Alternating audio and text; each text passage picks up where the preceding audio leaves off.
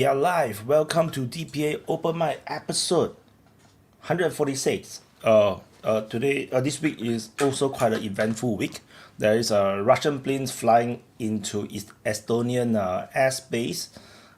Triggered them a lot because at the same time, Trump is contemplating cutting aid to the Eastern European countries, including the Baltics, to save money and to get the Europeans to pick up their own shit, while the Americans made pondering war on Venezuela.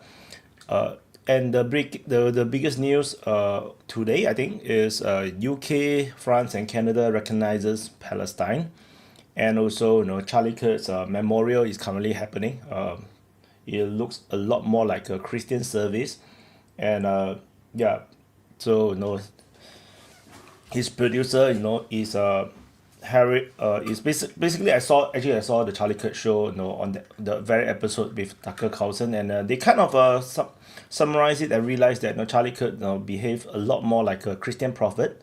That means like the not prophet as in the predicting the future type, but it's the Christian prophet, the ones those that are do a lot for the religion. And yeah, there's some very convincing arguments, which I mean he does live the crazy life, which is super productive, which I only have like 10% of his productiveness. So and what else? I think there is also the Israelis attacking Gaza. Netanyahu has countered the recognition of Palestine by UK and France and Canada by saying that he's going to annex all of West Bank. Essentially, he didn't say that exactly, but he said that he will continue to expand on the settlement of everything west of Jordan. Yeah, so we shall see how that goes. And what else? I think there's still one more thing I forgot. There's one more big news. But anyway, we shall let the panel talk about it. So, or not panel, but speakers, because we are not doing a panel here. So let me drop the link to join the open mic. So this open mic is multicast on multiple platforms on the Defense Politics Asia YouTube channel, which is the main channel. If you guys want to super chat, that's the only place to super chat, because this channel, the open mic, the DPA Open Mic new channel is not monetized yet. I'm not streaming on the archive channel because I find that people are lazy to come over to the new channel. So I just gotta cut it clear. And of course DPA Telegram, Twitter, Twitch, and DPA Open Mic channel on Rumble. So okay, let me drop the link to join. Where the hell is my copy and paste? Give me a second.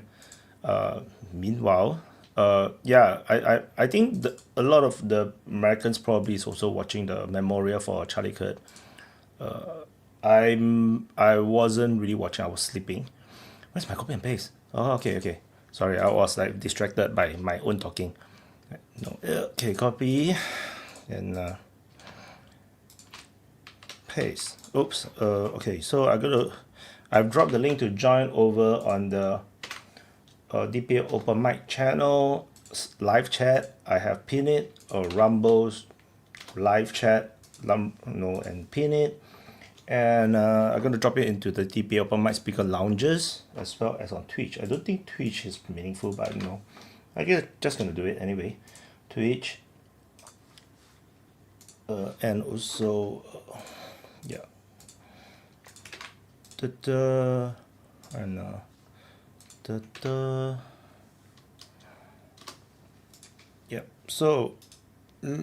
so we can chit chat about the things. So I've done. So how are you guys feeling? Okay, Lambo is here, so let's talk to Lambo instead. I know, I am speed. Wyatt. Yeah, let's not talk with a live chat. We talk to each other. Ignore live chat. Yeah, I'm not going to stay very long because it's like almost 10 p.m. for me. So I need to work tomorrow. Okay. So I'm going to join. for the persons that are asked last week about Shadowy, because Shadowy is like almost, wow, very long time. He didn't came in online. I sent him a message, waiting for response. Otherwise, you also need to send him a message, Wyatt, to ask that he need to join back, because he has a big fan base. The guy is popular. So we need to have him back. He's a good speaker, so we're missing him. A lot of. Have we spoken on why he? I think he just is agreeing about the timings every time. I think he has difficulties. What timing does he want? Because he's busy with other stuff also. He's busy. He's a busy guy. He's working. I think he's independent also. Because I have done like very pro-European timing, like maybe 4 hours ago kind of timing, and most of the Europeans did not come on. It was all American that stream. So it's maybe he was helping rioting in France during the demonstration. We don't know. Maybe he's like a gangster. We don't know. He's the mastermind behind. Actually he's controlling Macron. We do not know. He got some ancient royalty bloodline, lineage. We do not know, man. No, see, no. Actually, yes. Like you said, it's a bad timing to do an open mic because of Charlie Kirk memoriam. So I was busy watching it. Actually, Trump is there. Yeah. So I was also I also kind of go to sleep just now because I was like because the past few days I've been sleeping early. So by the time just now, like it's 4 a.m. now for me. So I was like, okay, I can't take it. I'm gonna sleep.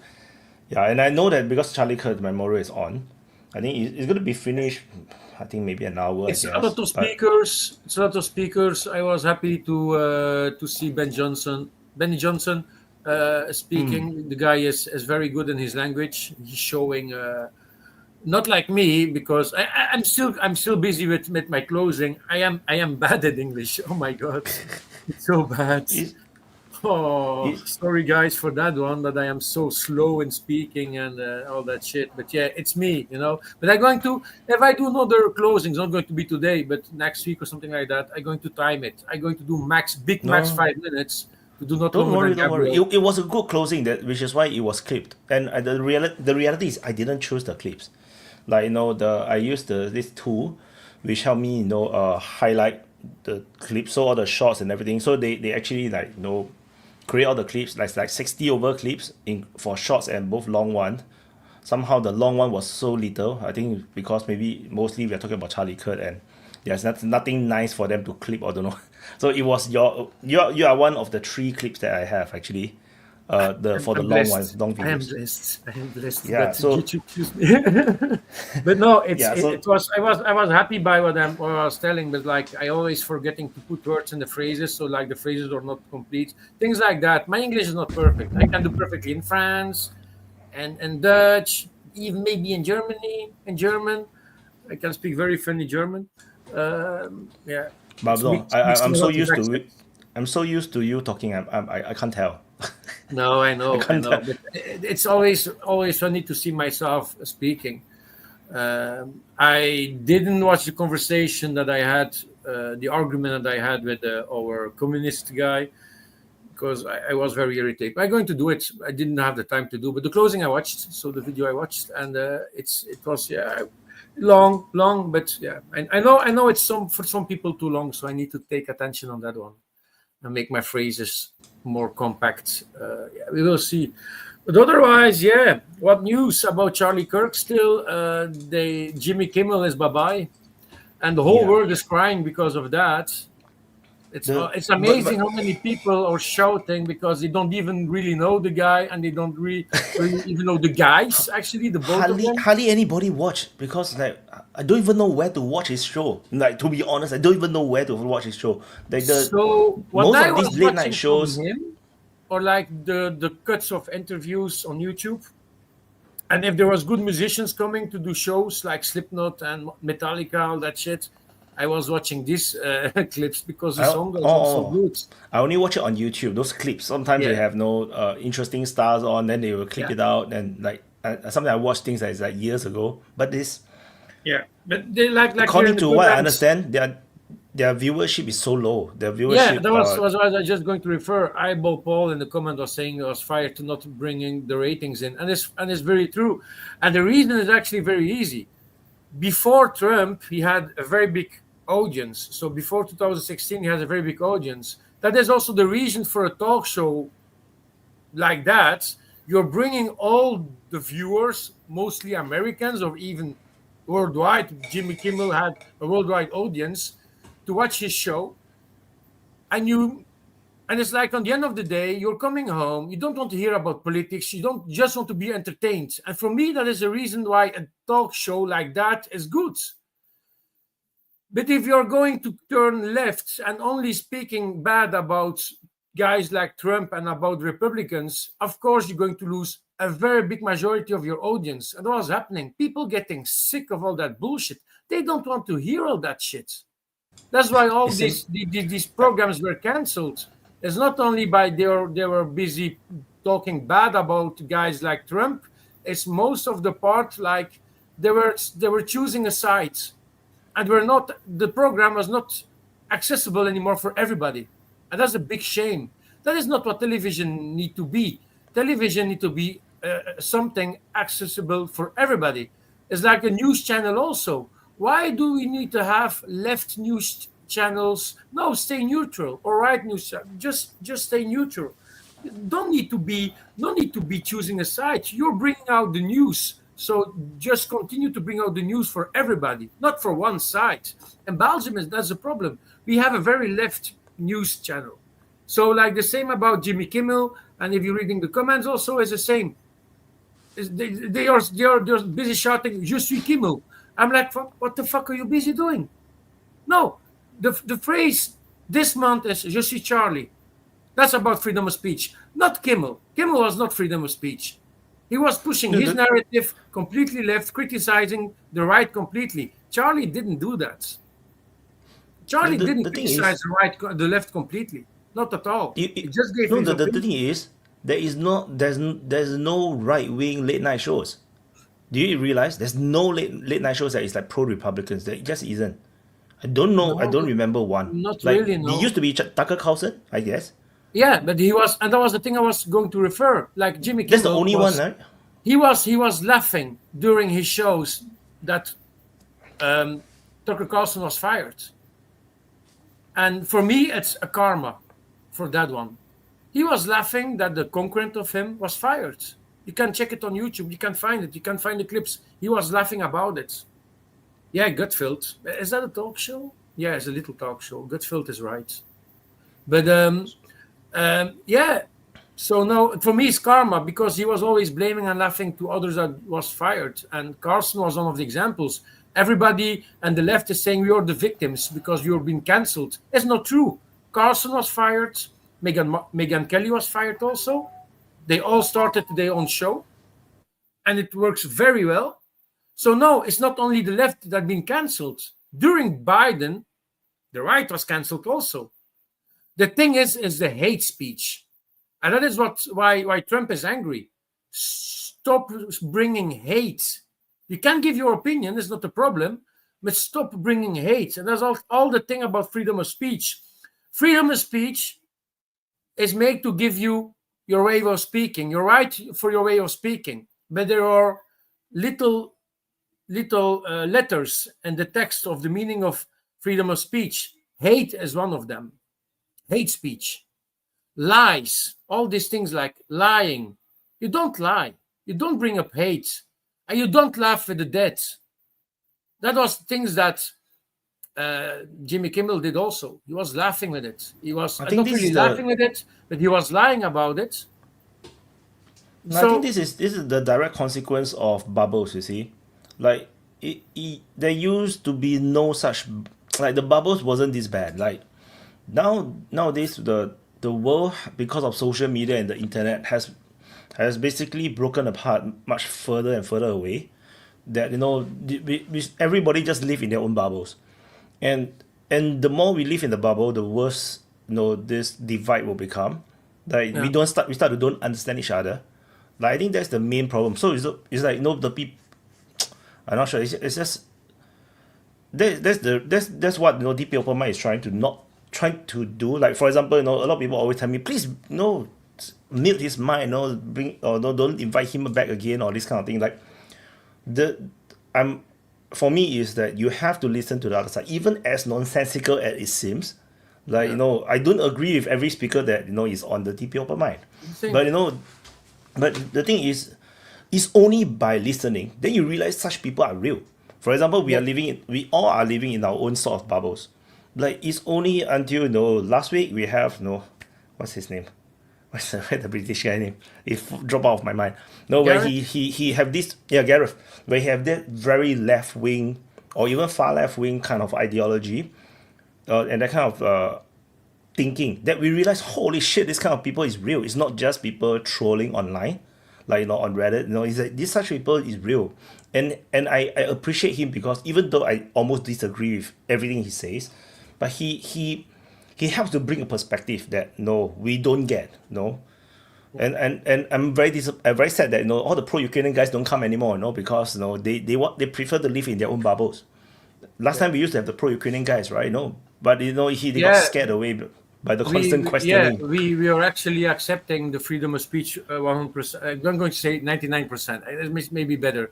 We're going to start to educate also, to say no. What you're saying is like bullshit. We're going to give you the real version of what we are thinking. Nobody need to agree with what you're saying. That's the best part also. And we are trying to stay as neutral as possible. But also, like people like Tucker Carlson or Megyn Kelly or even Jimmy Kimmel, they're working for a company. And actually what they are starting to do is damage the company. Jimmy Kimmel is a best example for the moment. He created a financial damage for the company. And also you are the voice of a company, because you're so popular and you're speaking things. You are the voice of your company. So if you're speaking always bullshit and stupid stuff, you're going to damage the reputation of your company. And that's why you can get fired for it. Like now with Charlie Kirk, everybody that was laughing at it, a lot of Americans are now making the sport to bring him out to their company and to say, dude, your employee or your doctor in your hospital is laughing with Charlie Kirk, talking bullshit about the right-wingers. Is that person still a good opinion for your company? It's like if the hate is so big in that person and they need to do something at a right-winger, you're busy with the human body, you're busy operating the human body. And if you're full of hate, you can maybe doing stupid stuff during the surgery. So you're creating a risk for your company. And a company like that, like a hospital, for example, is not allowed to accept people like that. A doctor, for example, need to be as neutral as possible. Same for the teachers, actually. Bridget? Yeah, I just wanted to say that the hospital example is not a great comparison to Jimmy Kimmel, who I really don't like Jimmy Kimmel. But the problem with that situation was that, yes, it's a private company, except the FCC chair went on an interview and said that Jimmy Kimmel should not keep his job because he criticized the current presidential administration. So that's a big problem. I do agree that if there is somebody that works for a company that is unpopular, that the consumers of whatever that company is doing can, either boycott it by not spending their money or petition the company to remove the person. So that's not exactly hindering free speech. But what I did want to let you know, Mr. Lambo, because you're completely wrong about what free speech is. Free speech is being able to lie. Free speech is being able to spew hate speech. That is all covered under free speech. If you libel someone, they can sue you in civil court. So that's a crime that can be, adjudicated or corrected that way. But you can absolutely do hate speech. There's no, that is covered under the First Amendment and free speech. And so I just wanted to point that out. I think that as Europeans, that you guys think that free speech is something you're representing different. A company or somebody else. I mean, look at the free face speech has its limits for the guidelines for where you're working. Or like look at the face of absolute bafflement a European has when he hears you speak like that. Yeah, Jesus, you just don't have a heart. You already died, you survived, but you don't really have a heart. So your feelings are like itchy, Yeah, I understand people getting their feelings hurt, and that's terrible. And there's a lot of speech out there that I absolutely hate. but they have to be able to say it because Yeah, but I someday really there'll be I was- people in power who hate what you have to say, Yeah, and they will thing try I to was silence really- you. I was really comparing, and that's maybe bad explained by me, is like the First Amendment. While you're busy working and while you're speaking about against people, so you're presenting the company, you need to follow the guidelines of the company also. So the free speech is less because of that, because you need to pay attention. If you work in a company that say you're only by contract, you're only allowed to speak neutrally. Yeah, so I can understand that argument. I'm coming around on that argument because at first I was really freaked out about the cancel culture with the people, the disgusting people who are celebrating it all getting fired. That made me uncomfortable, but I am, there's a social aspect. So if your peers think that your behavior is antisocial, there is a way to voice that, and possibly those antisocial people would lose their jobs. And I think that that's okay. That's society's way of keeping cohesion and eliminating antisocial behavior. It's when the government does it. So the FCC thing with Jimmy Kimmel is very problematic. Even though I really hate Jimmy Kimmel, he's a disgusting person. He said that people who didn't get the experimental gene therapy shot should be denied medical service. So that's absolutely disgusting. But I don't think that he should have been fired because the FCC said that they didn't like what he had to say. He was losing ratings for a long time. People knew that he was completely partisan Democrat, but he lost his job right after he criticized the administration. So I think that's wrong. It was a drop over the basket. I think it was the last drop. I mean, he wasn't fired because of the FCC. That's just bullshit that people are trying to put out there. He was fired because he's a fucking loser. He doesn't make any money, and he's a poor representative for ABC News. And the point is, it's really sad that people want to worry about people losing their jobs. We're in power right now, and we should use the power to punish these people. Just so you know, the very rules that everyone's crying about that are being applied to Jimmy Kimmel, they're still in effect for the right. You can't go out and say shit without getting canceled, without having your bank account canceled, without being threatened with violence. So now it's an even playing field. You want to cancel me? We're going to cancel you. You want to fucking punch me? I'm going to fucking punch you. I mean, the idea that anyone wants to cry about these fucking degenerate demon fucks that got fired, who gives a fuck? And who gives a fuck if the Democrats are in charge later? I mean, they already fucking fuck me. They already fuck me any way they can. And if they want to fuck me again, well, gee, I'll just get back in line for it. I mean, we're in charge. Fucking burn these motherfuckers to the ground while you got the chance. And if they want to come back later and burn us to the fucking ground, great. It's a nice, happy circle of life. That's the way it is. Quit crying about people losing their fucking jobs. I say all kinds of heckin' hateful shit, but I don't fucking go out and wear my goddamn uniform from work and stand on the sidewalk in front of my business saying the shit I say. I say it. It's my business. It's private. It's shared with people that want to hear it. If you don't want to hear it, fine, don't hear it. Get out of the VC then or something. Go somewhere else, I guess. Go to fucking WhatsApp or whatever and fucking talk there. I mean, I don't care. I mean, if Charlie Kirk wasn't assassinated and all these people didn't lose their jobs, me and everybody else on the right would still be under the exact same fucking rules before Kirk got shot. We'd get canceled, bank accounts seized, put on no-fly lists, whatever the fuck they could do to fuck with us. So nothing's going to change. You get a break for 4 years with Trump, and then if the Democrats want to come back in and do the same shit they were doing before, guess what? They're probably going to do it, and you're going to have to figure out how to exist in that world. I mean, Democrats are obviously too stupid to figure it out, so that's why they're getting bopped right now. If they were smart, they could have said that shit quietly, and no one would know, and they'd still have their jobs, but they can't control themselves. They're exactly. I'm the victim of it, so I know. I totally agree. Yeah, right now. They were after Vaughn and they got Wyatt demonetized for that, motherfuckers. Yeah. I was deplatformed before. I got my groups or Facebook page cancelled, shadow banned, all before DPA. So I'm not even in United States. Freaking hell, the culture war comes to me. So No, and I always wondered what the fuck is going on in United States, where why the other side is not fighting back, it's not pushing back. It took more than 10 years for this to happen. So I'm happy with whatever is happening United right now. States Actually. right now is like Ukraine. Zelensky doesn't like somebody who is talking shit about him. He can just cancel him and he loses his job. Yeah, good job. Do you know that hate speech is protected by Constitution in United States? Yeah, you can Google Brandenburg versus Ohio Supreme Court. KKK member threatened violence against government officials, and he got his case ruled in front of in his favor.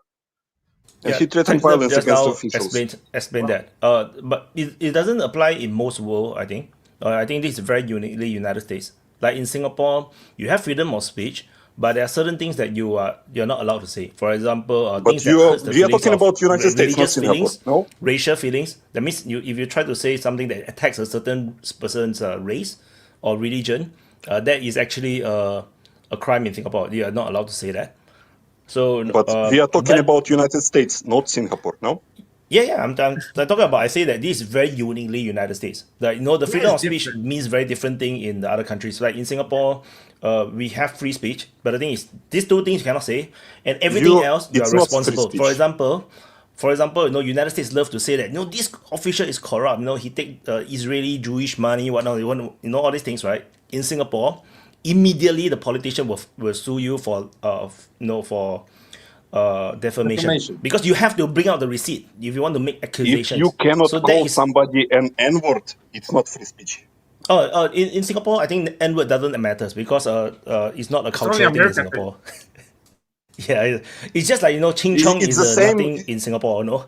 As in Russia, like hurting the beliefs of the religious people, there is a law.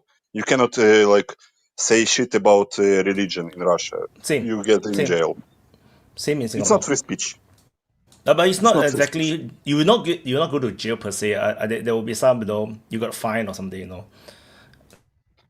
People what happened to Kimmel? I hate Kimmel. He's a fucking retard. Who likes Kimmel? Who likes Kimmel? He's not even funny.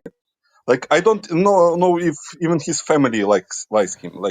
But what happened to him is absolute sign that United States is going to shit, because they are betraying all the values that the country was built on. So, but he's a multi-millionaire, so don't worry about him. He will be fine. I'm not worried about him. It's just a symptom that society is going to shit. Who's going to following him to be cancelled is going to be the question. Is going to be Fallon? I don't know if the guy, but the view with Whoopi Goldberg, I think she's going to be whooped. But it's funny because I never knew him as a comedian. I was surprised when people describe him as a comedian. I was like, how the hell is this a comedian? All he does is say things sarcastically. If he is a comedian, Bigari is a bigger comedian. Come on, saying sarcastic things, Bigari is so much better at that. I think he got the moniker as a comedian because. Sorry, Wyatt. It doesn't matter if it was Kimmel or not. If it was just John Doe or something, it's just a symptom of the society that people oh yeah, you fucked us, we fuck you, you fucked us, we fuck you. We are just gonna fuck each other right now. It's not a healthy society. No. Well, yeah, that's what I was thinking about this whole situation. America's not healthy right now, so it's perfect. No, yeah, that's pretty if cool. You embrace it, you are just going down the road where civil war is inevitable. Let's go. Yeah, what I was thinking about this whole situation is how because traditionally in rhetoric terms, at least, the left, especially in the West, because in the East you have the whole Soviet bloc and stuff like that, repression and dictatorship, whatever. But in the West, the left has always been sort of opposition, and so as opposition, they fight for free speech, right? Because not being in power, you defy power by brandishing human rights and great values and stuff. So traditionally, it's been the West the left in the West has been the defenders of free speech and all of this stuff.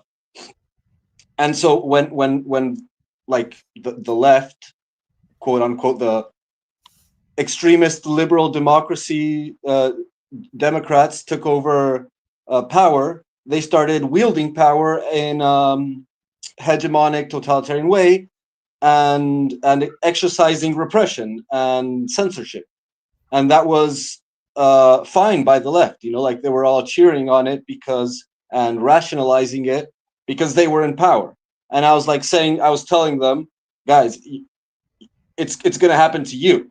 You know, like you're supporting something. You think that you guys are in power and that this is benefiting you, but you're kneecapping yourselves whenever the pendulum shifts. And we're seeing that happen right now. But the same applies, you know, the other way around, that, you know, right now the right is doing that. And in the United States, there's like in majority of states, for example, you have like no reason termination of contract. You can fire people without any particular reason, right? In most states, not all of them. I can't remember which ones. But the thing is that you can fire people for no reason, but you can't fire people for the wrong reasons. So, like as a retaliation, for example, if your employee said something you don't like, and then you go and fire him, then that's not for no reason. That is retaliation. So, like that's an unlawful, or I don't know, for issues of religion or race. There's certain items for which you cannot justify, which is very ironic, right? Because you don't need any reason to fire someone, but if you can prove that they're firing you for the wrong reasons, then it's illegal. And this sort of, like in the case of like a legal case, this could be construed in that way, being it that, you know, he was fired right, like after being a terrible I don't know, commentator, whatever, front man for a program, for a night show, you know, and losing ratings and going down the drain in all sorts of ways. He just gets fired after criticizing the government. So, like in a legal sense, that would be, you know, like an unjustifiable cause of termination. Just putting it out there. But the thing is, are you drinking something good? I would love to. What are you talking about? Do you want coffee? Yeah.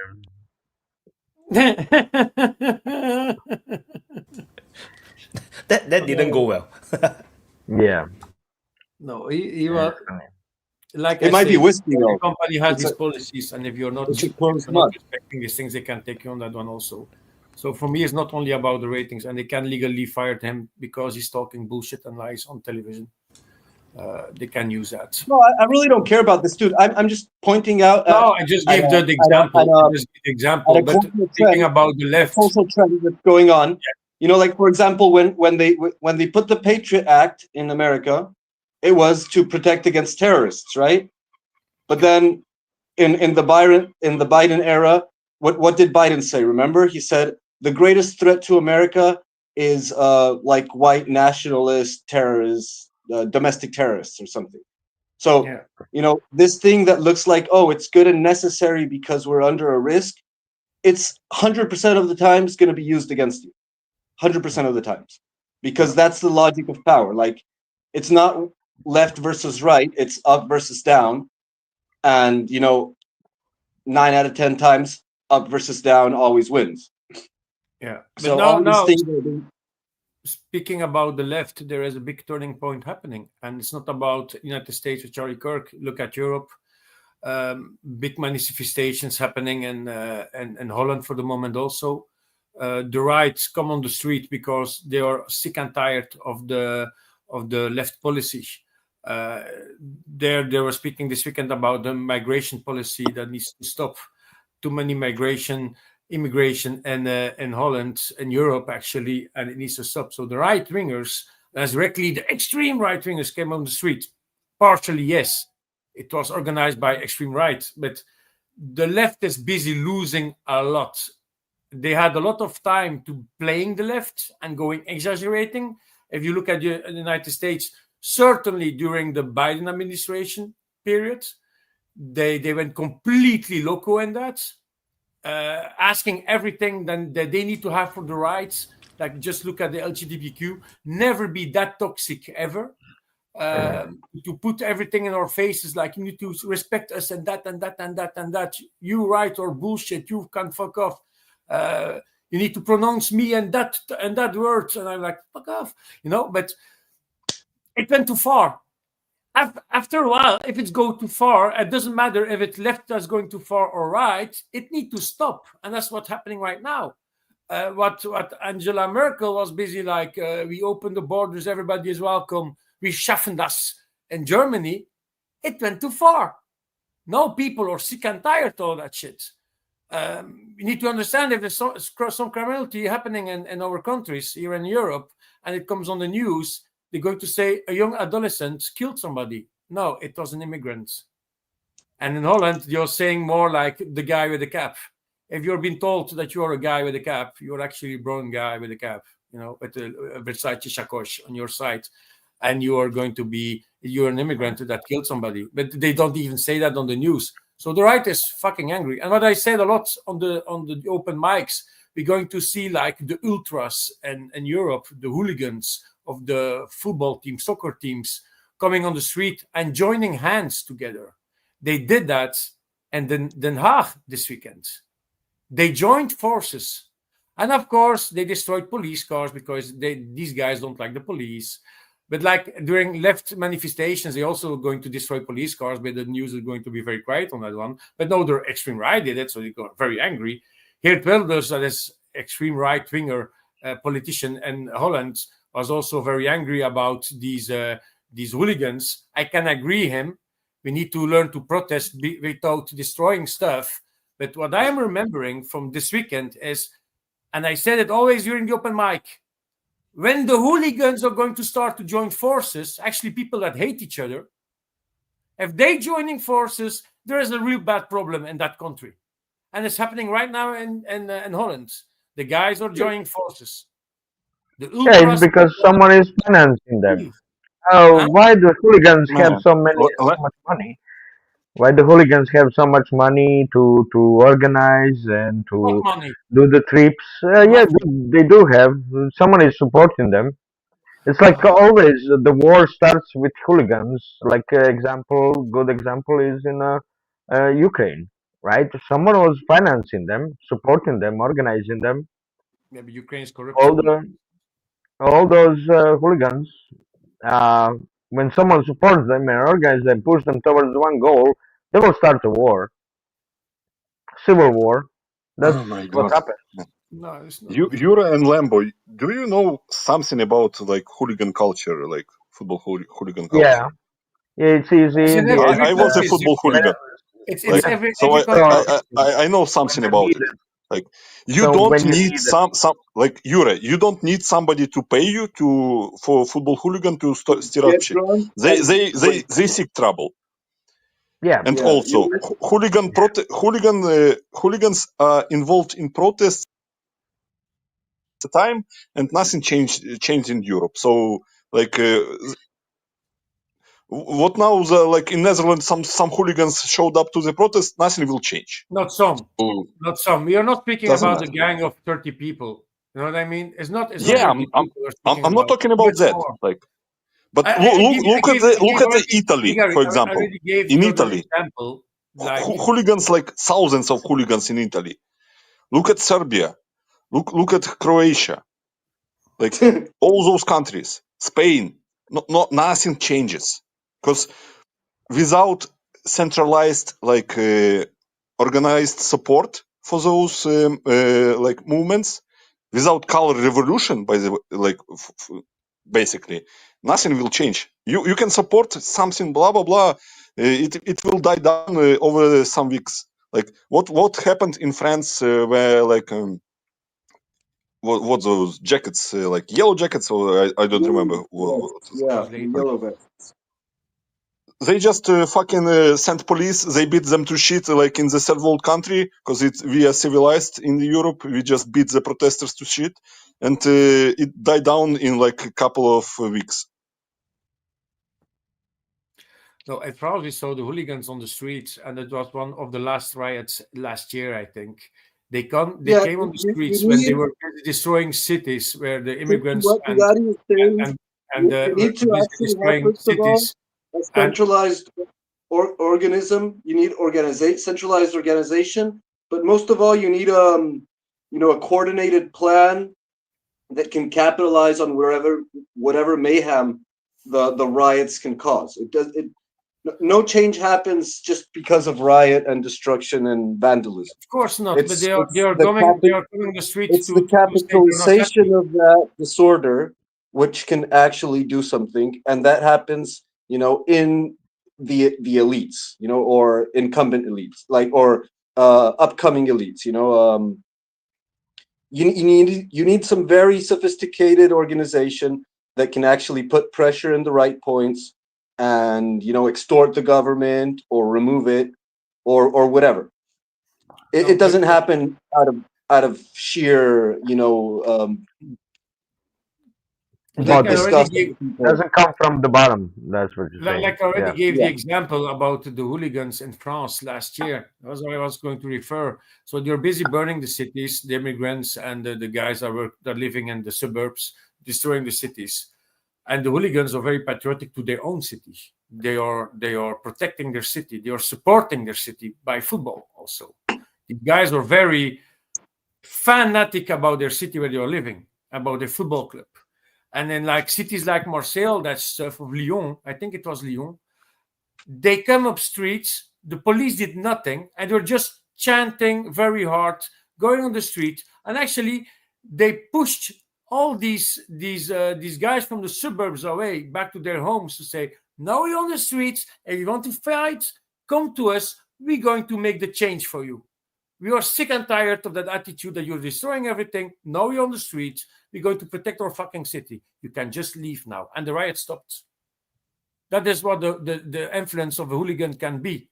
Now with the right-wingers that are protesting about the government in Holland, they're gathering together because it's a whole country problem. They can hate each other because they're rivals of each other. But if really needed, and it's really needed, if you go to Holland or even in Belgium, we have actually the same problem, but not that big compared to Holland and criminality and all that shit. The problem in Holland is very big. Holland is very left, and they protect too much the immigrants. It's a problem. It's a very problem. Go to certain streets here in the central cities of Europe. You're going to see only brown people. I am not a racist, but you can see that the problem is very big. Very big. Drugs abuse is very big. Drugs dealing is very big. Not white guys are dealing drugs anymore here in Europe. You're not white. Or they're themselves addict and they need some money, so they're going to use it. They're going to be a dealer to be able to pay their own drugs. But the majority of drug trafficking, all that shit, it's coming from these type of guys. Here in Belgium, the biggest drug gangs, you're not Belgian. You're Dutch, you're France, you're from France, you're from the Netherlands. These are the big drug mafia cartels and my country in Belgium. You're not from Belgium, you're from the neighbor countries. You're using all ports to bring in their drugs. There is a very big problem in Europe in that case. And then France, they are very shouting. Well, not they have a government problem, so they're going to blame everything on the government for the moment, because of the governmental problem. And Holland, there is a very big immigration problem. They lost their government because of the immigration problem. That is why there are going to be new elections in Holland. That's the reason. Here, Tweldos say, guys, screw you guys, I'm leaving the government. You can restart everything. Yeah, well, you have a lot of Colombians going to fight for Ukraine, right? And then the European leaders are super happy every time they go to Ukraine. I wonder why that is. They all want to go to Ukraine.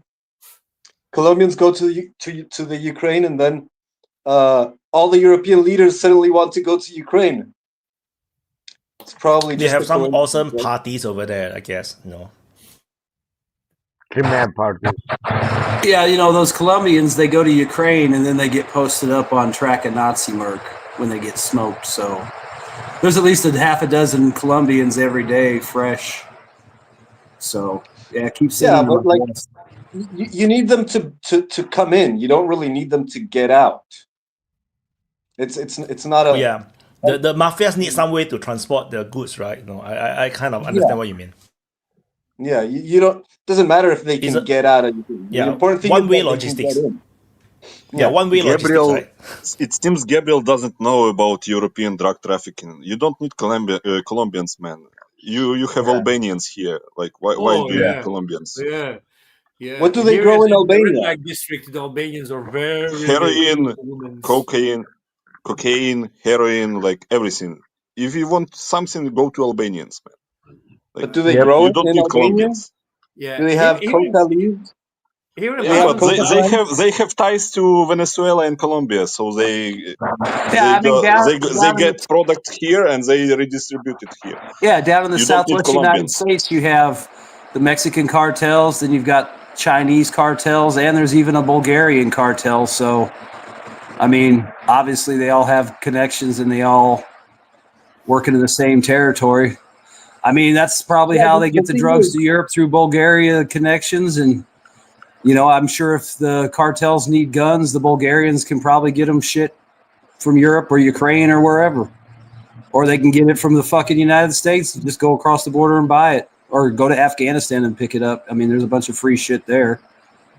But yeah, I mean, all these cartels, I mean, even if they're rivals, they probably still have working agreements and shit. Is that it's the funny shit is that if you go to like on the dark web and you want to order heroin or cocaine, the country that is delivery that delivers it is Netherlands, man.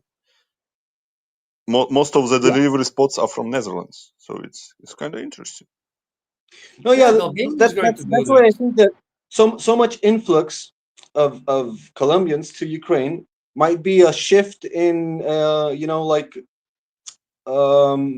in routes. So like maybe they're leaving Albania out of the business because they're not really. You are digging somewhere where there is nothing to dig. They go to Ukraine to earn money because it's big money for Colombians, man. Like why do you need to create conspiracy theories about fucking cocaine when they just want to earn money? Like, everyone knows that Ukraine doesn't pay anyone. Okay, the only way to make they pay a lot is by taking product. Otherwise, it doesn't stay. It's bullshit. They're going to keep the money if you're dead, and they're going to put you. All the Colombians, Colombia's full of pages. You know, Facebook is full of pages of like poor baby mamas of Colombia that are crying because their guy went over to Ukraine and now they're not getting paid. You know, they didn't pay him in like months and now he's dead and they're not paying him for that. So but they keep on doing it, the Colombians, and so they must be making profit other ways. And also there's this interesting pattern in which every time USA intervenes in a place, some form of traffic flourishes. It's very interesting. Like in Afghanistan, for example, when they started growing all those poppy fields. But before that, in South America, when there was all these coups sponsored by CIA in Chile and in Uruguay and Argentina, like all of those places started becoming traffic hubs. Because of course, Colombia is a very sort of infamous place for drugs. So it's very hard to get stuff out of Colombia. So they're constantly like shifting routes through different ports to be able to traffic. Because, like I was saying, heroin is grown in Eurasia, but it's a very down drug. You know, it's like a loser drug. People take it because it's pleasurable and all that, but it doesn't work. It doesn't work for working. You know, like the important people, CEOs, executives, politicians, they get up. They need more energy, not less energy. So cocaine is one of the main motors of the global financial system, not only in the sense as a product that can be sold, but also as a drug, you know, as a pharmaceutic. People get high on cocaine, not to melt away, but to be more active and more productive, you know? Yeah, but And like, so, like heroin is like the poor man drugs. Cocaine is like like you said, the more active drugs. People that working in restaurants are like very big cocaine users. No, the biggest problem is fentanyl. So I want to have your opinion. Like the action that Trump is doing. Like, I see your boat, I'm going to bomb it. Directly that sentence, and I'm going to say your fentanyl is not going to enter the United States. That's ridiculous. As a bigger problem, and it's always already busy entering Europe by Germany. Germany is for the moment in big shit, is starting to get in big shit with fentanyl, and that's the fucking dangerous drugs. Heroin is nothing against, or even cocaine is nothing against that type of drugs. Drugs don't go into America or Europe on speedboats. Drugs goes in like freight trains and container ships. Yeah, you know, but they still using speedboats. Mountains. No. There's mountains. Fishers or tourists with the 4-engine outer There's board. Mountains, literal mountains of cocaine entering the U.S. every day. Okay, and they don't go in on speedboats. We have containers with 20 tons of cocaine. At least submarines. At least submarines, no? Now I'm speaking about they did have submarines. Yeah, submarines. And you're not going to say that Trump targeted a touristic boat on international waters or fishing boats. I mean, you know, nobody really knows what kind of boat he targeted because they just said it was. I mean, show us the intel that proves it was a drug boat. I mean, they said that first boat had 11 people on it. I've never seen a drug boat with 11 people on it. I see them with 2 or 3 guys and the bales. You got a driver and 2 guys to throw. So what if this was a drug boat, but it was also carrying human traffic people? You just killed a bunch of people that were just trying to go somewhere else for a better life. Yep. We'll never know. They're all eaten by the fish. And I'm not trying to defend it. I mean, I think we should do something more direct against drug cartels. But, you know, blowing up a fucking stupid boat out on the water isn't impressing me. You know, I mean, you want to impress me? Go blow up the fucking lab and, you know, go blow up the airport that they use. Go find the places where the boats go and drop off and then distribute it through the United States. You know, that's what you do. You know, a random boat here and there, like Gabriel said, oh, they got a boat with a couple pounds of cocaine on it. Big fucking deal. There's the submarine with the ton on it got through. The plane, you know, the mules getting off the planes got a bunch through.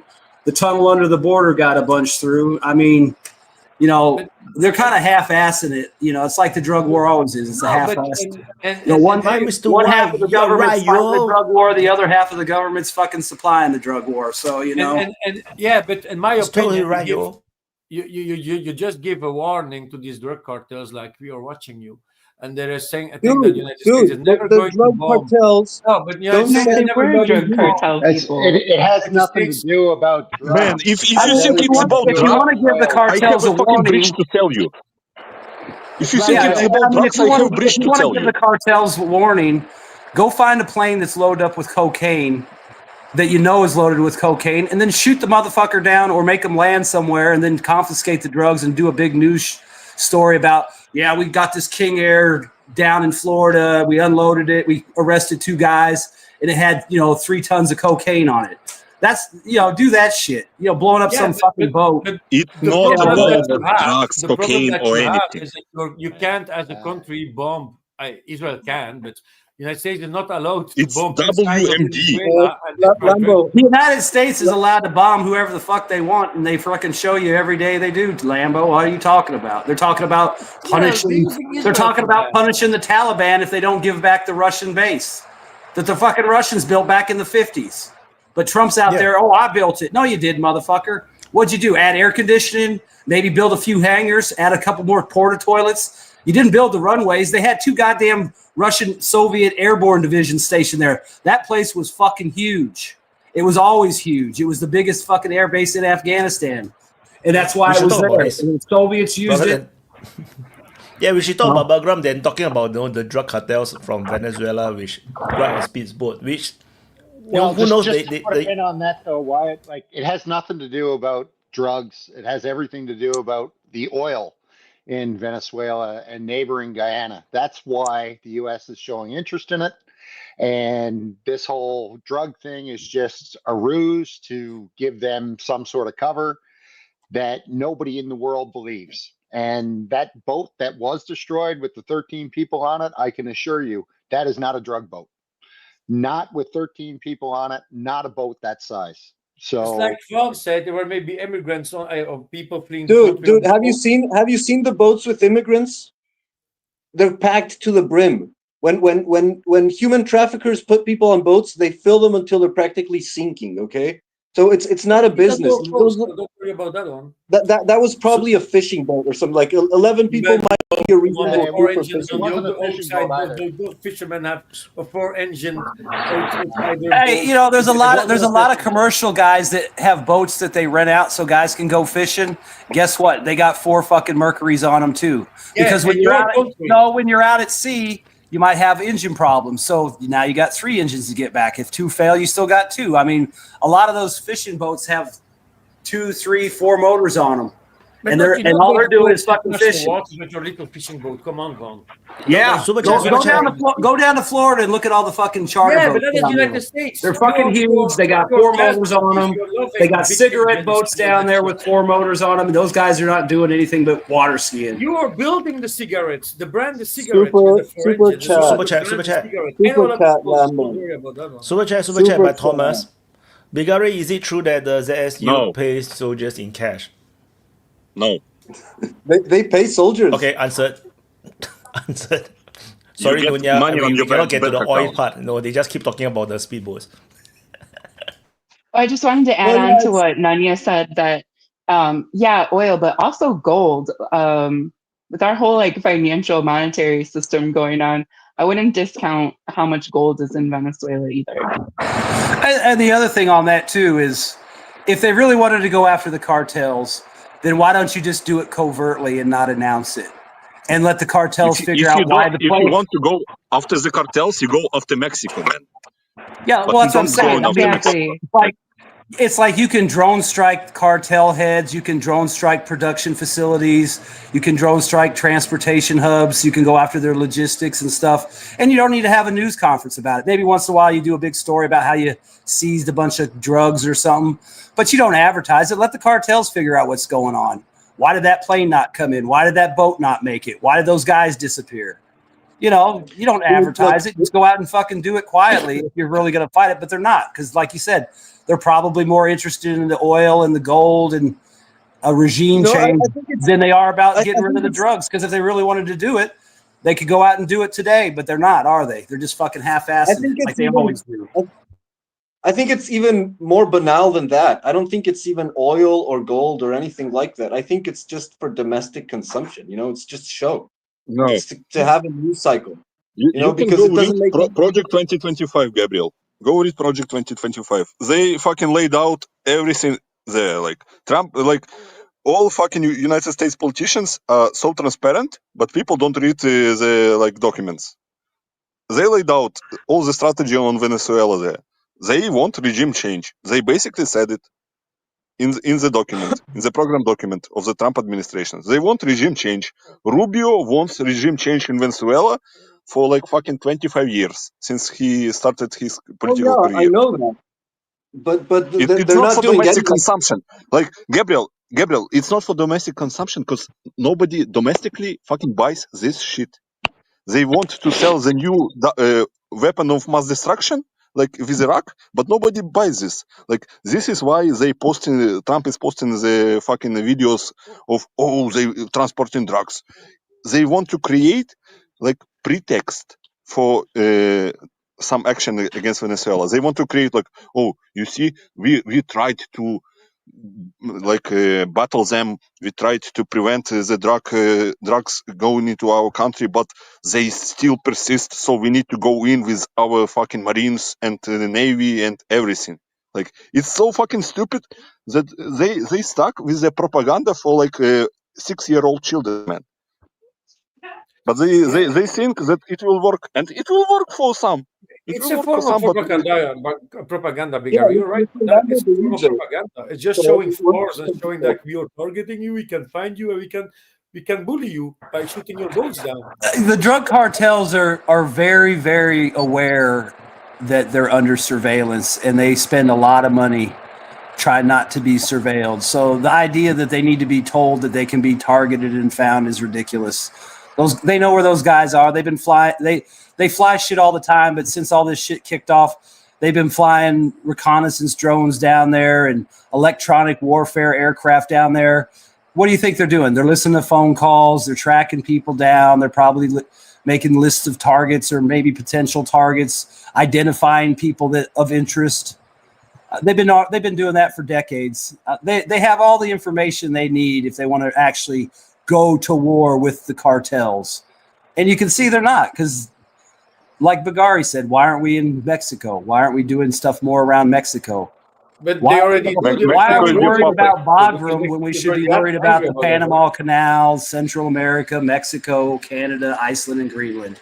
We have enough on our plate in the Western Hemisphere that we don't need to go back over to Afghanistan so we can be, I mean, did the Romans go back twice? Did the French, did the British go back twice? Did the Soviet? No, but America's going to go back twice. So I guess we get beat twice. So that'll be the next little check mark in the history books. Went once, got beat, came back, got beat again. And guess what? Man. In the end, the Taliban will still have the fucking airbase. I mean, if I was the Taliban, I would tell Trump, yeah, you can have the airbase. It's $1 billion a month to rent. That's the bottom line. One. You need to understand, after Trump prevented the war between Cambodia and Armenia, he can go back to Afghanistan. Yeah, thank God. I mean, I was worried that war was going to kick off and we were all going to die. Well, actually, the Taliban responded to Trump and said, even if you rebuild the entire country and pay us $1 billion a month, we're still not going to give you the base. So, I mean, if the Afghans were smart, they'd hire like a Texas auctioneer and just start, do I hear 1 million? Just start doing auctions, see if China, Russia, or America, whoever's the highest bidder gets it. Maybe somebody will surprise. Maybe India will come in at this top bidder. And another thing too, with this bullshit, very good idea. I'd like, I would, it's completely a fantasy, but this is the time for Russia to pull a Pristina moment where you just send a fucking airborne brigade down with permission of the Taliban and just park them at Bagram. And then the only country in the world that recognized Taliban is Russia, by the way. Yeah, exactly. So I figure they could probably go down there and, hey, we need, just park a bunch of Russian guys down there on the base. Oh, yeah, you want to share the base? You want to both work against this, whatever thing you're going to work on? It's like, nah. I mean, some speaker from Taliban I read today that they say, like, if you want the base, come back here, and we will give you another 20-year war. So, please go. Want it? Come and claim it. Yeah. But Trump suddenly talking about it, that's very out of the blue, right? So maybe something is already happening, or is it just another Greenland situation where it's just putting Trump says a lot of shit, man. Like he's an 80-year-old that lost his shit, man. Like I would not listen to him anymore.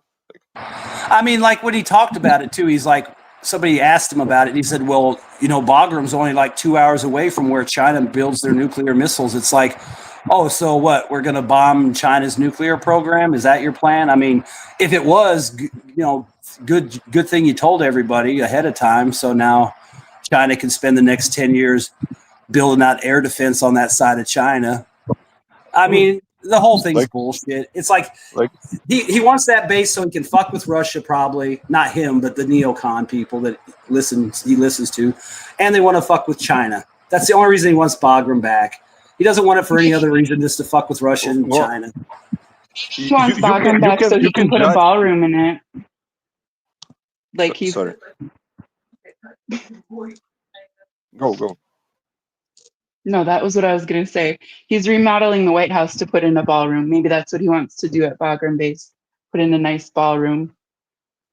No, you can... Yeah, the ballroom is more important, actually. He's recycling the old ballroom. He's going to put the old ballroom in Afghanistan. It's biological recycling, so it's good for the nature.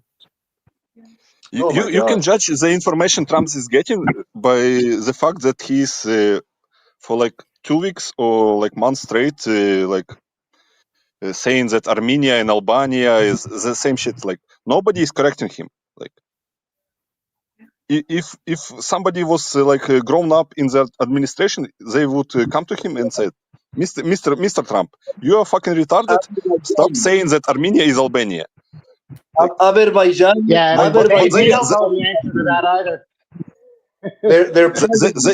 They're simply either afraid to correct him because nobody can correct Mr. Trump, or they don't give a fuck. The answer either. They just don't know the answer either. They're all stupid. Yeah, so he's like slowly turning into Biden, you know, like those memes. He's like bending over more. He's battling. No, but his age is coming nearer to Biden's age, right? Stop watching CNN, Gabriel. Not good for you. I think that there's a method, you know, to the madness, and the method is basically the spaghetti strategy. Okay, so you throw things against the wall and you see what sticks, and it's like systematically doing that all the time. Like every day, like every week, there has to be some new great declaration or statement or some wacky thing going on. You know, like they're constantly. You have to keep the Americans, you know, busy with some new news cycle so that they forget about whatever happened before and they cannot like map out a trajectory of what's going on. Like it's But Gabriel, what? Like if I was American, I would be fucking pissed because everything that this administration, previous administration are doing is in the form of executive orders. So next administration come in, everything that was done go out the window. Like nothing previously happened. Like what actual fucking laws have been passed except of the big beautiful bill? What actual laws have been passed in the Congress? Like forget laws. Everything is we can't even pass a budget. We haven't passed a budget in decades. So like they can't even pass a budget. How are they going to pass laws? Yeah, more than likely, we still won't have a budget, but we'll have new hate speech legislation. Yeah, probably. Oh, it becomes more difficult to become a girl, Bigari. If you want to become a girl in the United States, it's going to be more difficult. So that passed also. Executive order. Next Democrat comes in, they cancel the order, and everything goes back to normal. To That's the Democrat. Problem with the party system. So like I like if I was. Sorry, go on. I was everyone in the fucking Congress, Senate. What are you doing, man? Like, what are you doing? Like, you're just fucking sitting on your ass in your fucking seat, getting money from a lobbyist and not improving anything. Just on, I think it was Friday, the entire Congress voted to have a Charlie Kirk Remembrance Day. They frequently vote on whether or not to rename post offices. They have hearings about every possible thing that you could imagine. Like, pick a topic out of the air. There's going to be a congressional hearing on it. So, yeah, they keep themselves busy so that they can get their paycheck and their benefits and their, you know, premium healthcare and their golden parachute retirement. They don't do their job. Well, that is for sure. Real quick, too. I mean, the day Charlie Kirk was assassinated, they passed a law or some resolution to not release the Epstein files because they knew everybody was watching Charlie Kirk videos and freaking out. And they passed it. And the only reason you heard about it is because people are like, oh, hey, by the way, did you hear what passed in Congress while everybody's watching the Charlie Kirk assassination? You know, I mean, they can't do shit. I mean, they can't even vote to go to war, but I guarantee you we'll fucking be in one somehow. I mean, you got Iran probably before the end of the year. We'll probably go to round 2 or 3 or 12. I don't even know how many it is now. But then you got the, you know, whatever happens in Ukraine, China. But yeah, I mean, that's the issue with this thing about the rule by executive order is that basically the the legislative branch is doing jack shit. You know, they're just getting fat on their paycheck, on their inside trading, and their lobbying groups, and they're not doing shit. Like they're the ones that should be actually like. Well, I mean, think about it. Whenever there's a vacation, oh, we got to pass a budget or the government's going to shut down. Well, I got my vacation scheduled, so sorry. They don't miss vacations. They don't miss votes for pay raises or increases in benefits. But you'll be damned to hell if you pass a budget. I mean, it's ridiculous. They can't, like Bridget said, they spend more time doing stupid shit to basically justify their existence than they actually do trying to fix the system that they claim they want to fix or improve something. I mean, I saw a video the other day and they're showing they said it was St. Petersburg, but I talked to some people there and they said that was bullshit. But they're showing these roads with cobblestones flipped up and holes everywhere. And they're like, oh, Russia can't even afford to fix the roads. I'm like, hey, buddy, come to Louisville. We can't fix the roads here either. So I guess we're just as bad as fucking Russia. I mean, you want to go toe to toe. Let's have a contest. Who's got the bigger potholes, Russia or America? Whoa, I mean, is that the next one? The Russians got bigger potholes than we do. We got to make ours bigger. But you know what? Ukrainians can fix the potholes and the roads in Liman. Huh? Just did the big renovation of the roads in Liman 2 weeks ago. There. You're going to get a job every morning. I'll go out and patch the holes. 2 weeks ago. 2 weeks ago, fix the road in the center of Liman. There's going to be a front line there. What the fuck? Hey, wasn't there a story too about they spent some money or they're going to spend money on planting flowers and trees somewhere in Ukraine? Yeah, I shared about it. Yeah, it's for the veterans. Yeah. Do you know how much money Ukraine pays for the veterans? To the veterans? Do you even have veterans? $50 a month. Wow, a lot. Are you serious? Yes. That's nothing. How do you become a veteran now? I don't even know. You have to break you lose your leg or something and you cannot even go and fight again. Even TCC cannot drag you down to the front. And then you get payments from the government, $50 a month. Yeah, I remember I saw this documentary on Ukraine, and it was showing this rehabilitation center where they would put prosthetics on amputees, and it was very nice and heartwarming, and people doing therapy for kinesiological therapy to regain mobility and all that. And then at the end it says, okay, this is private and they have to pay for it. Oh, it's not free. Well, you can tell they're getting shit care too, because I mean, if you look at soldiers from the United States that have limbs amputated and their prosthetics are really nice and high end, then you look at the guys in Ukraine and it's they got peg legs and shit. It's NATO can't even take these guys back to Germany and treat them right.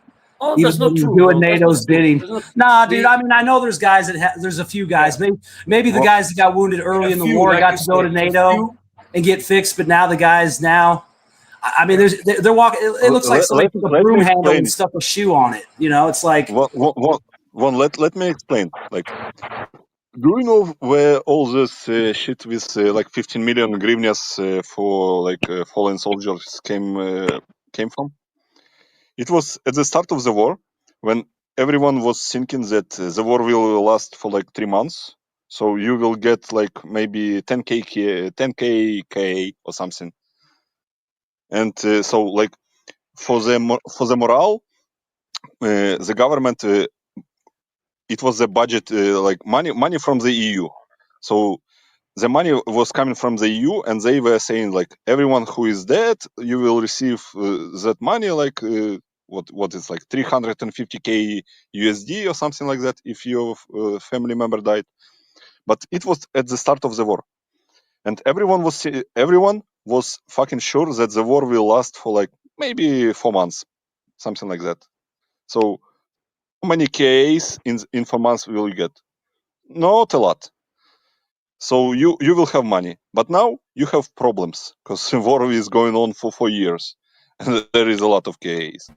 So yeah, no case. You have to pay trillions out, I think, by the end of the war.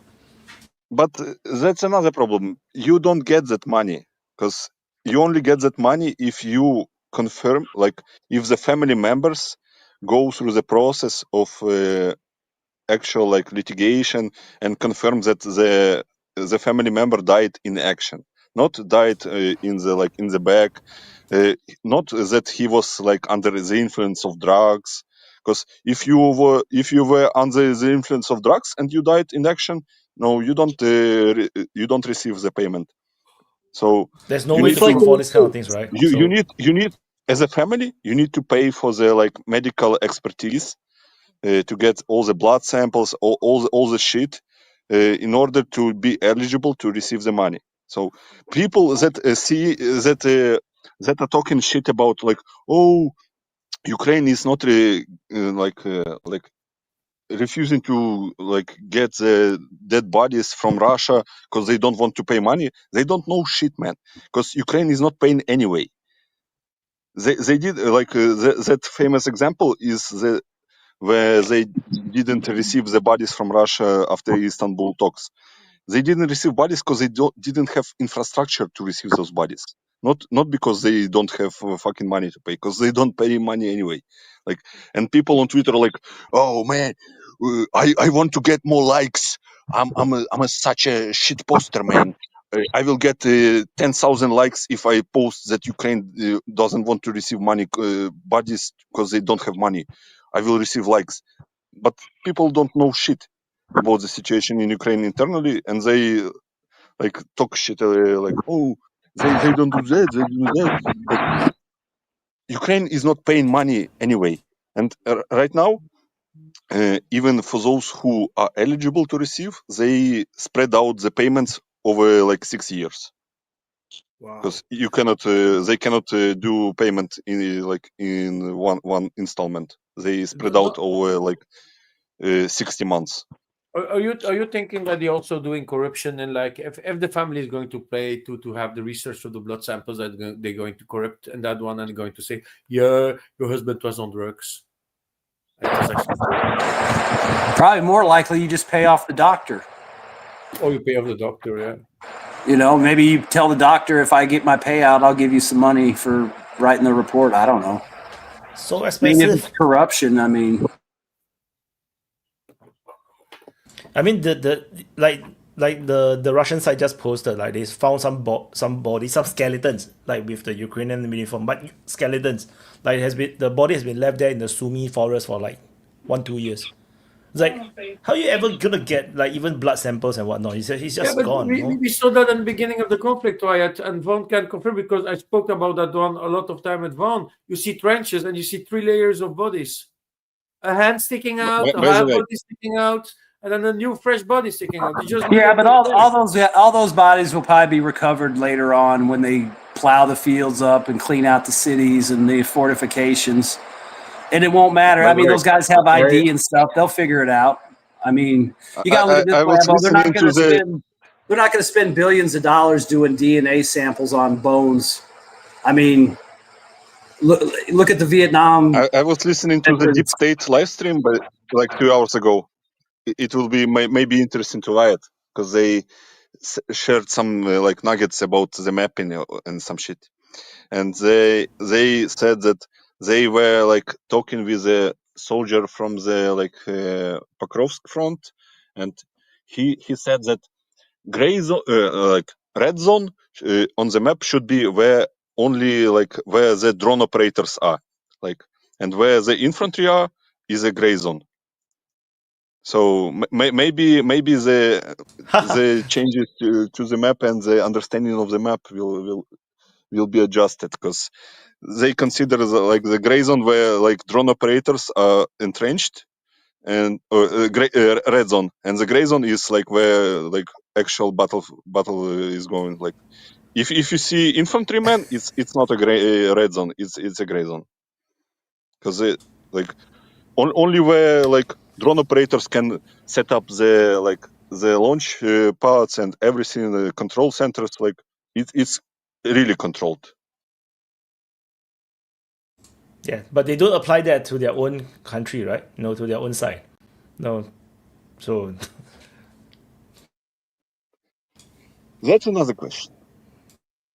yeah, I wouldn't believe that the Ukrainians will set up drone stations over in the middle of Volodymyrivka, right, in the Pokrov front. Like that's so close to the front line. They also said that they were talking with some drone operators from, I don't remember, from Novopavlivsk, like where Dnipropetrovsk Oblast, where is Zverevo is something like that. And they said that drone operators kill more Russian soldiers in the rifle fights than infantry, because Russians are just bypassing Ukrainians like infantry points and going into the fight with drone operators directly. So that's the situation. I won't be surprised. So, but that's also well reported by now, I think. So, that the Russians just bypass a lot of the Ukrainian positions, which is why the whole of the what I call the Komar front is a huge mess, because there's a lot of Ukrainian forces in the rear positions. And the Russians already captured the grounds, the towns behind it. So, on that northern, and this is why like people that talk about like unusual mapping are wrong, by the way, because people that think that this map, like it's like what you are saying, impossible salient, yeah, it's impossible.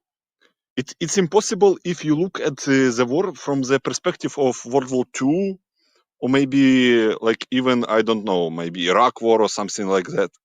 Not even Iraq War, like where like infantry was fighting against infantry in World War II, for example. In this war, it's perfectly possible. But the impossible salients are still going to be impossible, though. You cannot rotate your troops, so the soldiers will be, even if they can be fed through drones, they're just there but on they will be mission. eventually, but eventually they will be so drained out. Yeah, they're gonna get ammo, one-way they're mission. gonna get food, They just water. sit here. They sit in that position just for your command to report that we are still holding that position. This happens on both sides. This happens on both sides, by the way. Yeah, so that's why it's impossible when I say that you if you can't rotate the troops, then you're gonna have trouble, because the soldiers not every soldier is gonna be able to sustain like long term staying in that position. So eventually either they're gonna surrender or they're gonna die. So one of the people I was talking to, they were talking about that bunny ears north, and he's saying that those bunny ears are cut from two sides, and that the Russians in that northern part, if there's any Russians still up there, are cut off, but it's the gray area, so nobody really knows. And the guy said that, usually what happens is the DRGs go up and then they set up, and then the stormtroopers come in behind them. And he said that didn't happen in that penetration because they got, shut down by the drones and stuff and the counterattack, so they couldn't really do nothing.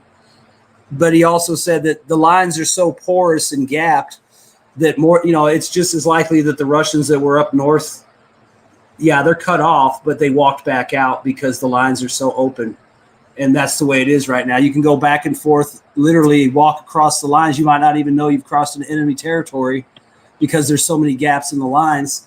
And like you said before, they're going around positions that they know about to infiltrate and go after rear area stuff.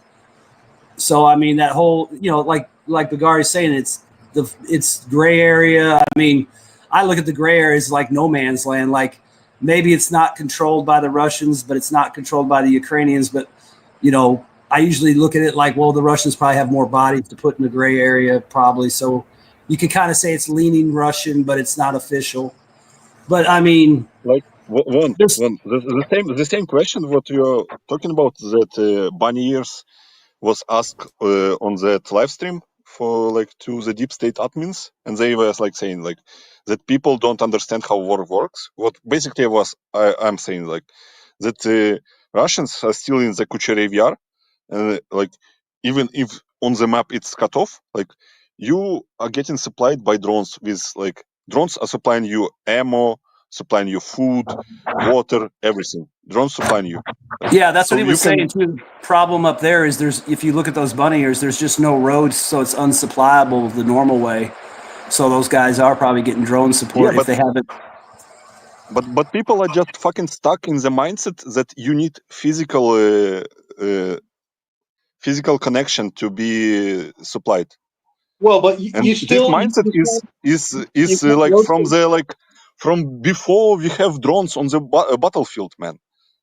And, Yeah, but you and, still like, can't we rotate have the drones on the medical battlefield. Drones changed everything on the battlefield, You but need people you still need it stuck for in the rotation. mindset that supplies cannot be changed by drones. Bigari, you need it for rotation of the troops. And You medevac. don't have rotation of the troops. Simple as that. Yeah, I mean, there's plenty of troops that get stuck in places that don't get rotated. There was a story about some Ukrainians that were in some place for like 60 or 90 days, and they were obviously getting supplied by drones. There but they there was a story like 3 Ukrainian soldiers were stuck in the position in Vovchansk for 190 days. Wow. Yeah, that's the one I was thinking of. Yeah, I mean, those guys were obviously getting supplied somehow because there wasn't nobody walking into Vovchansk to drop shit off. Yeah, so that's the reason why when I sometimes from time to time I remind people the mapping I have is not the reality. I just say it's just a representation of what is the best information that we have, but it's not the reality. Reality is don't look like this. Nobody know what the hell is happening. Not even the commanders know what the hell is happening. They only know like bits and pieces based on what they radio back. Whatever they draw on their own map by the both commands are also not accurate. Because they only base it based on the SIP-rap that they receive. But it's actually not the reality. They don't know. Unless they have drones flying over. And they kind of can see some bits, but not everybody's hiding. So, yeah, they can only make the best of it. If you map the real situation, like where actual soldiers are, you will see like red, blue, everywhere. Like all over the place. Yeah. Yeah. Yeah. Agree. Yeah. Virgin, you're muted. Yeah, one question regarding the movements. To me, it seemed, at least in the last few months, that whether there are trench systems or not, the speed of advance is very similar. So there are not a lot of defenders in the trenches, and the trenches are basically empty or mostly empty. The speed of advance is directly correlated by the amount of drone operators and drones on that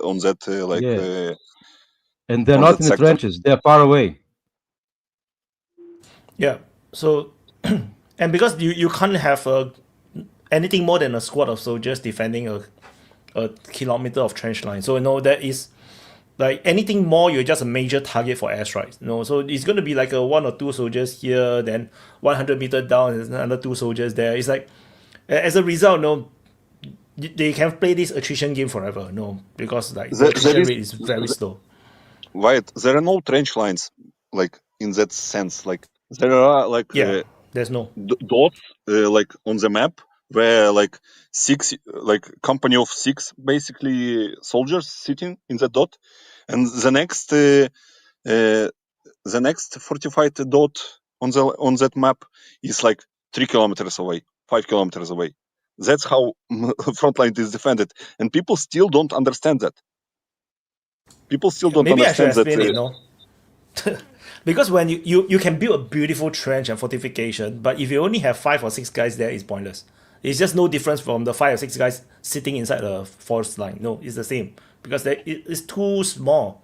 There's not much guns protecting their position, so there's not much difference. Except that maybe they have certain bunkers to hide from drones. Yeah, and the same question was asked on that stream of Deep State, and like people were asking like, why Russians are advancing in Dnipropetrovsk region so rapidly? Like, weren't we supposed to have like good like trench systems there, like fortifications, like? And they are saying like, yeah, we have fucking good trench system and fortifications there, but we don't have people to man the fortifications. Like people don't understand. Like they see all those hipster mappers like Playfrau or some shit like Clement Molin, like, oh, we are so hipster, man. We know shit. They don't know shit, man. They are fucking retards, by the way. like I mapped the fortifications map on. Oh, you can see the new line of fortification, and they don't understand how the fucking war works. Yeah. Ukraine has a good line fortifications. Russians cannot pass that. I've seen a short part of an interview of a Serbian volunteer who said something like in Kupiansk there are almost no, Ukrainians who are captured or who give up, and cross to the Russian side because there are basically no Ukrainians on the front lines. They're all in the back, and mostly war is done with drones. So they are still, it's the Ukrainians that are still fighting, but they are just not fighting in the front line. Is that what you mean? Yeah. Yeah, that is a problem, right? No. Like, how do you defend, in that sense, because drone don't exactly see everything as well. So yeah, but the war is going to evolve to the point where you need to have mech warriors in order to survive, to actually go on an attack. Because you need. Right. Ukrainian side is coping to the fact there is Ukrainian drone Chief Madjar. He was like, drones soon will inflict 5% of the army will be like drone army, or something like that. Numbers, don't pay attention to the numbers, pay attention to the logic. He was saying, oh, our army will be consisted supply 10% of the army will be dedicated drone army, and we will inflict 85% casualties of the entire battlefield by our 10% of the drone army. That's the fucking logic they think. That's theory. I mean, on theory, on paper, it sounds okay. The problem is it works based on current warfare. If suddenly the Russians change and they do a tank rush, that's it, man. It's a massive 10-20 kilometers going to be fall in a single day, because the tank can just rush through. How many anti-tank drones do you have? Now the drones are all it's all anti-personnel drones, most of it. You don't, because nobody deploys tanks anymore, Suddenly, if the Russians suddenly deploy a tank rush and rush through, and then they stop, they put in drone operators, they retreat. Russians will never do that because it's not the doctrine of the Russians. It's NATO doctrine. Russians doctrine. I'm just saying a change of tactic. So all I mean is that once you have a change of tactic, the entire this drone thing doesn't work. For example, if they're gonna face those guys in Chad, is it Chad, or in the Sahel region, where they all on motorcycles and Mali? Mali, Chad, Mali, Niger. Niger, all those rebel forces, they are all on motorcycles. The whole unit is all motorcycles and jeeps, and then they just do one mass rush. You're not going to have enough FPV drone to stop them. So such kind of rush will just destroy the whole tactic. What it works now is because the Russians are also playing along with the same play. Yeah, for example, if the Russians fly one cargo plane, let me explain the Russian fucking doctrine, because people don't understand the Russian doctrine. People are so concentrated on kilometers gain. Russian doctrine, the whole time Russia existed, was destroy enemy's army, not gain territory, destroy army. And that's what they are doing to Ukraine. They are destroying the human capital of the army. I would say the Ukrainians are trying to do the same, though. I would say the Ukrainians are trying the same tactic. It's just how effective. They are trying to do it to the country that has 5 times people. Yeah, well, so they just need to five times more. There's a difference, though, that Alex pointed out in his video. He made today an update on Kupiansk, and he pointed out this difference, that in most of the footage that he saw from the Ukrainian side, the Ukrainians were targeting personnel. And in most of the footage that the Russians show, they're targeting vehicles. And he asked that question. He said, why do you think that Russia prioritizes vehicles while the Ukrainians prioritize personnel? And my answer to that question is what I've said before, that Russia doesn't want to destroy Ukrainian soldiers as much as it wants to drain its resources, because the resources that Ukraine receives, the resources that Ukraine has aren't Ukrainian. They're all flooded in from outside, and Russia is keeping the floodgates open. He's draining as much as possible from the NATO stockpiles as they possibly can. And so that's why they're targeting all the vehicles. Gabriel, is Toyota a NATO stockpile? Yeah, of course. 100%. 100%. Yeah. Also, it was bought by for the money donated by the Ukrainian people to the Platoon division, and it's a NATO stockpile. No.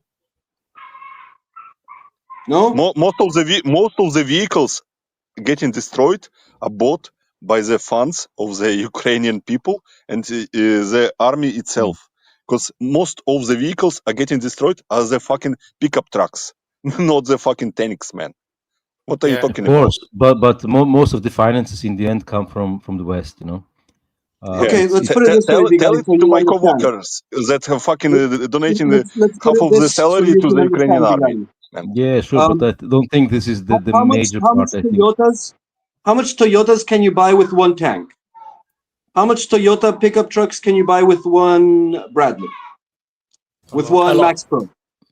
One Gabriel, I was talking about how people are stuck in the fucking beliefs from previous wars, and you are still stuck in that beliefs. Toyota truck may be even more valuable than a fucking Bradley on the front. How much does it cost? 100K. I think you can get 100. You can get 100 Toyotas for a Bradley, most likely. Yeah. Second hand, you can have a lot of them. Do you know how the most troop rotations, 80% of troop rotations are carried out by the pickup trucks. Supplies are getting delivered by pickup trucks. Med evacs are getting done by pickup trucks, not by fucking tanks or Bradleys. Yeah, they all been destroyed, so they don't have anymore. They were done by tanks and Bradleys. You just don't waste. You just don't waste fucking Bradley on the fucking during all of 2023. When you know that the you have a fucking one-way road. The reason they're done. They have still a lot of left. That's why Russians are not using fucking BTRs on the front as much. They're using motorcycles. They're using Bukhankas. They ran out of Bradleys. But I still see a lot of more armored vehicles. Gabriel, shut up. I still see a lot of more armored vehicles. Russians run out of BTR3s. On the Ukrainian side and on the Russian side. But the Russians Ukrainians run out of BTR3s. Russians run out of BTR3s? No.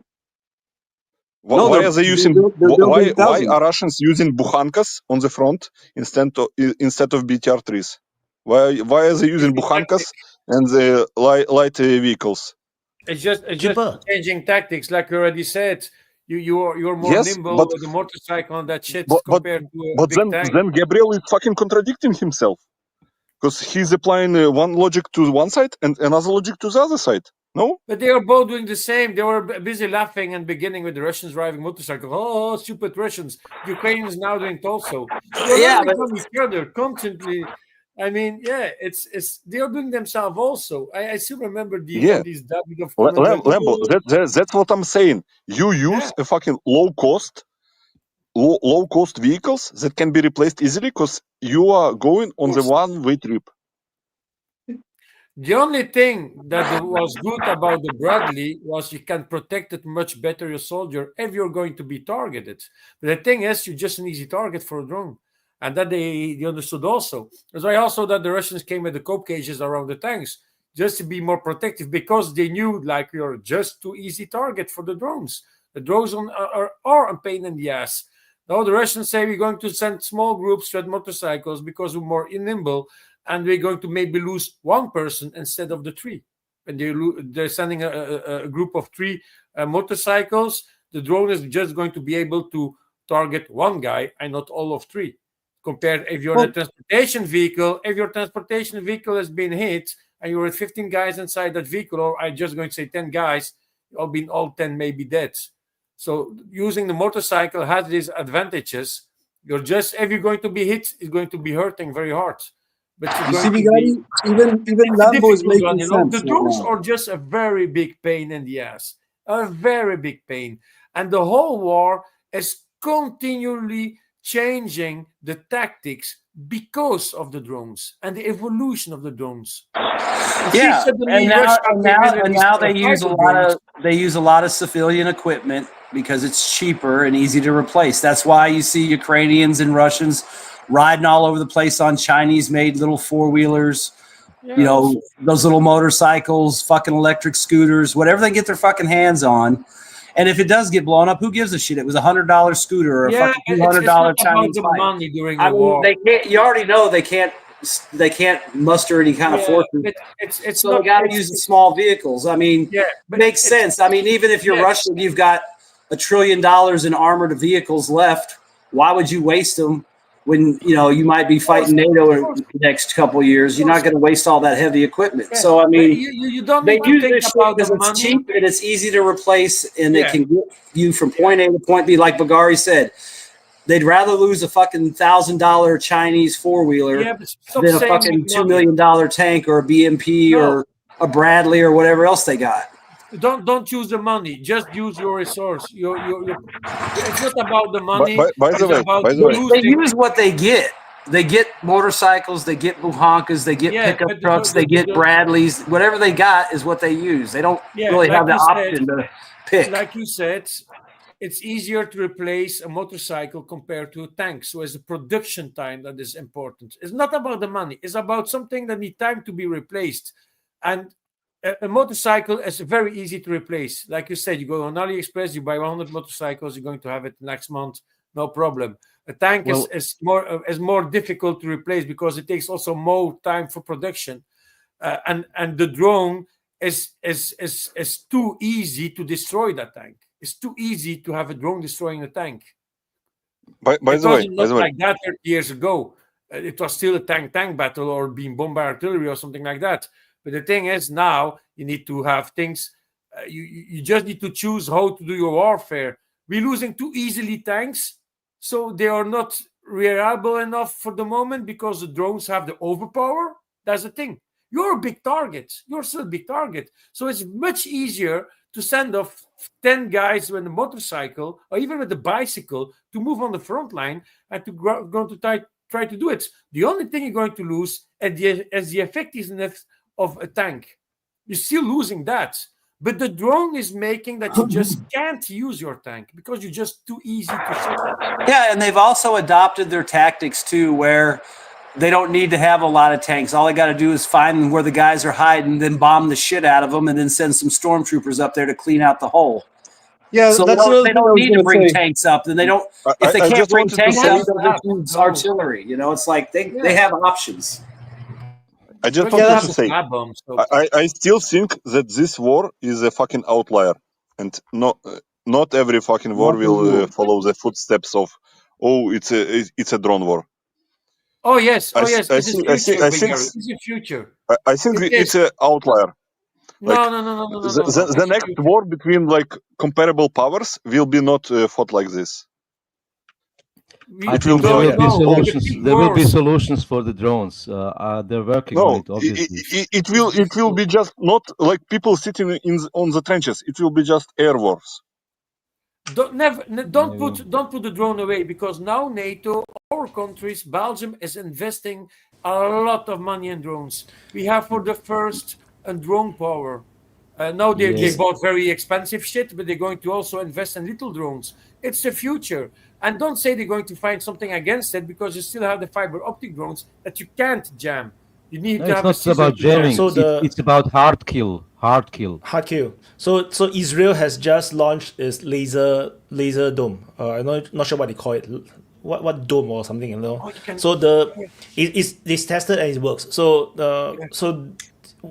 which means that once there is more effective ways of taking out drones, then you're gonna then we're going to roll back into the pre-Ukraine war doctrines where armored vehicles will become the main thing again. So it's depending. It's a very difficult one. Compare First World War to that. Hey, Lambo, if you see a fiber optic drone, all you got to do is. Yeah, I know. That was what I'm saying. These probably cost 50 cents. You can issue these to every soldier. Then they have their FPV counter. Yeah, I know how expensive was the sticky bomb. I will not be surprised. I will not be surprised. I will not be surprised if, in a year from now, we will have fucking radio jamming that just fucking downs all drones in a 10-kilometer radius or something like that. Yeah, it will be EMP. Maybe it's an EMP. Yeah. No, those are the microwave. Those are the microwave weapons. Massive microwave emitters that fry the components. I think that's also one of the weapons that they are researching, right? I know the British are also researching laser weapons. Now, of course, don't even talk about the Chinese. The Chinese are also doing that. So then it's just about how creative are you on deploying the lasers. You can put a balloon and float the whole freaking laser. The pointer up. Then you can aim further. Wyatt, it's a multi-vector approach. There are the lasers. The Chinese have also shown a laser. The Russians are working on a laser. The Russians have also presented a new air defense system. Everyone's seen that. Which has 4 tiny rockets instead of the standard one, which is the short-range air defense system. But they have now 4 tiny rockets. Yeah, that Panzer, it's got 48 missiles on it now instead of 8? Instead of 12. More effective. So which means, that's why I say, in 1 year's time, our conversation about the war will totally change. We'll be talking about how the FPV drones are over, Then it's all back to the heavy armored warfare, Right. Yeah, but it's normal. Look at it this way. Wait, you already can buy a little device to put in your house to shoot down mosquitoes with a laser. You already can buy it in your home. But that is the evolution of war. Just look. First World War, start of the plane. They were starting to shoot at each other with guns. Then they started to mount guns on the plane itself. Just look more than 110, 115 years later, right now, how the plane evolved. It's going to be the same with the drone. We're going to see things being used less and other things being used more. But don't say is the drone. Yeah, but listen, Lambo. Just look at the evolution of the drone just during this conflict. Yeah, and we're talking about everybody going towards drones. What's going to happen when everybody goes towards drones? Then you find out everybody developed counter drone shit, and then everyone's back to square one because nobody's drones work. Yeah, but that's the whole situation about warfare. And that's going to apply to all the. That's going to apply to all the tier 1 militaries like China or Russia or the United States or anybody else, India, Pakistan, anyone, Iran. I mean, they might go hard on the drones. Everybody might say drones are the future. Then you find out that, they're the future, but not right now because everybody's got new shit to fucking shoot them down. It's always the difference. Let me tell you something. Russia is universally right now recognized as a world leader in electronic warfare. And recently, 1 week or 2 weeks ago, on the state level, they implemented and combined some private equities and shit in the electronic warfare into the military, and they said that they will deliver the solutions in the next couple of months to the front. So we will see if this works. Maybe it will change something because you can. I don't think the drones will go away. They will be there, but their impact will not be as strong as now, because yes, but whatever defense there is against drones, if you increase the number of drones, they are very cheap and you can increase them easily. You can get through, just like air defense.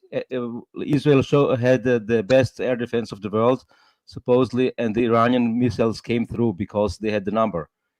And they saturated the air defense, and they came through. The same thing will be possible with drones, even if you have anti-drone defense.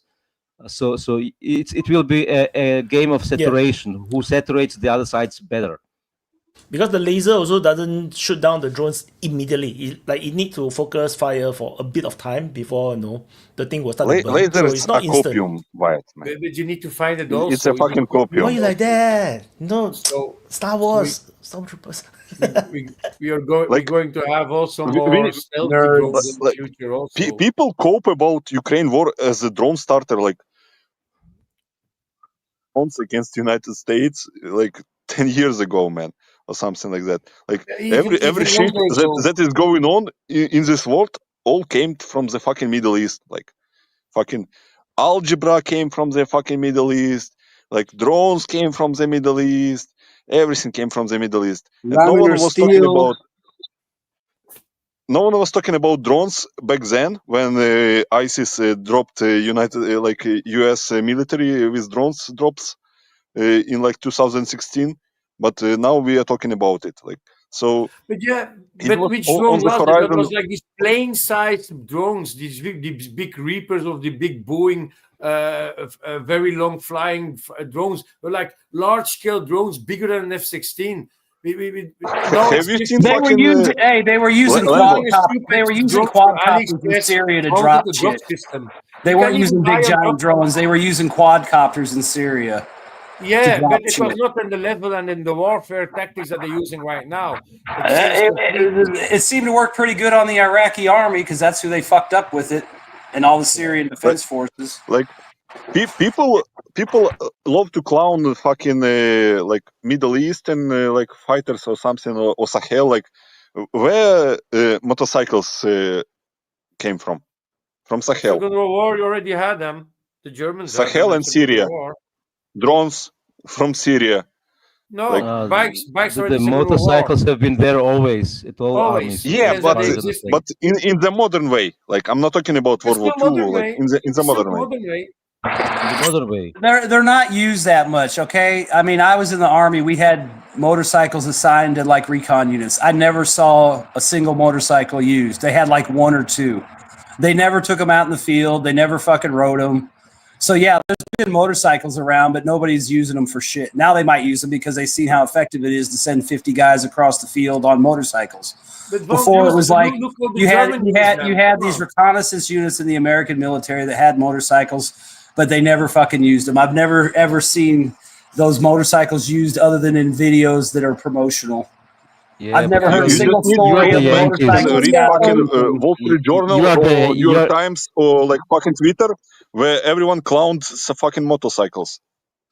You are the Yankees. Everyone was motorcycles. Oh, fucking retards! They ran out of the BTRs, man. Fucking retards. For you Yankees, Humvee is a motorcycle. I was just going to say that.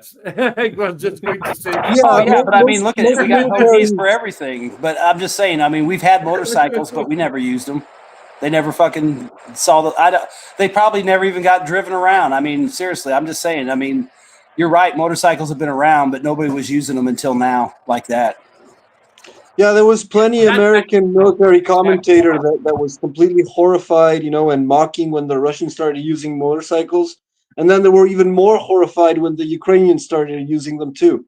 So yeah, it's clearly not a standard doctrine, field manual to use But motorcycles. you know why, Gabriel? into battle. You know why Russians started using motorcycles? Yeah, because it's easy, it's better for dispersion. Wagner was fighting in the Middle East, was fighting in Sahel, and they were seeing the opponents using the tactic. Oh, okay, So they Yeah. took the tactic from the opponents, and they brought the tactic to the Russian forces, like armed forces. And then, this is such a stupid tactic. And then you like in 6 months, you see like Ukrainian special forces like using motorcycles. So like.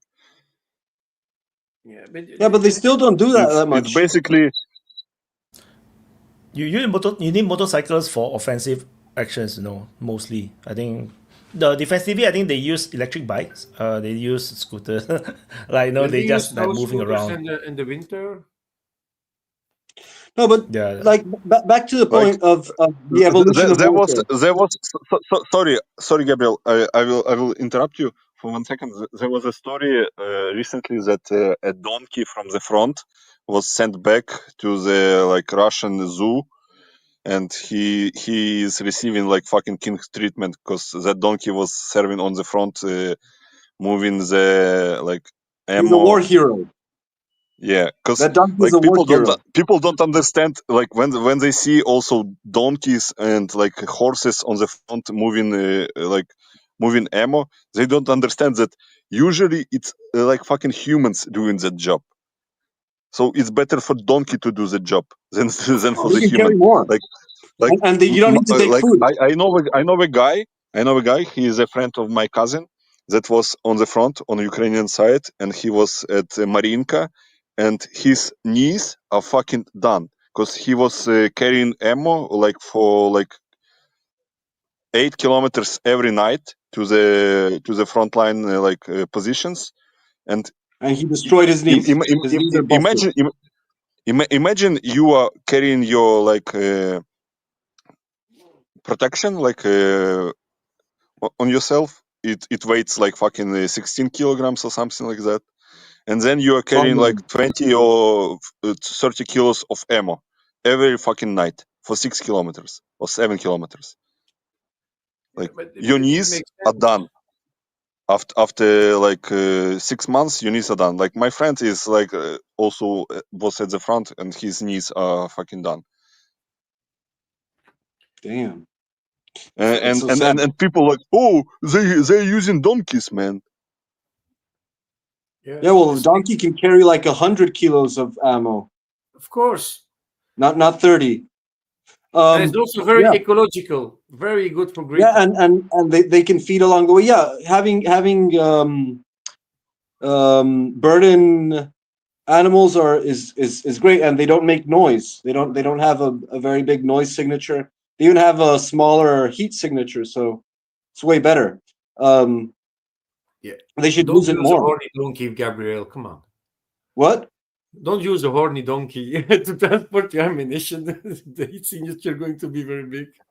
My God, Europeans! I'm just joking. You, man. Come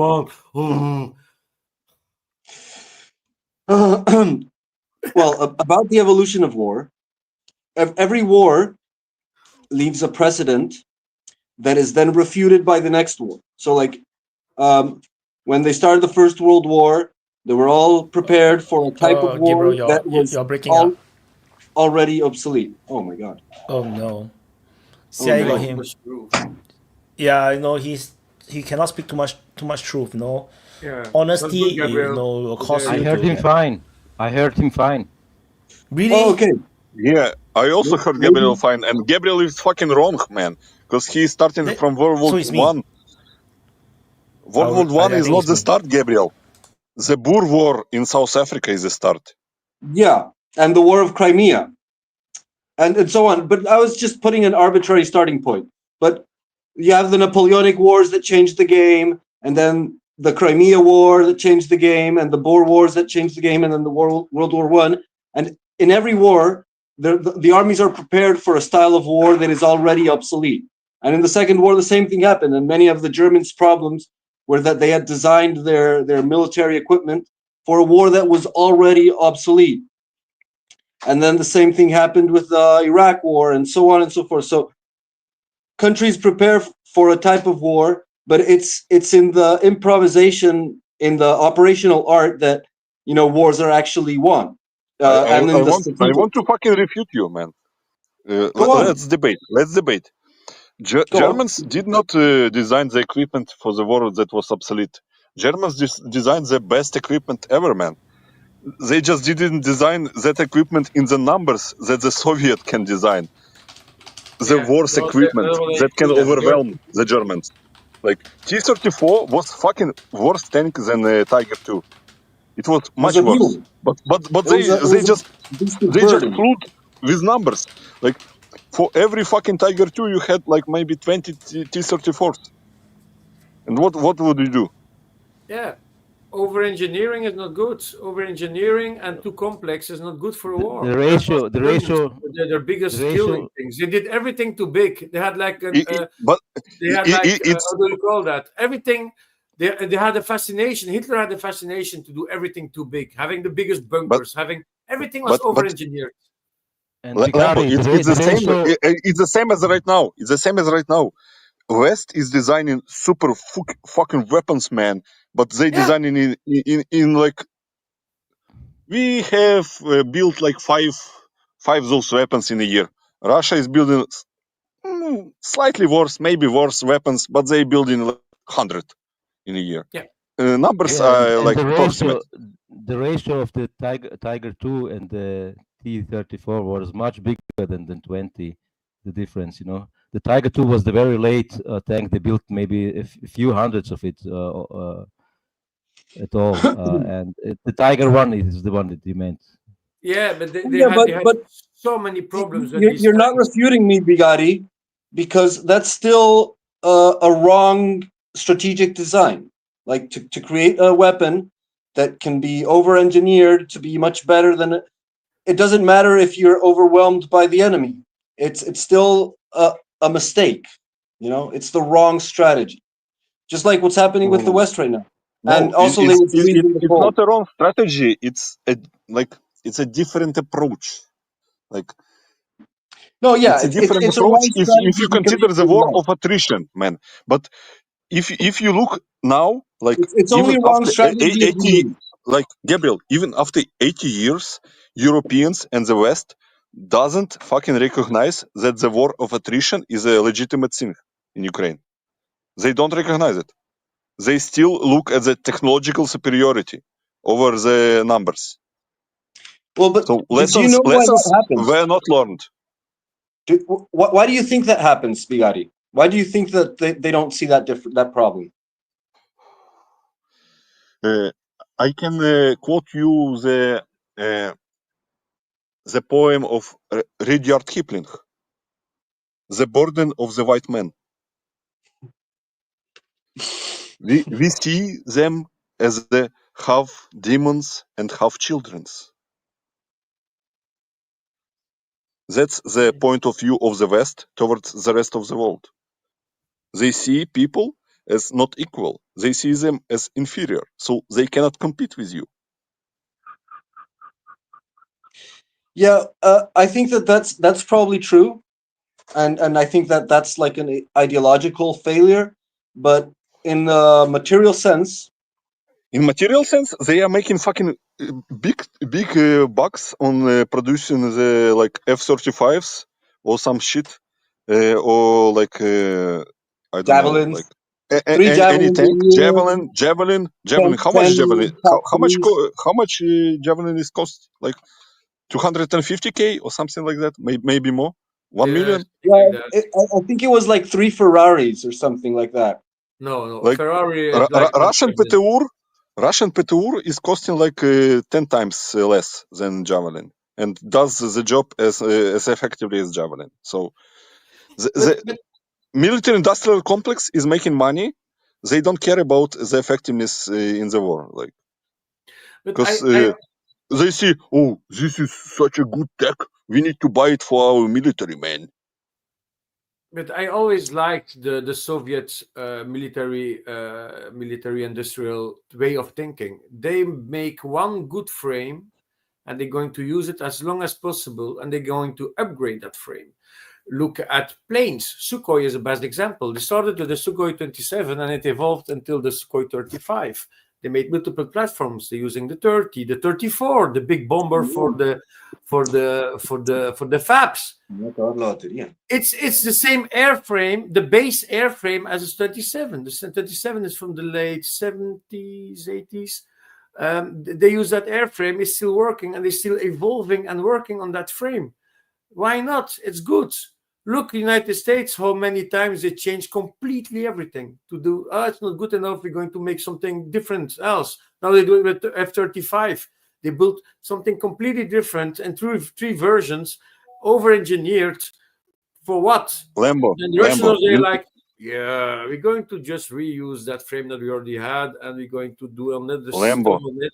Yeah. But you know how much money you pour into research and development of the new frame instead of using the old frame? Exactly. Much more. Much more. It's more expensive. That's how you make money. That's how you make money. Of course, but the Russians don't care about these private companies because everything is owned by Russia themselves. Exactly. So, Not and everything, this, but it's everything like large that. part. The trucks also. Look at the Dakar. In the past, it was always Kamaz that was winning with their old truck frames, driving on the deserts against all these Ivecos and M9s with the new frames and all that shit. They just use old tech that they evolved. That is not as good as Russia. And if you are in the war, that's your biggest advantage because you already have everything. You just can continue rebuild and all that shit. That's much easier. Like United States did the biggest mistake with the F-22. They produced 186 and then they stopped everything. They don't even have the building platforms to rebuild new ones anymore. They have nothing. Nothing. They have nothing anymore left for that. And Russia just can remake their military industry. They can just ramp it up if they want to, because they also always said also to these big companies they have, you need to stay alive because if you are in the war, we're going to use you back to make weapons for us. No, don't shut down your factory in Russia. That's a bit exaggerated. Russia has not. Putin did it in the beginning. If he was president, I still remembering Yeah. he going to people to say, "You don't going to shut down your factory, just keep it But- open." And it's but- only, but, not only for the economics. The There are a lot of production factories in capability Russia for which modern work- planes is in Russia quite low as well, you know. So they're building a few dozens per year, something like that. It's not in the hundreds or something. You need to have the budget for it also. I mean, it's still money. It's still you need from where that. course, Russia was bankrupted a course. few years ago, and they are busy still evolving. but I mean, you know what I mean? It's like it's half a generation ago, you know. Yeah. But they're building a few dozen per year. Maybe they have accelerated it now. We don't know. they are accelerated it. But anyway, the Russians have also had these different platforms at the same time, like the T-64, the T-72, and the T-80, which were basically produced parallelly. So they have some kind of these redundancies as well, you know, at least during the Soviet time. The Americans didn't need more F-22s because there was honestly no adversary for that plane for quite some time. Now they are appearing, but it would have been foolish for them to spend billions and trillions on that platform if there is no adversary for 20 years, you know. But they also decided to not export it, and that was a big mistake also for them. It was a very costly plane, you know. It was a very big joke financially. That plane is fucking expensive compared to even F-35. Because the advantage of the F-35 is they are going to export it, so they're going to make money from it and not using for themselves only. That was a very big mistake they did. And in my opinion, they did a lot of mistakes. You can say that about every country that produced some stuff, decisions that were made. I love to use the period of Hitler because he did a lot. They did a lot of bad decisions, a lot that cost them the war actually. So yeah. But like for the Americans, one that I was still regretting that they didn't evolve was the F-14 for their Navy. It was a fantastic plane and they had a good solution, but they decided to go differently and use the F-18 instead. It was a big mistake for them also. No, it's just in my mindset of type of planes they're going to use. You know, they're choosing to use one platform for everything. They're even going to stop. They're going to stop using the A-10 for a lot of reasons. I can agree. I can disagree. But they did a lot of big decisions that just don't make sense, and it's all very expensive at the cost. Just look the boneyards in the United States, how big they are. All these planes that they actually built for nothing, or they just don't use anymore, and they could keep them. They didn't need to stop using them. They could continue using them. Now we're going to decide to replace everything by F-35s. Just spending money on it. Just at their Navy. Just look at their Navy. How big the joke is for the replacement of the carriers for the moment. They have no. The industry of Navy in the United States is like the biggest joke ever. They decided to have a battle fleet, carrier fleet, 11 carriers, and they need to replace them by one. And I think the next one that need to be replaced already had 2 years retard. So it's not just the carriers. Yeah, I know it's not just the carriers, it's but the I can say maritime. a lot of things. But I just It's want the to maritime industry. I think last year America produced something like dozen ships or something around 10, while China produced over 300 or something. Yeah. So there is the production capacity issue. Yeah, it's crazy how big it is. In the Navy, they're going to end up with a big problem. But I think after a time they're going to wonder if the carrier group is going to be still needed. Like if you compare the battleship grouping that been obsoleted because of the carriers after Second World War. It was the end of the battleship. What is going to be the future on that one? No. Surface ships are just big targets nowadays, in my opinion. Yeah, exactly. Wojin, it's not about only like production capacity. It's also about technology and everything. Like the 3 world leaders in shipbuilding are China, South Korea, and Japan. And who bought the biggest like shipbuilding yard in the United States in the recent years? South Korea. They own the fucking shipbuilding yard in Philadelphia, like if I remember correctly. Like foreign companies are built. It's comparatively small. Are buying the fucking shipbuilding yards in the United States because United States are not capable. Yeah, and probably the Koreans were like, knowing how they were probably cucked and forced into buying it like a terrible deal, worst deal ever. Yeah, well, regardless, have you guys discussed which topics have you discussed already? We are a bit in a black hole. I don't know. I want to discuss the snapback sanctions on Iran. Interesting. It's kind of interesting. What will happen? Because shit will be accelerated, I think, now. And Iran is behaving like a fucking cocks. Like, I don't know. Like, why would you... They were thinking that the West will help them if they go back and start diplomacy with United States and they start cooperating with IAEA again. Like, they will not impose sanctions. Like the progressive politicians in Iran, like Pezeshkian, like Arachi, they are so fucking retarded, man. Like, those people need to understand that if the sharks set the target on you, they will not back down. And they're like, oh, but we will cooperate with IAEA again. Please don't impose sanctions. They impose sanctions again. Oh, we are fucking retarded, man. Now, the like Iran has two, like the course of action of Iran is like they are on the crossroads. Either you are becoming a cock and lose everything, or you're becoming North Korea. If they become North Korea, they survive. Because Russia and China will not abandon them. They already said it. But if they will still try to play games with the West, like, oh, we are believing in diplomacy. You believed in diplomacy and United States fucking tricked you and killed the majority of your leadership and scientists on the premise of diplomacy.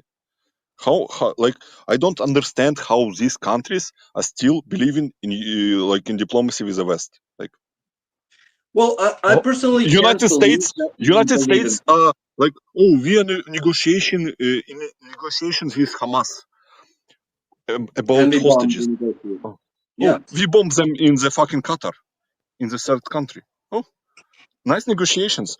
Who will fucking trust, like in their own mind, trust United States with negotiations? Like, if I see Steve Witkoff on my door, I fucking shoot him. Because he's a bear. He's a trickster. Don't let Steve Witkoff on your door. Don't negotiate with United States. They are not negotiable. Don't trust them. Yeah, well, I can't believe that any country can actually consider, a negotiation with the United States seriously. Like the only interpretation I can make of any diplomatic moves is a form of mining the diplomatic standing of the United States and of reaffirming your own. So like countries try to show themselves as a reliable partner while proving that the United States is not, and that gives them some form of diplomatic leverage over and other buying countries. time. And buying time. Buying time. That's like the only answer that I can get. Like they don't want to give the pretext. They want to make sure that when they're attacked, that there's like no doubt that who is the aggressor and who is in a Gabriel, but legitimate standing. everyone knows who is aggressor. Like buying time, like of course. Like, did it benefit you to buy time? Like, did it benefit for Iran to buy time with negotiations, or for Hamas? Like, for example, for Qatar, that attack on Qatar destroyed the credibility of Qatar as a neutral negotiating platform. Like, if I'm like, for example, Russian representative, do I want to go to Qatar to negotiate with somebody? Of course not. Like, no way. It just simply destroyed them as a fucking like legitimate platform for negotiations, and they are sucking up to it. More than that, I think even investments, like let's say you're a big corporation or you're a rich guy, you want to invest, and you want to find like safe place for your money or what, you will avoid Qatar because you know that Qatar now hosts Hamas, which I think a lot of people do not know, and then they got openly attacked by Israel. So now your investment is not going to be safe. A lot of people are going to get spooked, and then if you are investing to sell stuff to rich people, maybe I should choose UAE instead, just next door, like no more Qatar. That I think it was very damaging for Qatar. I agree with Bigari. So you chose the Iran topic. Well, interesting. Yes, this IAEA stuff. I think Iran withdrew now from the IAEA, the International Atomic Energy Agency, and from the treaty because of these snapback sanctions, which are from the Iranian perspective illegal. Whatever. I think this is. This is almost in a way it's still just playing for time. I think a war between Israel, United States, and Iran is just on pause. It's not finished. There will be some stuff coming yet. Yeah, of course. The war will come like maybe within the next 6 months, and the result of that war will be destruction of the Israel as a modern state. Like, Israel will be gone. I really doubt Israel will be gone. I mean, if let's say you're right that Israel is destroyed, they would take everybody else with them, and they have the ability to do it. Yeah, I mean the Zionist this way of Israel will be gone. I'm not talking about like what. You mean the Netanyahu administration? Yeah. Okay. What's that like the branch of Israelis, like Ashkenazi Jews? They are fighting with Zionist Jews, like Netanyahu government. Ashkenazis are represented more like our favorite guy. Netanyahu is Ashkenazi. He's Polish. No, but I'm talking about ideology, not like the origin. Ideology. I mean, basically, there's the globalist Jew versus the Zionist Jew, if that's what you mean. Yeah. The globalist Jews, like represented by the ideology of Soros, they want to make friends with everyone in the Middle East, and then you see. Not really. Yeah, no, you know what I mean. They don't want the clean break to be implemented, and then we have Netanyahu wing, which clean break was designed for, in the 90s that want fucking clean break, and Netanyahu is recently is fucking based because he's saying shit as it is, like, we will annex Saudi Arabia land, we will annex Jordan, we will annex Egypt, we will annex everyone, and fucking Arabs like, who? What do you say? How can you say it, man? We are protected by United States. The fucking retards I don't know didn't learn the lessons, man. I don't know what your guys' feelings are on this, but I think that if the October attacks didn't happen, that Netanyahu would have, well, he definitely would have been deposed, and he probably would have ended up in jail because of all the investigations that were going on. So I don't know. Shaba, like, do you think that Mossad, one of the best intelligence agencies in the world, didn't know about October 7th? I have my own opinion on that, but I don't. I mean, yeah, it doesn't make sense. I agree, but I have no evidence of anything. But I see your point. Yes. Yeah, like I don't have evidence on a lot of things that I think that are true, but when the logic is sound. Yeah, it defies logic that Shin Bet would not have known anything about what was going on there, and they were able to carry out this, attack without. And when you know that Qatar is funding Hamas and Qatar is funding Netanyahu, so it's like because there is direct link between the funding. Maybe they knew something about it. Maybe. Just a tip. Just a tip. Yeah, but okay. These are possibilities and speculations, whatever. But I think the more interesting speculation is what will the future bring, and if it's war, then there is the question: will it stay air war, basically missile war against some air attacks, or will there be a possibility of a land war? No possibility of land war. Not with the with the Trump administration. Not U.S. troops and the Israelis. Not U.S. troops, but there are obviously possible proxies. There has been these political issues in the region. Azeris against the Armenians. Azerbaijan is a possible door opener for USA and Israel, and there are obviously also the Kurds, which have a population inside Iran, Iraq, Syria, and Turkey.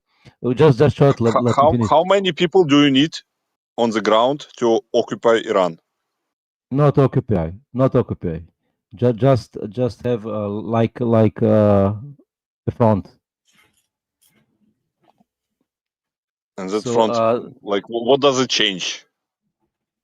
Well, I think it changes quite something. You have a close, possibility, at least the threat that you are taking the only way to capital or something. The only way to defeat Iran is a regime change. If you open some small front on the Azerbaijani border, does it threaten the regime change? No.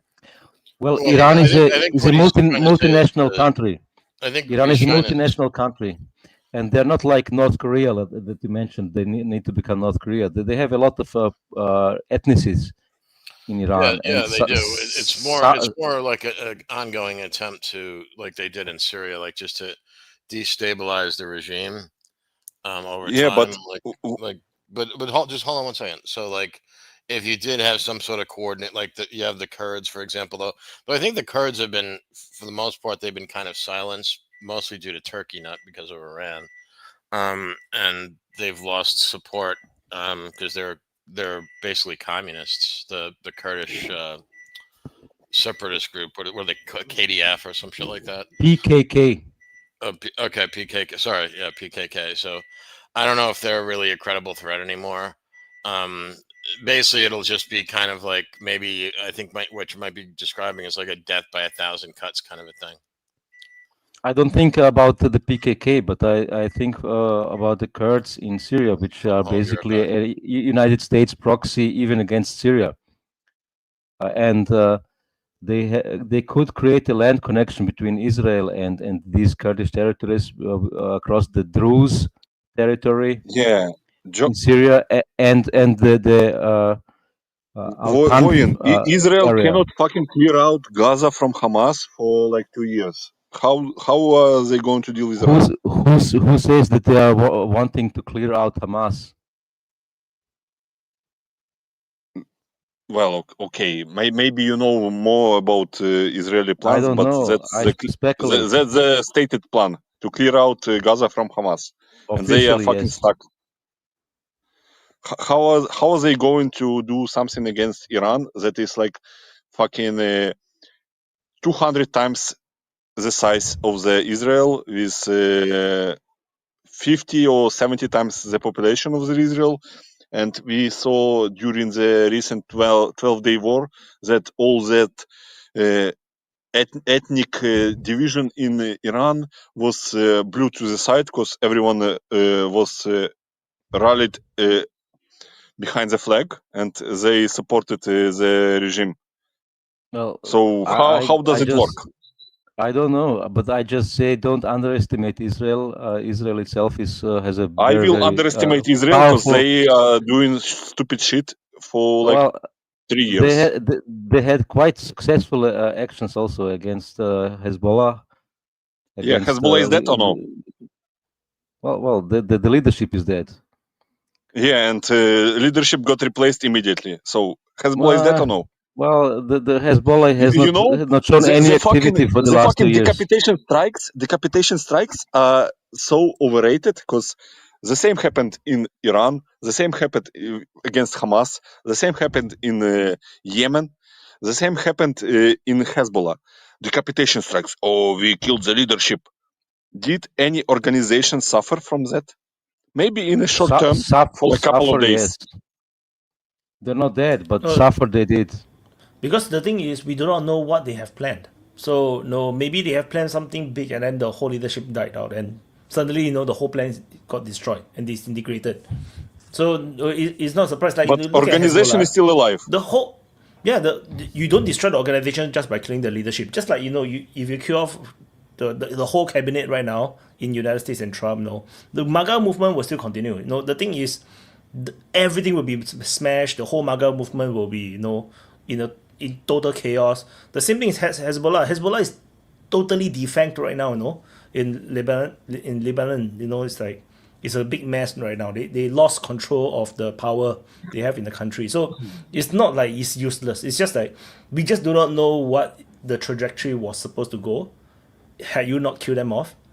No. Yeah, maybe Iran was planning something big with Hezbollah and suddenly all of them is dead. So how much do you know about Middle Eastern politics? Because I can share something. Like, do you remember the vote in the Lebanese cabinet about disarming Hezbollah? It was like 2 weeks ago or something. And nothing came out of that. You know why? Because then fucking Israel strikes Qatar. And who funds Lebanese government? Gulf states. They see that Israel, they were pressuring Lebanese government, Gulf states, Saudi Arabia and Gulf states were pressuring the Lebanese government to disarm Hezbollah because they were playing nice with the United States. And then after the Qatar strike, they were like, oh, who is talking about disarming Hezbollah now? No one. Because Gary, I think what Wyatt was saying was that when you kill like the leadership, like one of the things that and we don't know if this is true, but one of the things that I heard was so much of their leadership, their upper and middle level leadership was wiped out that because they kind of operated on the semi cell structure, that some of them didn't even know where their weapons caches were anymore because everything was so decentralized.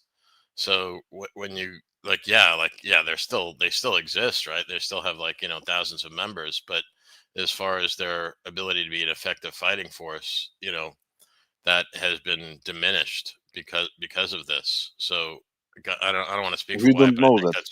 We don't know that. I'm kind of I'm agreeing with you, but I'm just saying, like, you could see how that would make sense because the nature of how they operated. It wasn't like if you how do I say, even like the United States, like let's say you did take out Trump or something, like that would not, or even if you took out the entire U.S. cabinet, would that stop the United States' ability to wage war for a little bit? But unlike like the way Hamas worked, where everything was very, very decentralized, where commanders would work semi-autonomously. But if you take all them out, then like the lower level people, they don't even know where the bombs are because they for intelligence reasons they're forced to operate that way. That's what I'm saying. I completely disagree with you because like those people live in the like shadow of Israel for like decades, and they know how Israel behaves. So they have fucking backup plans on the backup plans on the backup plans, and the leadership is prepared. If you kill that, we have prepared that. If you kill our prepared backup plan, we have even fucking backup plan after that. So I don't agree with that. Like it disrupts it. It disrupts something like at some extent for in the short term. In the long term, it's nothing. Like it's decapitation strikes are fucking overrated. Gary, I agree. The decapitation is not end of any organization because they can reassemble and reorder themselves and stuff. It takes time. So at least Israel has bought itself time. And I'm not saying that Israel is that powerful or would be successful against Iran or stuff. I'm just saying Israel has a very powerful, sponsor and support. United States. But Voyin, who asked for the ceasefire? Well, the power has its limits, obviously, and they needed the ceasefire on both sides, I'd say, because they were hurting with both sides. Both sides were hurting. Iran can contain, can continue the like. Yeah, we are hurt, but we can bomb you with rockets like every fucking day. Can you continue? No, you have to bomb it with saturation strikes. Then you can get through. If you're going to just shoot a few, it's never going to get through. So can Iran sustain saturation strikes? Like you don't know how much fucking. No, I'm sure they have a lot, but they can sustain a long war. Like I'm quite sure, if they don't have the accuracy, they cannot. For example, do you know how fucking climate works in the Middle East? Sun and more sun. Yeah. If Iran targets water pumping station in Israel with a couple of rockets, how Israel is gonna do?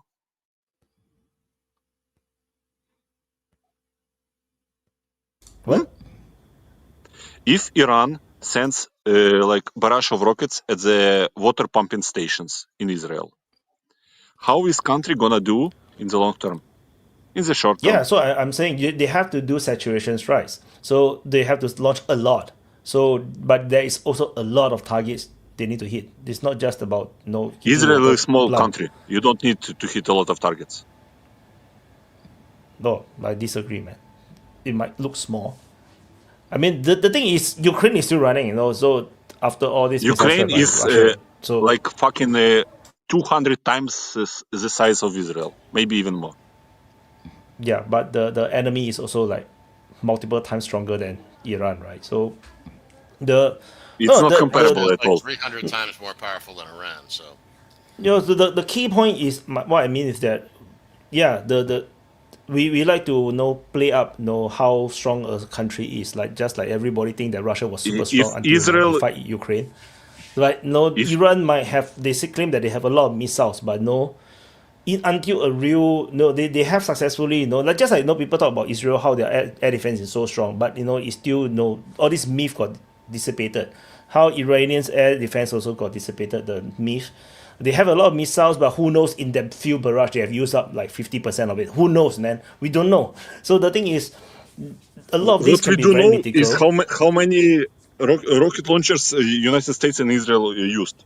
20% of THAAD in just 12 days. 20% of all fucking THAAD that were manufactured. No? We know. 12 days. That's normal, sure. Right? And both were basically. It's 20% of the rockets manufactured over 25 fucking years, man. Yeah, but these are special rockets. They have a lot of rocket systems. Anyway, they were hurting both. Both sides were hurting, and both agreed because they couldn't sustain. Yeah, I don't think that the Iranians. I don't think the Iranians would have agreed to ceasefire if they could continue easily. They didn't. During my army days, right? I was told, but of course, I was told, this is probably based on our own assessment. Like in a real war, the whole air force, like in Singapore, let's say we go to a war, let's say against Malaysia or whatever, or maybe some powerful countries, the entire air force will be gone within a week or 2 weeks.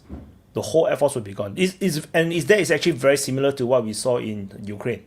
Like within the month, all of the air force is largely gone, and then they have to bring in, they have to refurbish the old planes. They have to bring in, reinforcements for overseas, which is also why Singapore don't have all the planes in Singapore. We have a lot of planes in the United States, in other countries.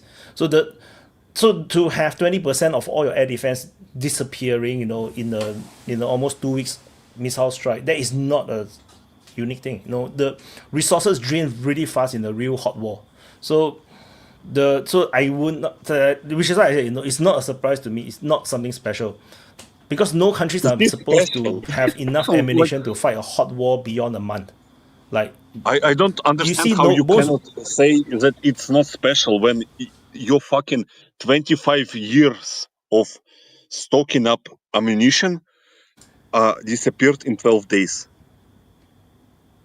Yeah, that's why is that not normal? THAAD is expensive, man. Because the Russians can't even stop the Ukrainian missiles and drones, despite they are supposed to be the number one air defense country in the world. But what's so special about that? Like, I think the Russians also lost a lot of these S-300s and S-400s, and they have to rebuild more. And I wouldn't be surprised they have the same problem as well.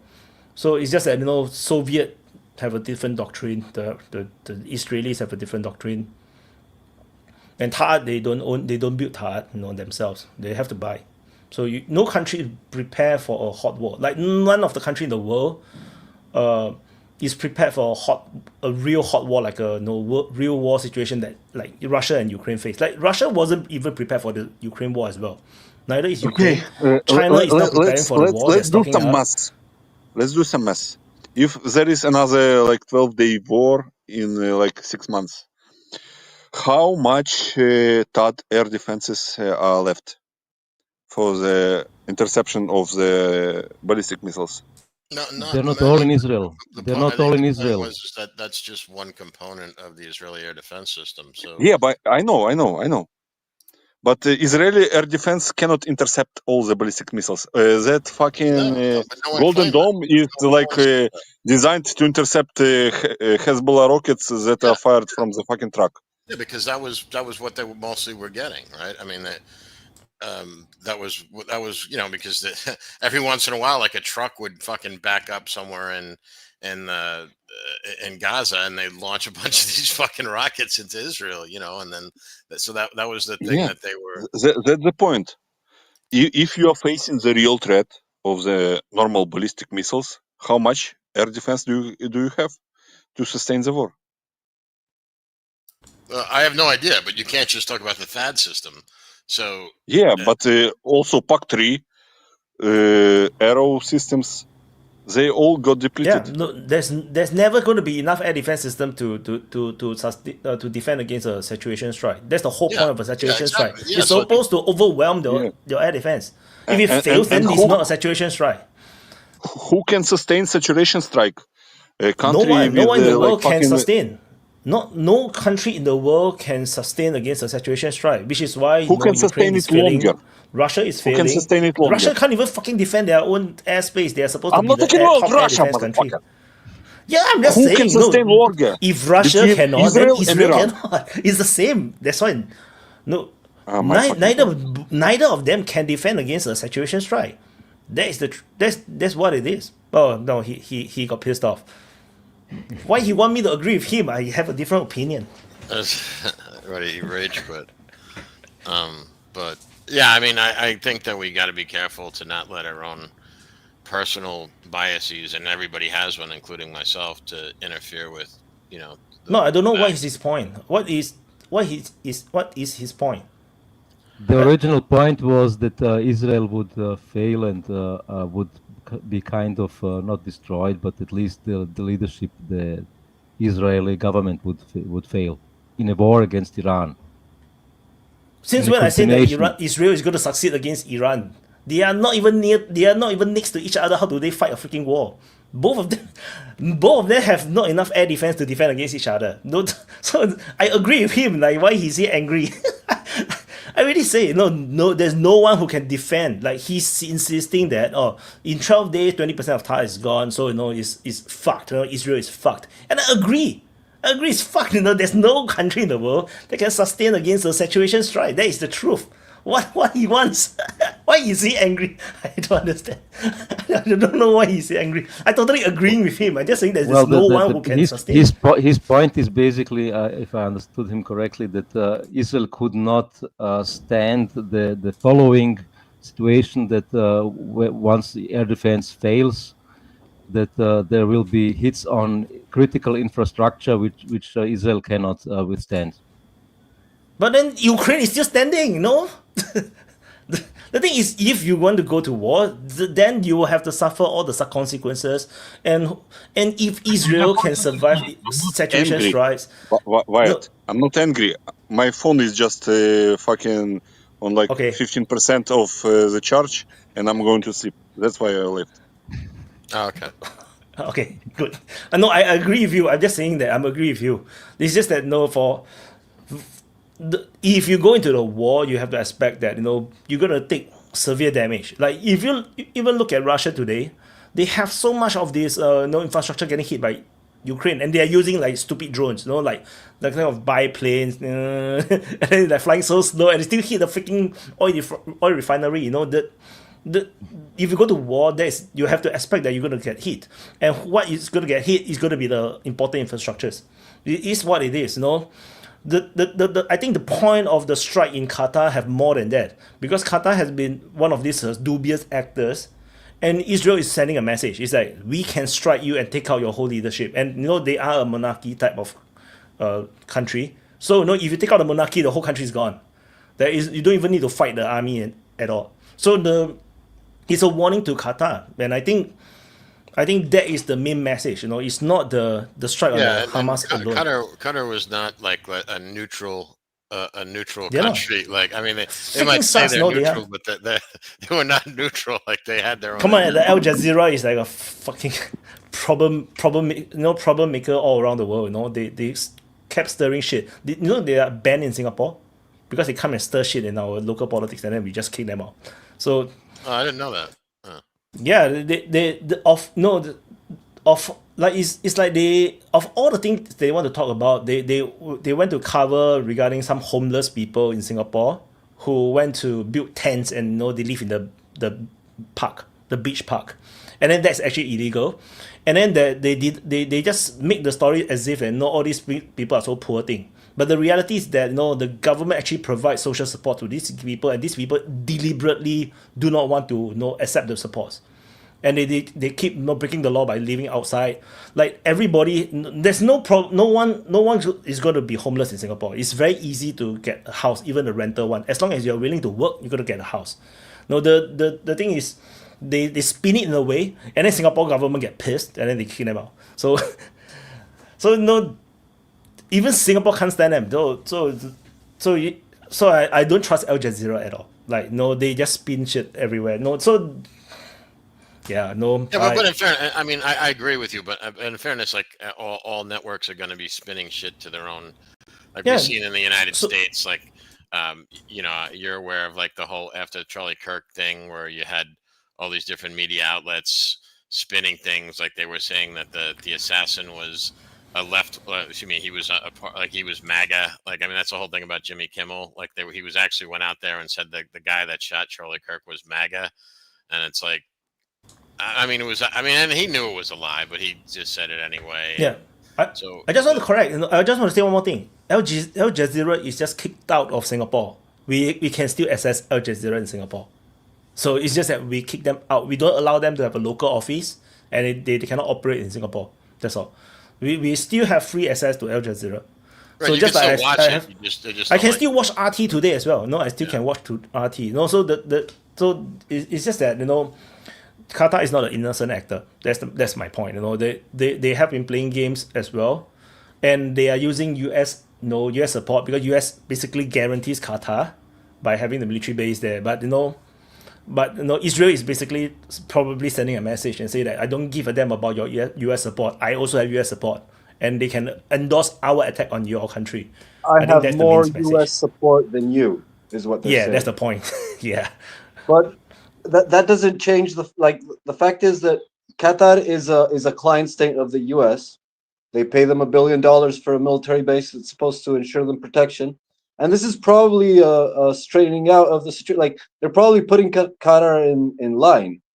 Like, but that's kind of like what the US has been doing with all the countries, with the whole tariff wars, and it's backfiring systematically. So what did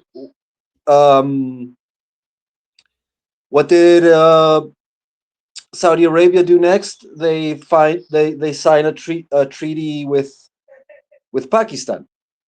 And so, like, they're trying to tighten the grip over their client states to be able to extract more from them, and that's pushing their client states away, except for the European Union, which is fucked. Maybe it could be maybe I just thinking out loud that maybe it's just because it's Trump administration, right? Maybe Trump don't like that Qatar is funding some of these terror groups or rebel groups or militia groups, where he's trying to send a message to Qatar and say that this is the red line you have crossed. Come back around from the red line. That could be the case. Using Israel as the attack dog to send a message that this is not okay. Because I'm sure Qatar has its own motives for doing shit that they do. But it's still a weapon. It's still a tool in the U.S. toolbox. Like Al Jazeera, like you said, it's a fifth column. It's supposed to destabilize, or keep in line American rivals or any other nation. Like Al Jazeera has been 100% in support of the overthrow of Assad, for example, and it's 100% anti-Iranian. And they're like nominally anti-Israeli in the same sense that, because they're Arabs, so they have to be. But then again, they also are against Israel's enemies. So in that sense, they also serve Israel's purpose. And yeah, like Netanyahu himself spoke about it. He was leaked saying that he uses Qatar to finance Hamas, so that he doesn't have a legitimate opposition in Gaza. And so, yeah, I mean, you can see that they're definitely like tightening the screws on Qatar, but not because it's a dubious. Yeah, I mean, it is a dubious actor, but it's a dubious actor for them. It's their client state. They have this massive military base there. And they're 100% influenced and allied, but the Arab nations have been stepping out of line. So I wonder what's coming for Saudi Arabia, because Saudi Arabia has also been flirting with BRICS, aligning with Russia with the OPEC Plus. Now they just allied with Pakistan, right? This is the one. Yeah. This now just now when I started the stream, I was like thinking, there's one more big news. I totally forgotten. The alliance with they Pakistan. signed a mutual defense treaty with Pakistan, which as happens with these Arab states, it's dubious. Like you can say, oh, maybe that's a way of getting Chinese military support because Pakistan has some level of Chinese military support. But then again, Saudi Arabia is also at war with a frozen conflict with Yemen. So maybe they're getting Pakistani support for their conflict with Yemen. And the Yemenis, declared that the Ansar Allah movement declared that if Pakistanis come to the border with Yemen, that will be their graveyard. So, it's like everything that they do is kind of duplicitous, right? But that is also a problem for the US because they are like starting to leverage their position in like for their own sake, which is the problem fundamentally, more than bloc politics and which side you align with. To pursue your own self-interest, your sovereign self-interest as a nation is a problem for like the great chessboard strategy game. So like if you start doing things that are for your own self-interest, that in itself is probably an attack or some form of it's bad for the US basically. It's that's not the multipolar world, right? So this is the whole point of why I say multipolar world is dangerous in this sense, is that because the big brother is not so strong and all the big brother's enemy is getting so strong, you have to start to plot your own cause, and then you triggers more possible tensions, by trying to protect yourself, and then you get weaponized by the big powers. So we are starting to see, like, in which universe does Saudi Arabia actually allies with Pakistan? Oh my freaking god, that don't make sense at all. So what do you guys think about the Trump wants the airbase in Afghanistan back? In Bagram, right? Bagram Air Force Base. Yeah. I'm actually, it's funny. I was talking to in voice chat. I was talking to Vaughn about that this morning, and basically he thinks it's a power play against the Russians and the Chinese to like that. That's the only reason, because we don't. The United States has enough fucking air bases. Let's be honest. We don't really need any more. It's more just like its location is kind of a way of just telling the Russians and the Chinese, this is another base where we could strike you from. I mean, I'm just guessing, but that was Vaughn's kind of theory. So, well, obviously it's against the Chinese, the Silk Road and whatever, and the proximity to China itself and supposedly manufacturing of Chinese weapons or stuff, so that there is the interest, obviously, but why did the United States leave if they want to keep that airbase anyway, And I have read that the Trump wrote, you need to give it back to us, we build it or something, But the airbase was, in fact, at least in the beginning, built by the Soviet Union. And obviously America adapted it, maybe expanded it. But it's quite interesting that they think that they can get in. So I don't see the leverage. Trump is threatening, but I don't see the leverage against the Mujahideen or the Taliban. It could be a diplomacy move. It could be like, if you let us have a base in your country, we recognize you, and then we start trading with you, and the Taliban will just take it. Because there's no loss for Taliban. They don't need that base, honestly speaking. It's too big for them. What trade would Afghanistan have with the United States? Puppies, yes. I don't know. Hey, you can make a lot of money in poppies. They need more fentanyl because there's a lot of demand for it. Yeah, well, apparently. you can't get fentanyl anymore now because it's a lot more expensive now because they kind of sealed the border with Mexico. So maybe they want the poppies. Fentanyl is chemical stuff. It's not healthy, you know. The poppies are natural it's and organic. It's yeah, organic. It's organic. RFK Jr. like wants the organic and not the synthetic. So you know. Yeah, that makes a lot of sense. No, but I mean, I don't think it makes a lot of sense in any shape. Like, it's just. I think it's just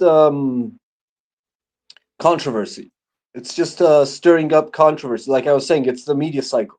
He has to say something inflammatory, something outrageous, outlandish, because that's going to be like the discussion that's going to happen throughout. That's his shtick, you know. To Greenland, yeah, but it also could be Greenland, Canada. Be something that we didn't know like happened like with China or something, like, you know, maybe I think like Trump got really pissed off at India, like you saw the H-1B visa executive order that he signed, trying to punish India. I'm all in favor of that because the H-1B visa thing was basically just a way of suppressing wages in the tech industry, because they could, like, for what it would cost, like you have to pay someone like say $120,000 in this country to do, you could hire an Indian to do it for $60,000.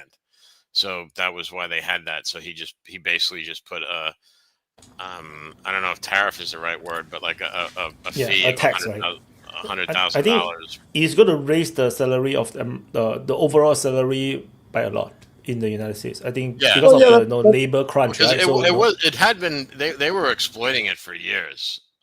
These tech companies were doing it, especially like because where I live is like I live in Seattle. It's kind of like a tech hub. Like we have like Amazon, Microsoft, like a lot of these really big tech companies, and they were exploiting the shit out of that loophole. And it wasn't like it wasn't as if there wasn't people in the United States they could hire to do these jobs. It's just they didn't want to pay them that much money, so they would just sure, like capitalist logic. You want the cheapest possible labor. And I do think it's good for the U.S., even though I'm not sure up to what extent it's actually real, like, because there's a lot of exceptions, and he's probably going to hand out exemptions to whatever company like sucks up to him. But it's still a good thing, like broadly speaking, at least conceptually. But it is definitely a slap to India. And this thing with the Taliban, Wyatt is probably right. It's probably a slap to China because China just it put a prohibition on Chinese companies of buying. Like there was this whole negotiation on chips. Well, the whole tariff war is still in negotiations with China, and apparently the permission was opened to sell like fourth grade AI chips from NVIDIA to China, and NVIDIA was lobbying a lot for that because they really want that market. And I can't remember the other guy. It's not Scott Bessent, is the other economic advisor. Bessent is the Secretary of the Treasury. Yeah, there's this economic advisor. I can't remember his name. Kind of sounds like a retard. Anyways, he was talking very explicitly about making the Chinese addicted to American chips. And sorry, the Chinese... just a short comment. The chips that NVIDIA wanted to sell was the H20 chip, I think, or the cards. They're not fourth grade. They're quite close to the top of the line. Oh, really? Yeah. Well, anyway, the point is that China said no. China said that its tech companies can't buy American chips, and I'm pretty sure Trump is really pissed about that because it's a massive market, and the AI chip industry is like the flagship of American economy right now. And so the Chinese have already two competitor companies which are building some kind of graphics cards, you know, like these AI accelerator chips. They're not there yet where NVIDIA is, but in my opinion, it's just a question of, you know, energy consumption because the chips are not so efficient. But China can afford the energy. I think if a state actor can afford easily the one or two additional electrical power plants, it's not so easy for companies. Chinese like build like 2 coal plants a fucking week, for Christ's sake. Yeah. Yeah, and that's the thing. You see the charts everywhere, you know, of like the growth of Chinese energy output, and it's outpacing everyone by a mile. It's way up there, while everyone's kind of stagnant. I think the Chinese China decided strategically not to use the chips. They are kind of better than the Chinese that they are using now, at least the official ones. But it would hamper development in China of chips, I think, if they rely too much on the Western. Yeah. Yeah, and so the point is that China's betting on like more of the architecture, exploiting the strategies of architecture of data centers instead of like having the most advanced chips, and wants to expand their own indigenous production. And so they cut out the chip imports from, like, USA was always threatening with cutting it and using that as a lever, and that now China said, no, we don't want your chips. And so that's a very like severe blow to the whole economic war and technological war situation. So I guess that's the most plausible explanation of why Trump chimped out with Afghanistan airbase. Crouching Tiger, Hidden Dragon. Oh, no. It's another thing. I thought it was a book about the Crouching Tiger and the Hidden Dragon. It's actually about China. I think the guy you're saying is Peter Navarro. Everybody is saying that you're referring to Peter Navarro. No, I'm not referring to Peter. I'm referring to the short guy, very sounds like a New Yorker. I can't remember his name right now.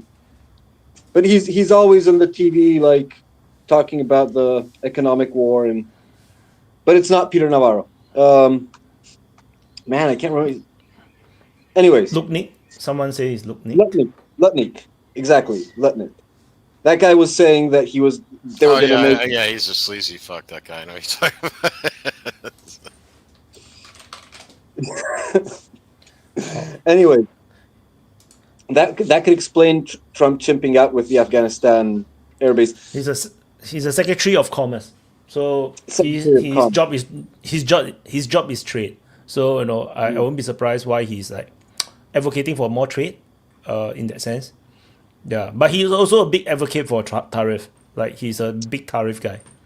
Yeah. I mean, he's a very big advocate for whatever Trump says. Like, he's like the number one. How do you say it in Ladino? We would say in Spanish. He's like worm tongue, right? He's like really sucking up to Trump and everything that he can. Like, very. I'm not sure. Maybe he's the one that is feeding Trump all these ideas, and he is all his ideas. There is also a good possibility of that. Yeah, but he's very aligned from my observation. Jewish, right? He's Jewish. I'm not sure. Oh yeah. But all white people all look Jewish to me, so I can't tell. I look Jewish to you? I mean, I don't know. Unless you have the Arabic. The Arabic Jewish, that's a different thing. Then I will get confused between the Jews and the Palestinians because they all look the same. So Palestinians also have the the very very strong nose. So they all look the same to me. So I don't know. But yeah, Lutnick is. You heard it from your first white folk. To Chinese, you all look the same. We all look the same. Yeah, just like all Chinese look the same, right? I understand. All Chinese look the same. Just like when I look at China people, they all look the same to me as well. So I don't blame you guys. When Chinaman sees you, he thinks that you're all gonna rip him off. Somehow. He thinks that you're gonna steal his. And we didn't even talk about the Indians. So anyway, but all Indians look the same as well. All Indians look the same. I was wondering, I don't know if you guys talked about it because I wasn't here for the first hour and a half or so, with what's going on with the Charlie Kirk Memorial is going on right now. Like, you guys are aware of that, right? So we haven't talked about it. Yeah. Oh, okay. Trump is speaking right now. Trump is the last speaker, I think. Before him was Erica. And before Erica, I think was JD Vance. I have the stream on my right side, but I didn't on the sound, so I don't know what they're talking about. I'm just on it just in case there's a nuclear bomb that goes off. the whole U.S. cabinet will be Don't gone. even joke. Don't even joke. Then the whole MAGA movement will be gone. I just, in case, I just leave it on there. Well, what made me think about it was when you were talking about it, when Bagari was on, and you said, like, if you killed like Trump, like that wouldn't kill like all of MAGA. But it's an ideology now. MAGA is an ideology now. So yeah, you can't kill it.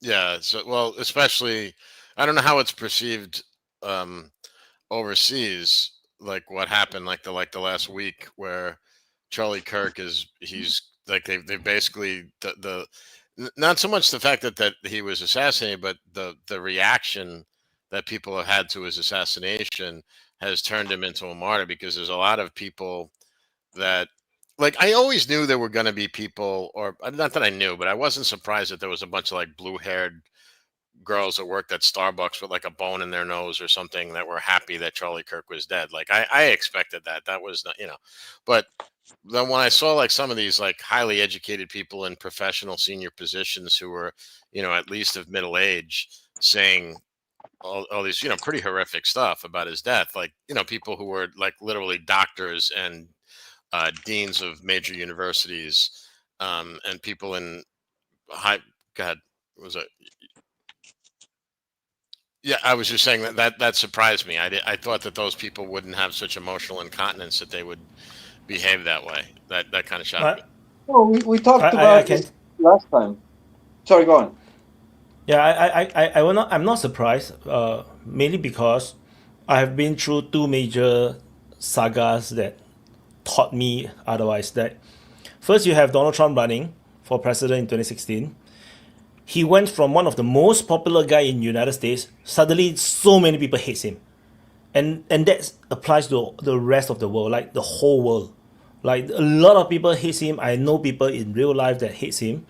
And I spoke that the moment he heard the name Trump, it's like he immediately turned on the TDS disease. Yeah, and it's like, don't talk about Trump and he's a racist and whatnot. It's like, I haven't even have a chance to argue back. I was like, okay, never mind. I'm not going to talk to him about that. But there are people who are like this. And there you go. And then you have the Ukraine war. And then the Ukraine war, you saw the exact same thing happening, but it's now relating a totally different topic where you have top people, professors, economists, so-called experts, all predicting crazy shit about Russia and then totally wrong.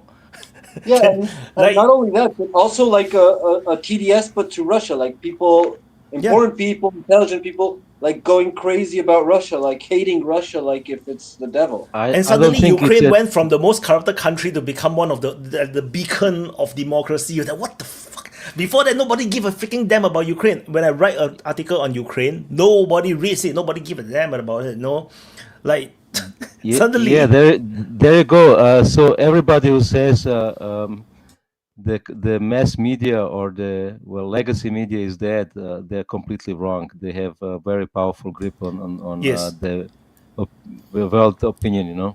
Logan, do you think that's the quote unquote mass media that's doing that though? Yes, the newspaper, particularly, is the newspaper.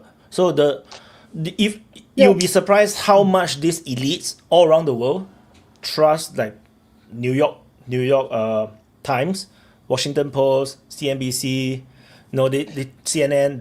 They really trust these newspapers.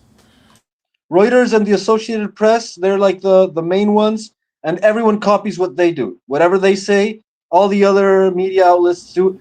But it's not just the mainstream media, to what John was saying, because not very much, not everyone watched the mainstream media. It still has like the official opinion, like whatever they say has a greater legitimacy than anyone else. But then you also have like a flood. You have an infestation of all sorts of alternative media, which are following the same line. That they toe the same line, and so. It's usually when the media agrees with something, with some narrative that they're going to push out, like Trump is bad or Russia's bad or you put on masks and take the jab. There's going to be a million influencers and like YouTube accounts, whatever, that are going to do the same thing. Like it's a blitzkrieg. It comes from Reuters and AP and then it goes to CNN, New York Times, like every other media outlet, and then the army of influencers jump into action. And so that's how we manufacture consent. A lot of people don't realize how lazy journalism the world is. Like Reuters, AP, and AFP, once they write something, most of these newspapers actually just copy and paste. Especially they publish, they put like the article as if it's their own article, but they will put that the writer is actually Reuters or AP, right? They put the byline that says AP on it. But most people who read, they don't know. Like most people, they thought that all news are equal, all news are neutral. They don't understand. They thought all news are real, and this is something that I've gone through myself as well. I didn't realize until that let's say for example in Singapore, basically all the geopolitical news, all the current affairs, none of it is really written by the Singapore papers. The Singapore papers only write about Singapore news. Everything else around the world they just copy. They just copy New York Times, Reuters, and this is how local elites may be confused, or they got brainwashed by these papers. And I feel like it's the same in every country. Why would you, as someone that is not living in the United States, hate on Trump or hate on whoever? It's not even your country, But the thing is, because they keep reading from these American agencies or just anti-Republican news, that everybody got brainwashed. Nobody reads or nobody go and sit and watch on YouTube, which is free, the whole press conference. What was actually said in the press conference by Donald Trump and his team. If you sit through and then you read the newspaper, you realize the whole freaking newspaper is full of shit. Because a lot of important things are being said, they are never written by these newspapers, particularly in the first term of Donald Trump. Because I literally watched the press conference, particularly during the COVID era. So many important things were being said, but then the newspaper is focusing on useless things. Like but even, the jokes even that Trump made. Even more than that, because like most of the news that people get are on the phone, like Google shows you the headlines. And so what people usually get from the news is the headline, and they don't even read the article. So the article itself might actually be saying something with more context and much more accurate or closer to the reality. But the art of the journalist, or the legacy journalist, is precisely to pick the right words as to give a first impression, but not be liable to be accused of lying. So like they pick the words so that they seem something, but then when you read the article with context, it can be understood as what it was actually saying. And that's like the art of the spin, right? Very often they spin the words in a particular way so that you get an impression. And most people, 90% of the people, are never going to read the article. They're just going to read the headline. And if they I don't know, Ukraine might win, Russia might win, this new strategy might give Ukraine victory against Russia, for example, the article. That's the headline. But then when you read the article, it says, oh, Ukraine is trying to do this, but it's not going to work because, and in the end, the article is saying how Ukraine can't win against Russia. But if you read the headline, you think, oh, Ukraine is winning. Great. And that's it. I mean, exactly. I just wanted to say, I don't know if it's true in, Singapore or the rest of the world or whatever, but because of what the COVID, fuck up, people don't trust the media here at all.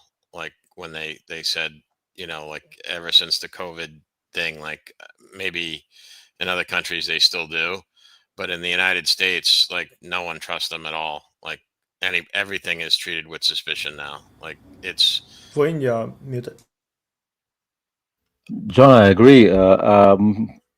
Not many people say that they trust the news or the newspapers, whatever. But I think this is irrelevant. Do you trust the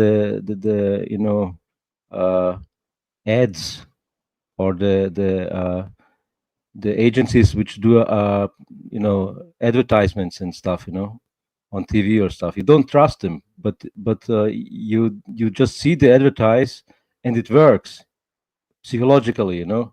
Just the repetition makes it so that the average of the population who sees the ads is more likely to buy something, and that's why companies are spending hundreds of billions of dollars yearly for advertisement.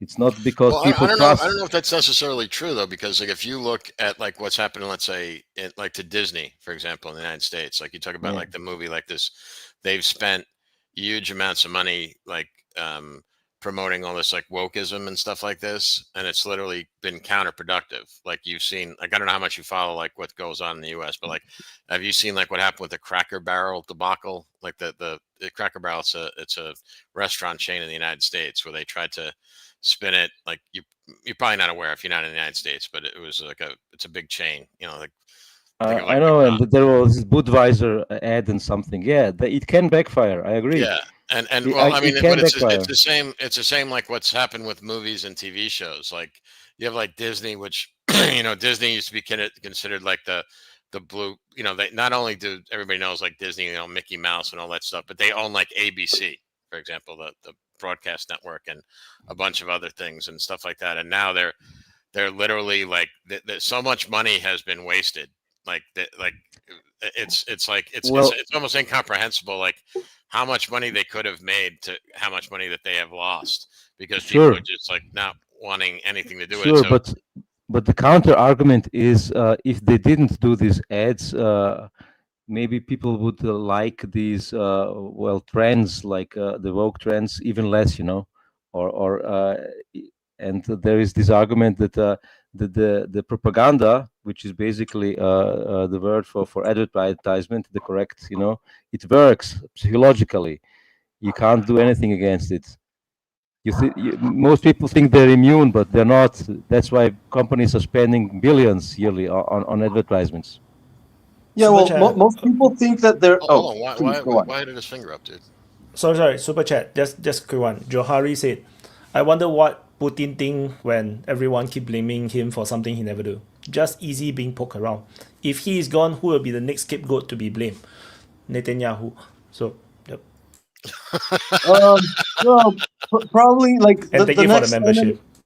The next person to be blamed is going to be whoever is the next rival. So it might be Xi Jinping, or it might be the supreme leader, it might be Maduro. I don't think Netanyahu is going to be the next enemy because he's like for all the criticism Israel has received, it's been super tame and very limited, you know, and very tiptoeing around the issue.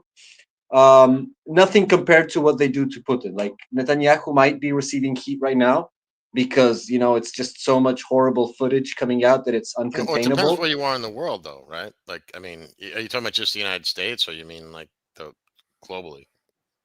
No, I'm speaking globally. I'm sure in Israel it's probably different, but like as a global phenomena, the image of Israel has been battered heavily. Not because of the media, but in spite of the media. So like any media outlet that tries to save Netanyahu's face receives a battering because the images that outflow out of gas are just too horrific.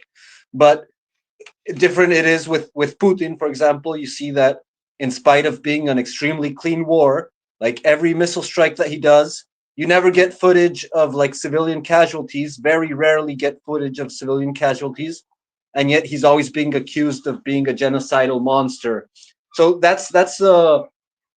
you can see the bias of the media and who's the prime enemy versus who's like the reluctant admission. And in the case of like when Putin is gone, whoever is the next main rival is gonna receive that heat in exchange. But yeah, like everyone is propagandized to a certain extent because it's also a propaganda war. It's not just one-sided. Like every side of the conflict is doing its own propaganda war.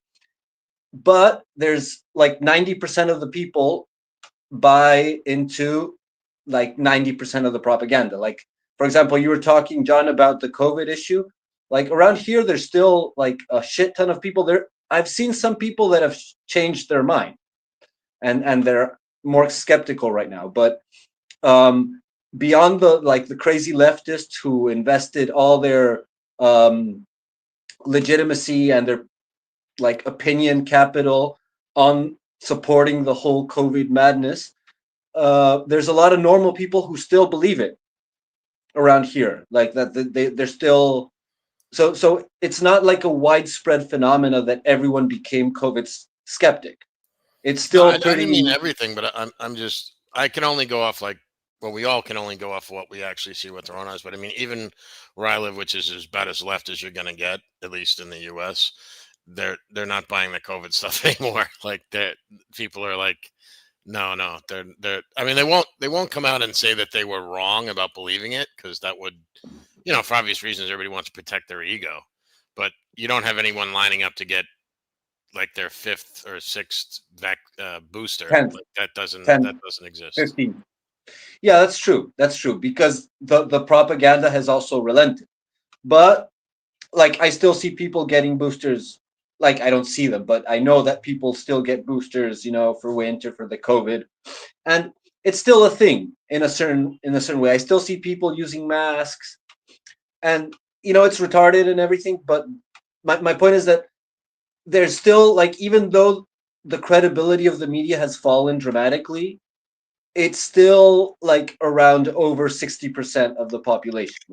Most people are still gonna defer to the media for their opinions, and they're not even gonna pay attention. It's just oh, I need to talk about some subject, and the only information I have is what I'm gonna say, and it's what I'm gonna believe because I didn't research, because most people don't have time to research. Most people aren't really interested in researching, and that's how the control works. You don't try to fool all the people all the time. You just try to fool most of the people most of the time, and that usually works to a certain extent until conditions degrade so dramatically that it's just completely unsustainable. And also part of that formula is you never let up off of the official story. So for example, with JFK, they got a version, they stick with it. It seems it's less plausible, they still stick with it. With the Nord Stream bombing, for example, they had one version of the story that was a failure. They came up with another version of the story. It was a failure too. It doesn't matter. They're sticking with it. So there's an official version, kind of technically, and if you believe the official version, then it is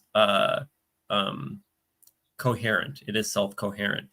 So I mean, you could be like, oh yeah, man, they captured the Ukrainian dude that was part of this whole bombing thing, So if you're that kind of casual person that does actually believe that story, then you actually have a chain of events that are following it up. In your mind, it's actually fleshing out the story more, and it makes it seem more obvious and believable. And how could anybody not, even though it's actually not a majority of people that believe in those official versions. I think if you ask Americans, most of them are not. And we're seeing that happen in real time with the shooter, right?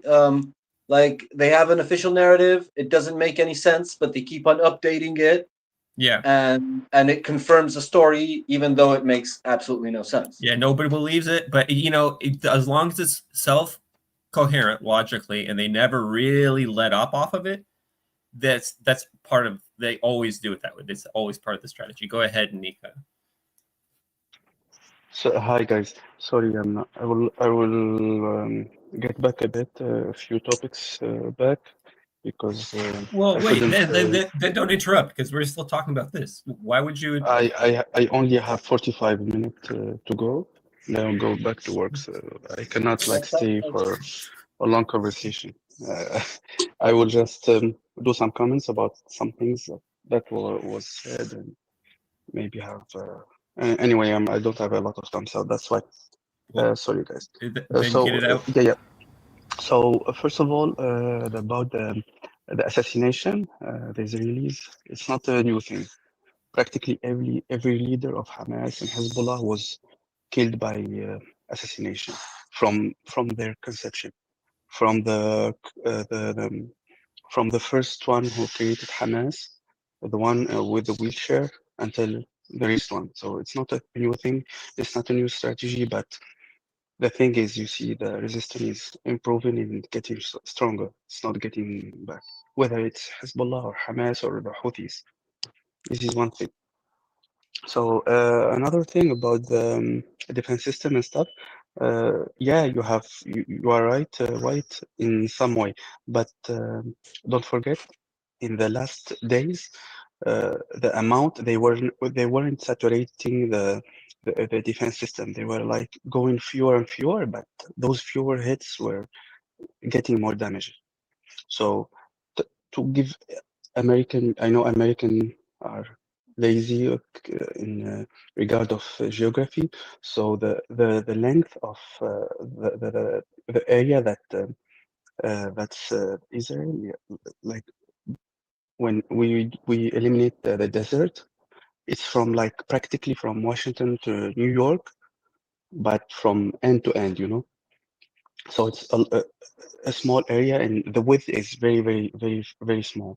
I think there's like 50% or 40% in a small area. It's like double the area of Gaza, so it's easily saturated. And there's a lot of weak points. You see, for example, the Houthis like eliminated the port, the major port in the south, Hodeidah, or I forget the name in Igbo, but the major port in the south is practically closed because of what the Yemenis did. So those are the things that I remember that I wanted to have comments on. Anyway, if you wanna do remarks or continue. Yeah, I mean, I didn't hear. Like, I literally saw that this conversation was going on, and I hopped on and joined so I didn't hear all of the preceding stuff up until this point. But one thing that I'm really interested in, that I'm really passionate about, is propaganda in general. And that was kind of the conversation that I walked in on. Fortunately, I don't have a frame of reference to comment on too much of whatever Nika just commented on. Because I didn't hear that part of the conversation. But I don't know. I think in terms of the propaganda stuff, another interesting thing that I heard Gabriel say that I think is another very important part of this formula, right, is that you have think about this, like every single congressperson in the wake of this Charlie Kirk thing, right? Every single congressperson, the Democrats, the Republicans, they knew which side to take. It's almost like you can't even make a statement without being briefed by your aides. And here, all of a sudden, everybody knows which side to take. Alexandria Ocasio-Cortez says this guy's a hateful bigot and we should strike down this bill about honoring Charlie Kirk's name, and the New York Post and Fox News knows how to spin that to get their people riled up. Meanwhile, the Republicans are out there. Ted Cruz is out there being like, oh, like somebody wrote "fuck Charlie Kirk." Well, I got rid of it. Like here I painted over the graffiti. Like they're all jumping on this issue, like from their side, and they're making it a huge left versus right thing. It's this huge, massive theater thing. And how does everybody right away know exactly what they need to say? So to me, I'm like, anytime I see that, you got to be sketched out. Like everybody singing in unison at the same time is always sketchy. That implies or helps suggest everybody being ready and prepped before, or the work being done to get everybody ready and prepped in very short order, but that work having been done before. And so this is it makes it look like theater. So you have your multiple ways of pushing their narrative out. You have your different layers. You have your Reuters's, you have your the news wires and stuff. You have your papers and of record and stuff like that. Like you have your New York Timeses and everything. And then you have your people that are more in charge of taking that and communicating it, like, I don't know, the TV pundits or whatever are more in charge of taking that and communicating it and putting their own like kind of like branded propaganda or branded spin, right? Because you're trying to serve your audience, especially. So anyway, I think that when you look at how the whole thing operates, when any major kind of story breaks, and then that's the news, all of a sudden it's not up for debate. What's the news? This is the news, and everybody's talking about it, and everybody has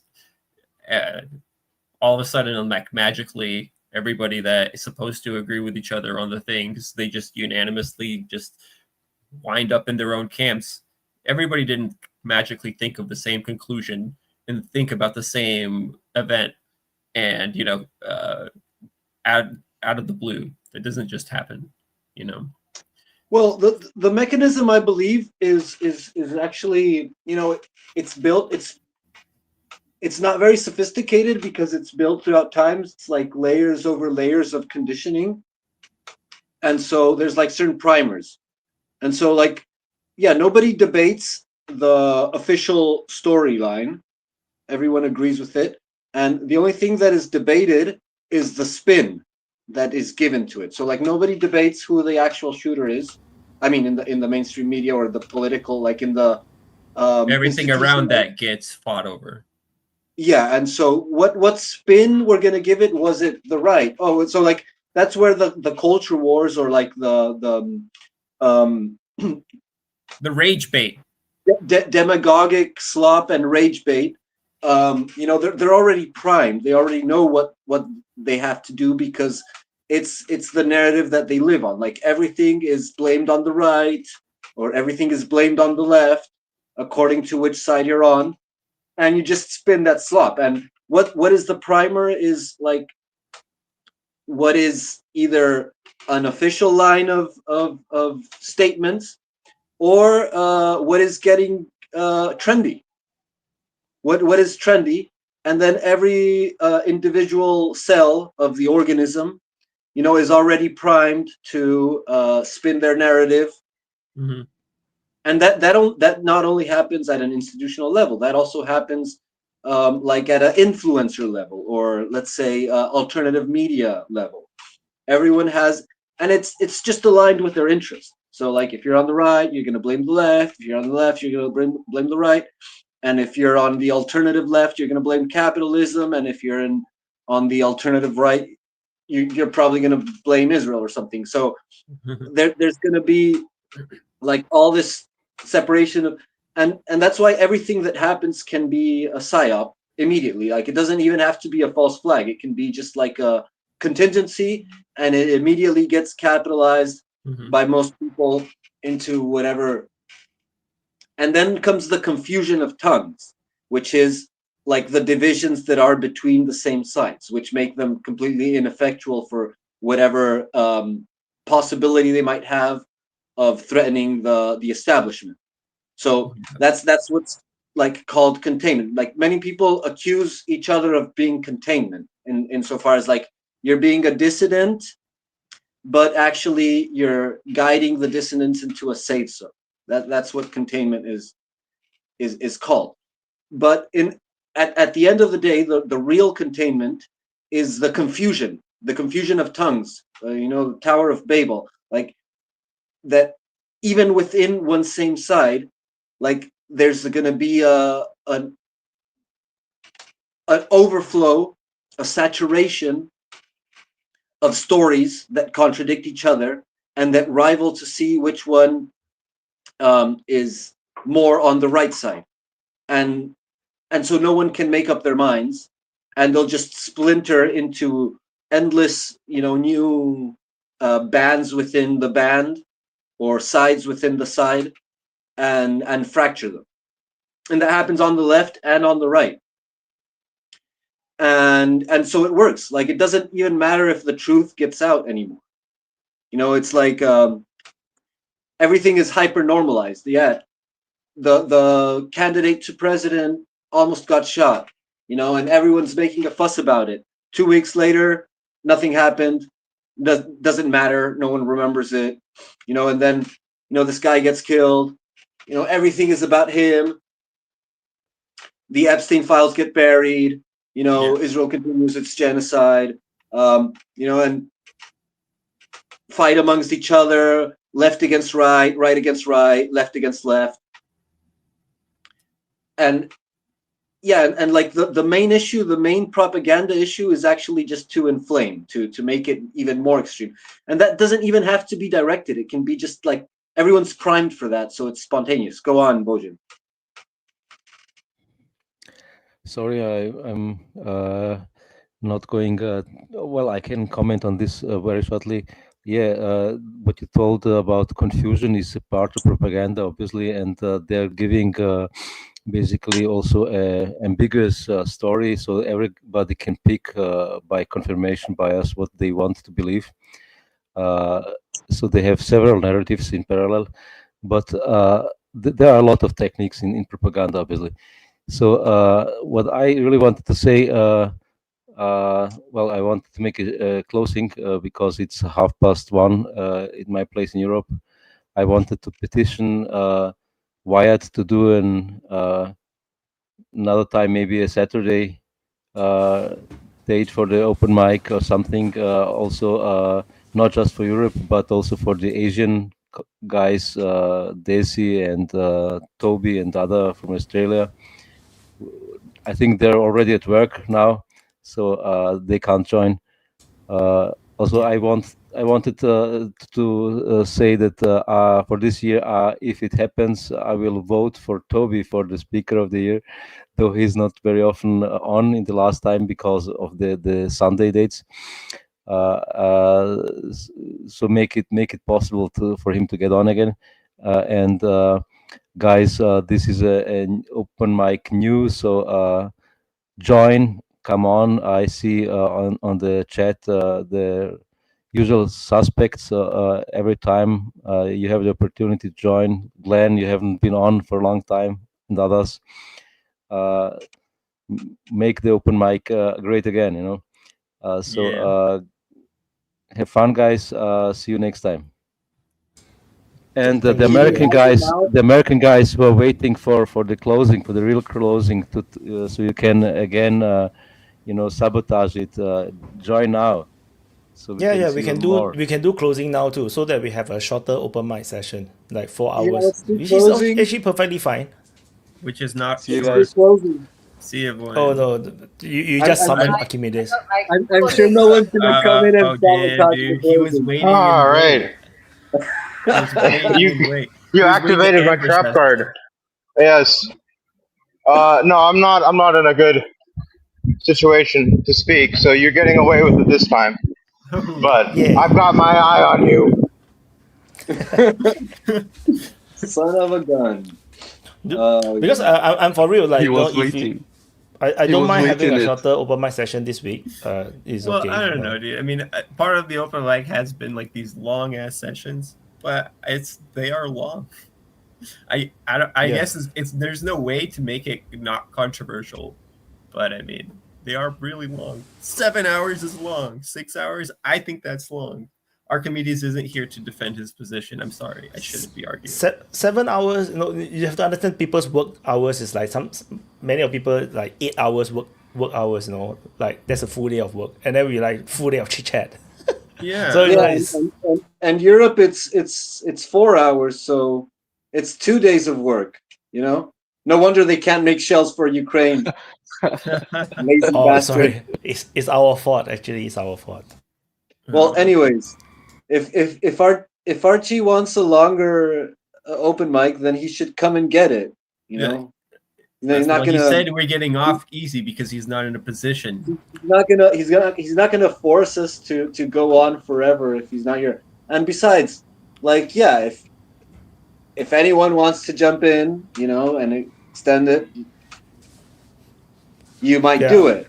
But do you dare? Like, many are called, but few are chosen. Oh yeah. And it's worse because we're now in the new channel, so there's a lot lesser viewers. Like, a lot of people have not migrated to the new channel. I just coincidentally ran into this. Like, I would have not found it. And see, the thing is, well, you know what I get on about, because we don't have consistent times and dates, it makes it something that I don't know when to jump on. And I just happen to see this. Like this channel, I can be subscribed to it. I can have a bell on. Dude, I just haven't been on YouTube all day today. I've been busy trying to figure out how I'm going to cool my computer. I'm having PC overheating issues. YouTube's been the farthest thing from my mind. I open up YouTube, I'm like, oh my God. DPA Open Mic new. It's a consistent problem. It's already 4 hours in or 3 hours in.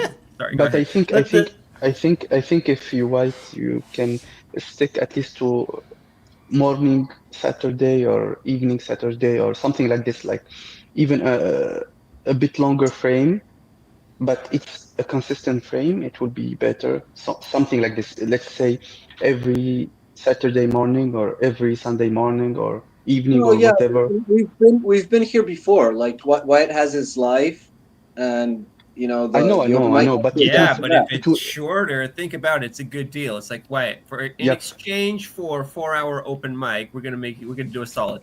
You give us 4 hour open mic. No.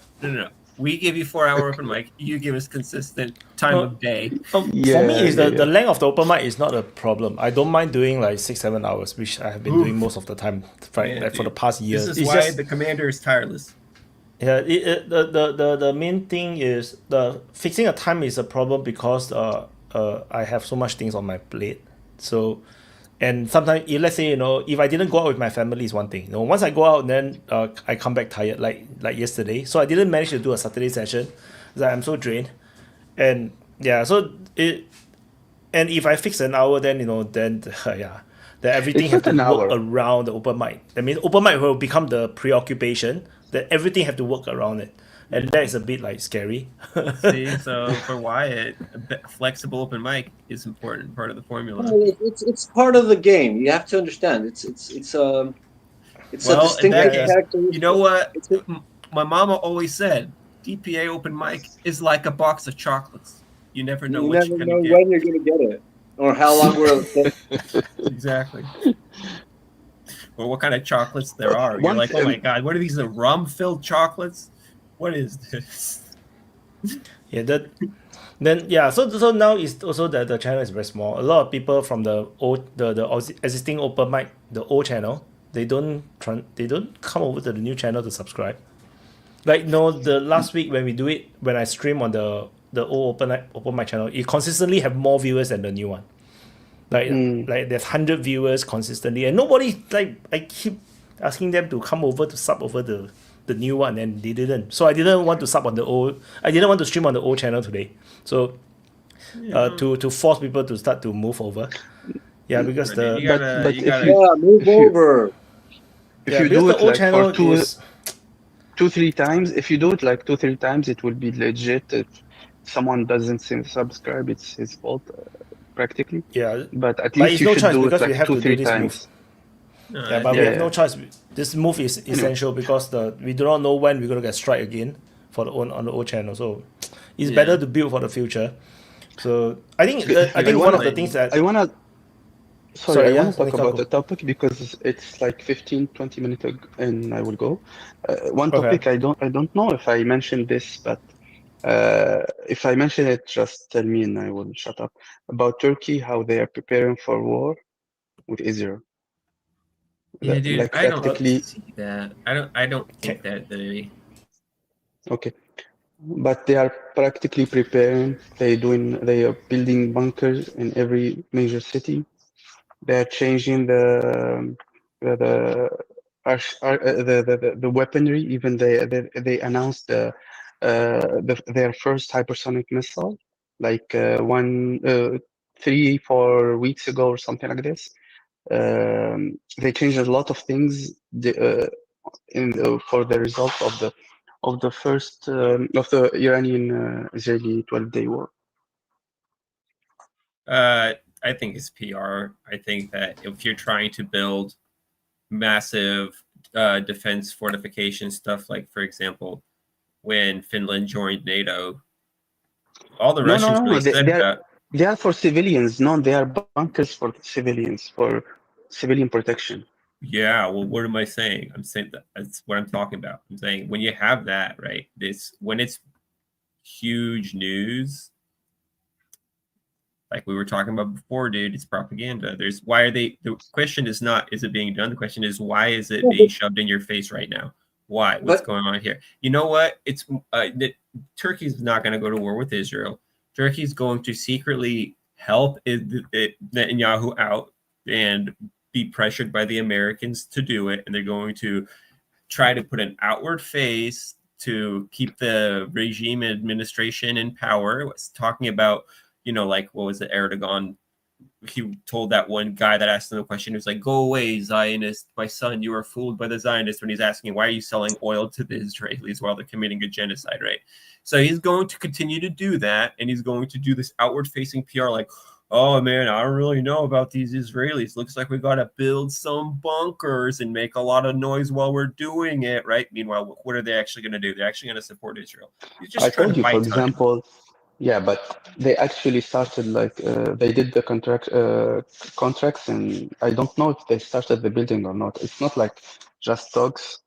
It doesn't have to be just talk. Yeah, they need that shit. They need to invest in their military infrastructure. Turkey's part of NATO. Move. Because Turkey's part of NATO. Iran, yeah, but you can learn lessons and improve your military, because they see what's working and what's not. But for example, Iran, one of the things is the civilian had a lot of casualties. There's they tried, for example, to resolve the Kurdish problem by figuring a peace, because it's a big backdoor into Turkey if they used by Israelis and stuff, because a lot of problems happened in Iran because the Israelis infiltrated inside the Iran and inside the system, the Iranian system and stuff. Well, I think it's interesting that I hadn't heard anything about it. I think it's interesting that it's not something that is I don't know if anyone else had heard about it except Nika, who's telling us. I heard about it because of maybe the language, because I hear a lot of beside of the English news, I hear Arabic and inward-facing propaganda, Nika. The reason why nobody it's not Arabic, it's not Turkish. I'm not watching Turkish news. But those are real things that happened, whether it's propaganda or not. Yeah, well, for example, the real things are happening. The propaganda does have a point in which, Turkey has been flip-flopping all around the Israel issue, and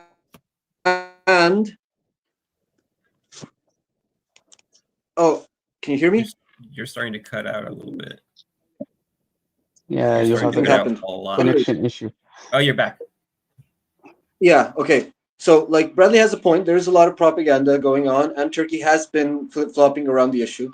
But also remember that Turkey is in a very privileged position. It's right on the frontier of NATO, between NATO and the Eastern Bloc, and it is a major power in that area.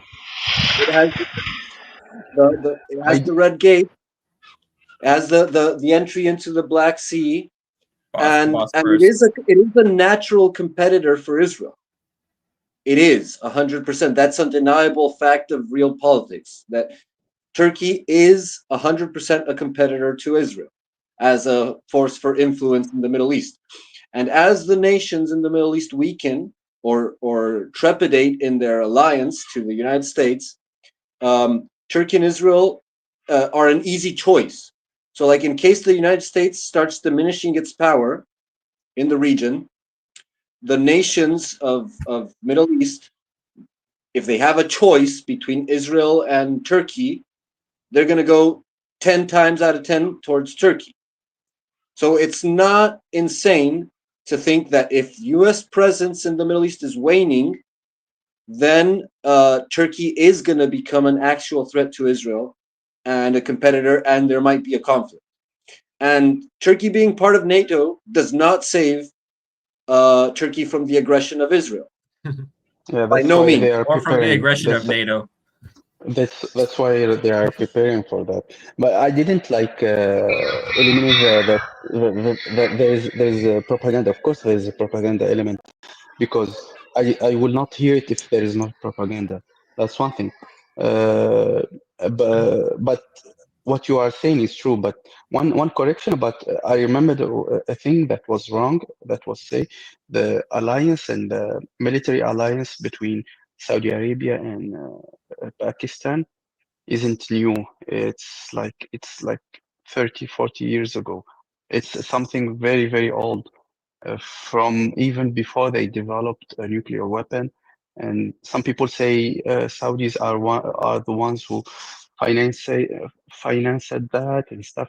It's not a new thing, but the timing, even this deal, isn't something that you will do in 1-2 days. But the announcement is the fact they announced it now. It's an indication of the direction and of how they view their relation with Israel and America. I think it'll be very interesting if Turkey ever. Well, Wyatt, you can kick me out. I know I've been coming in at the end, just messing up your shit. But well, it's only 4 hours, right? Surely the open mic isn't over yet. Well, in any case, I think it's interesting. It's a good topic, Turkey and Israel. I think that if any power is to step into the vacuum of the that's going to be left when and if the Americans leave the Middle East properly, it will be Turkey. They are sort of the natural, geographically speaking, right? They're in a really, really good position still. They have influence over Iraq with the water. There's the Kurdish question, right? They have Eastern Mediterranean frontage. They have a pretty powerful navy. They have a lot of reason, a lot of things that could pull them into the Middle East. A lot of things that could pull them. There's the question of the of the oil in the Eastern Med. Yeah. Well, I'm not sure what is going to happen with Syria in the longer term, but yeah, for now it seems like it's a Turkish aligned group, and this is going to be a major power. I mean, it has been for centuries, right? Turkey and Iran are really the two significant indigenous powers of the last 1,000 years in the Middle East, Egypt, right? There's Egypt too, but Egypt has spent most of the last 1,000 years under. Well, Egypt's golden age was met a long time ago. Yeah, but so Egypt I see more as the prize than as the agent of capture, right? But we'll see what happens, of course. But in any case, I think I like the idea of Turkey taking over the Middle East. I feel like that makes a lot more sense than the Americans having it. But to be honest, I don't see in the next 10 to 20 years the American control over the Middle East waning. Honestly, I think that it's getting like weaker and weaker by. I don't say it will. Well, no, because I think for a long time that the Russians have been involved in the Middle East and they've been pushing back on the Americans. But I think the Russians are getting out, man. I think the Russians are getting out faster than the Americans are. Chinese are getting in, giving up on it. Yeah, the Chinese are quite far. Much farther than the Russians are. Anyway, I think that we're actually seeing the Middle East become more amenable to America, to be honest with you. And I think a lot of that has to do with just the internal weakening of the state of Iran. I had a lot of hope for Iran about what would happen in the 12-day war, but it seems to me that the fact that they upheld the ceasefire when it was offered, the fact that they didn't continue the war tells me that they didn't have the advantage. I'm disappointed in Iran. I thought Iran could do very well in that conflict, but I think they're I falling see it apart. differently. Archimedes, I see it differently. I see Iran was surprised, was severely hit because it was surprised, but it was supposed a hit that will break Iran. That's the thing. But they survived, and now they are adjusting and they are modifying their strategies. They kicked out a lot of foreign people, a lot of immigrants from more than Trump. Yeah, They kicked out more but immigrants than Trump. they had a good reason, because those people, they don't have any data about them. They don't have anything. They were doing some acts for the Israelis. Even with them, they didn't know about it. So that's one thing. The second thing is, they thought they eliminated the whole nuclear program, but they I think, in my assessment, they salvaged a big portion of it. And the leadership, they hit a lot of the leadership. Now they are adjusting their mechanism, and I think they did another organism so that it can ease the communication and ease everything else. They discovered how they got hit. Oh It's yeah, by, but I don't know, but we there's know it's lessons to be learned. Well, that's all well and good, man. But I really didn't think. I really thought they were going to do more than that. Yeah, Archie isn't talking about the tactical situation of the actual battle. He's talking about the geopolitical relations between the nations. You know, he's talking about the international relations and the standing of a nation with regards to others. Did you expect, guys, that going to war against Israel plus America will go easy? Wait, No one. Mika, listen. Yeah. Wait, Mika. I'm not saying that Archie is right. I'm just talking about, like, he's talking about a different issue. Not about the tactical situation. So if you want to argue with Archie, talk about like the relative strength of Iran versus Israel and the diplomatic relations that have opened. So like Archie might be wrong if, you know, Iran actually improved its relations with Qatar and with Saudi Arabia with respects to Israel. Like, if that's the case, then Archie is wrong. But if what Archie's saying is right, then Iran is more isolated than before, and the Middle Eastern countries are tending more to the United States than before, which I don't actually think is the case. But that's what he's talking about. He's not talking about Yeah, how I much don't think so. Yeah, I understand what I'm saying, but I don't think, first of all, Arab countries are like in a big trouble, because they put everything on American, and how if they sucked enough American dick, they will be spared the lash of America and Israel. But I think that's a losing card now, but they don't have any good substitute. Turkey could be, but it's not now. It's not ready. And Iran, in my opinion, with everything that happened, I think, yeah, they will not it's there is few countries that will survive what Iran survived. I think the fact that they survived and they continued, it's a good picture toward China and Russia. It's a good ally that it can survive those kind of attack and can thrive even after that. I think it's a good I kind of want to image. jump on that before I forget what my point is, and you're kind of going in circles at this point. So I think the way I look at this whole Iran thing, we're not done with Iran yet, and Iran knows it. So this was just kind of like, I don't know if you ever watch like two bulls that get into it with each other, right? Like sometimes they'll really, it looks like they're in a fight, you know, it looks like they're fighting, right? And they just kind of back off, you know, they just kind of tested each other out for a split second, you know, and maybe one of them really was going at it, right? And then they circle around and then they get back at it, and this time for real. So it's kind of almost felt to me kind of like that, maybe like a shark circling around and biting something real quick. It is. So we're far from done with Iran. And so It what is. Iran did Yeah. is, I think Iran showed that we are a very strong porcupine, right? The cost of fucking with us will be quite high. When the Americans did this whole thing with oh, we're gonna do these bunker buster bombs and everything like this, that, you know, they used Iran for their kind of propaganda bullshit. And then Iran did this retaliatory strikes and stuff like this.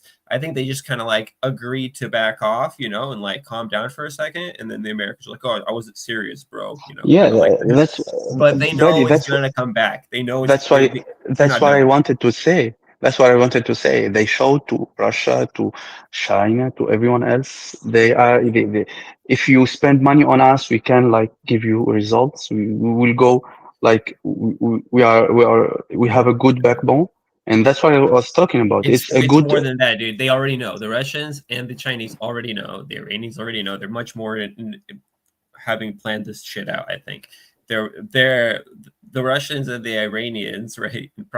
Probably had an understanding of when Syria was falling. Of like, whoa, we're gonna have to stand back and let this go.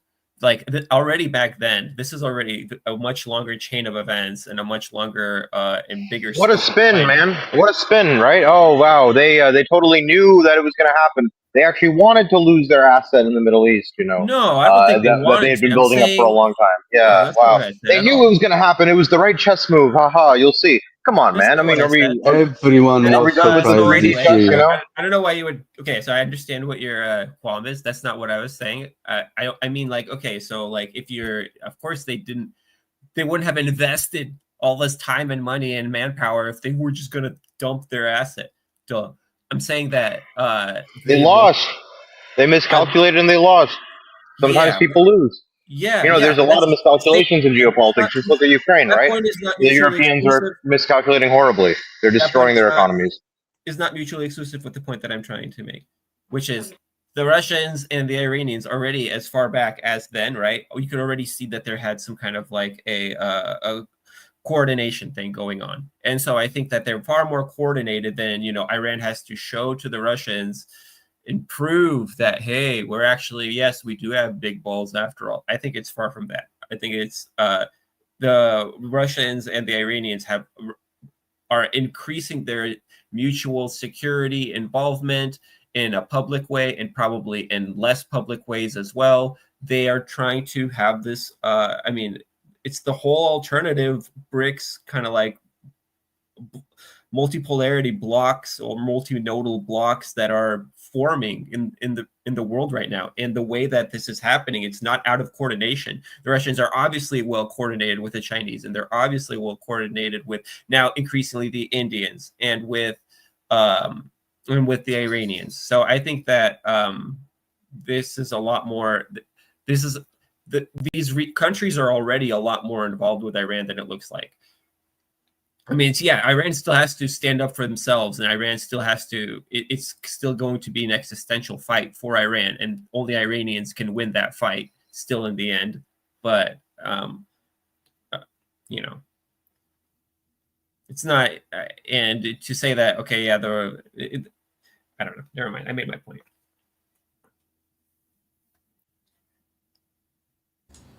So it's okay, but Bradley. Oh yeah, you want to do closing? No. I just want to ask Nika about his opinion regarding the recognition of a Palestinian state by France, UK, and Canada.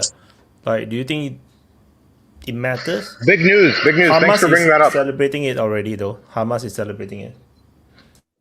Yeah, of course they will celebrate it. There's nothing like it's not a negative news, but it will not change the outcomes now. For now, in the close and medium, it's good for the long-term prospects, but for now we need to get out of this position and to do something with that, because the hurt and the pain and the consequences of what's happening now is much bigger than this thing. They will have a reverberation on the area, but not now and not in this war. They will not affect this war because Europeans are like treating Israel like a princess, because if Russia did like they didn't anything that Israel did, and they blow it with sanctions and stuff, but with Israel they are treating it like with gloves and with they're treating it like their lord, and ruler. Exactly, but they are pushed toward that. And I think the price is too much for those like recognition. But it's better than nothing, yes. But a lot need to be done. Well, even I think just like 2 minutes, and I'm going. Even now, even if the war stop now and everything stops and aid going in and everything, the damage is huge. and the effects will go like from stupid things to large things. For example, those bombs that were exploding, they have like a lot of toxin in them. They are affecting the area. It's everything is, even the small things affect the population there, and the land and everything, the air and everything. So that's why I'm saying is the price is very high, and I think, in my opinion, of course, Palestinians will survive and but they will have a big wound, and hopefully there will not be like much suffering, because each day there's suffering that if you spread it on the whole planet, it will be large now. So Nika, do you want to do closing since you are going to go off soon? Yeah. I practically did half of the opening, so I hope. But I don't have any real like. It's opposite of pessimism. I'm very like. You don't have No, very much. I'm zero optimism of what's happening. I think atrocities will The best go. scenario right now. It's closing. Graber Oh, is closing. sorry, I forgot. So I was just going to say that the Israelis best case scenario is horrible right now. Yeah, exactly. It's horrifying. Israelis are their mind is like they are a dog with rabies. He will hit everyone. He will be. They are threatening themselves. That's what everyone don't understand. They're getting isolated. They're getting like freakier. No one can, even Wyatt. Now I don't think he will disagree. There is a genocide. I don't know. Maybe, but what's happening now, even the most blinded will see what's happening. So I think only ill-fated people will give excuses. Only ill-hearted and crazy people will give excuses to the Israelis. More horrible things will come, sadly, with Gaza, because they can enter Gaza, but what they will do, they will suffer a lot. Maybe if they try to provoke another like Jordania or Egypt, or because Netanyahu will want to keep the cycle of tension going on. Maybe he will like even avoid the next election in 2026, and the whole country is destroying from inside, and what's going on is increasing. Anyway, thanks Wyatt, of course, of the opportunity, and have a good day, everyone. Thank you, Nika. Thanks, Nika. Have a good rest So of your I think we shift. should do closing. So it's 4.5 hours, so we can finish at around 5 hours, I think. Yeah, it's good. It's a good closing. I'm fine with closing. I was never against it. So Bradley, closing. All right. So so for my closing, like I came in pretty late. I didn't see that open mic was going on, and I always give Wyatt a hard time about the inconsistent nature of open mic. So that it was it was funny. It was funny to do it in public. See Wyatt's reaction, and everybody else be like, "That's right. What's up with this?" So, but at least we got to the bottom of it. Now we know what's up with it. So, guys, we're gonna have to just deal with a Saturday or Sunday open mic. That's just the reality of open mic. So, looks like that's just the how the cookie crumbles. Yeah.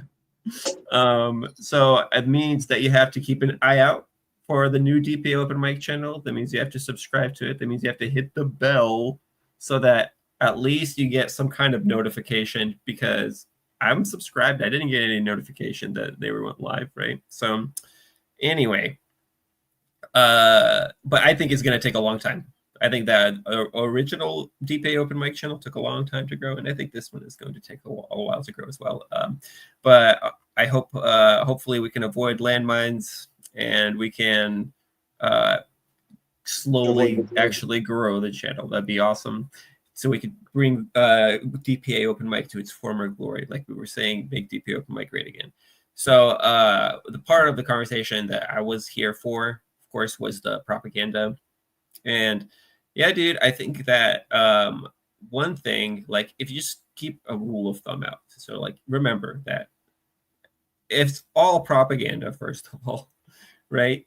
Everybody has a bias of some kind at the very least, and propaganda is just information that is intended to influence your opinion in some way.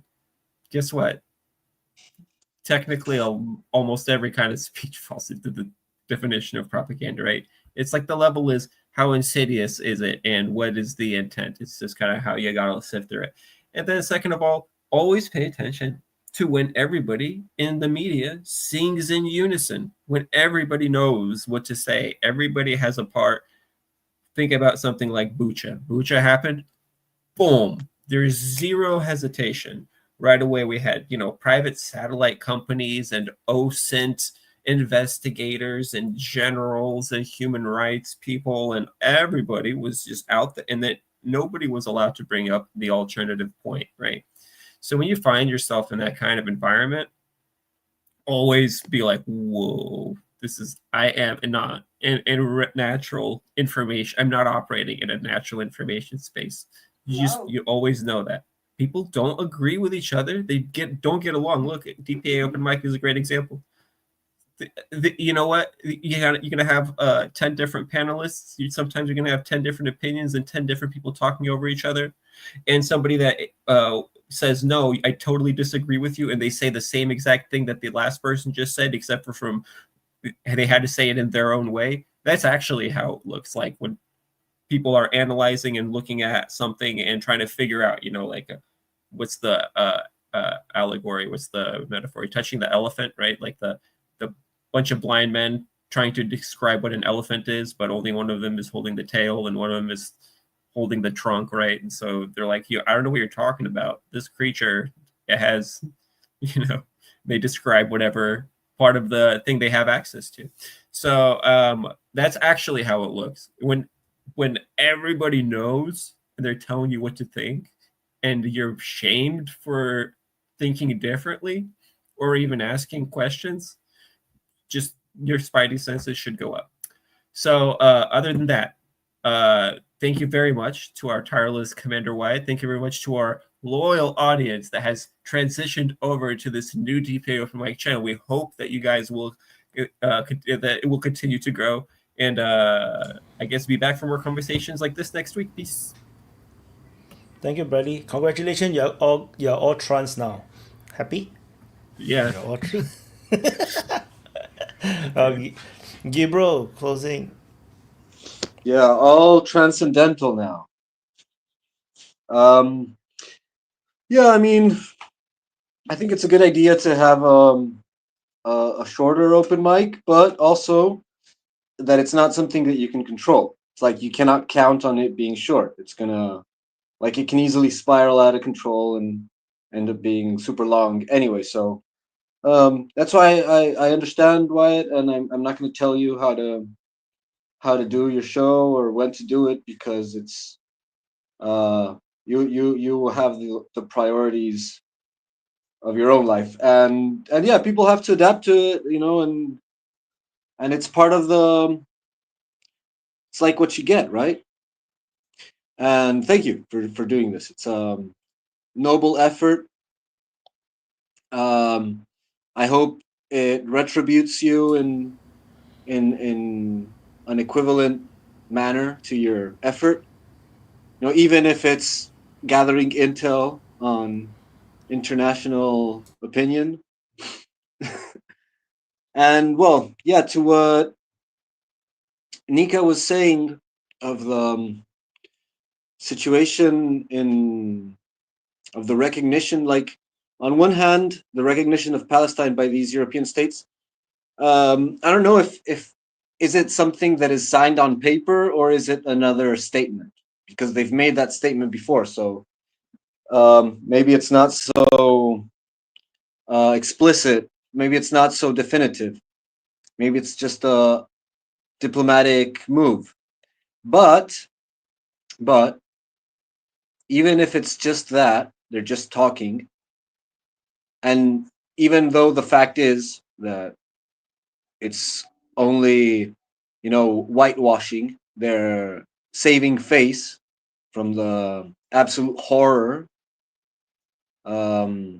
hellish, nightmarish horror that's going on there, because of them. Like, they are complicit for all their talk of human rights and all the evils that they fight of dictatorship and tyranny.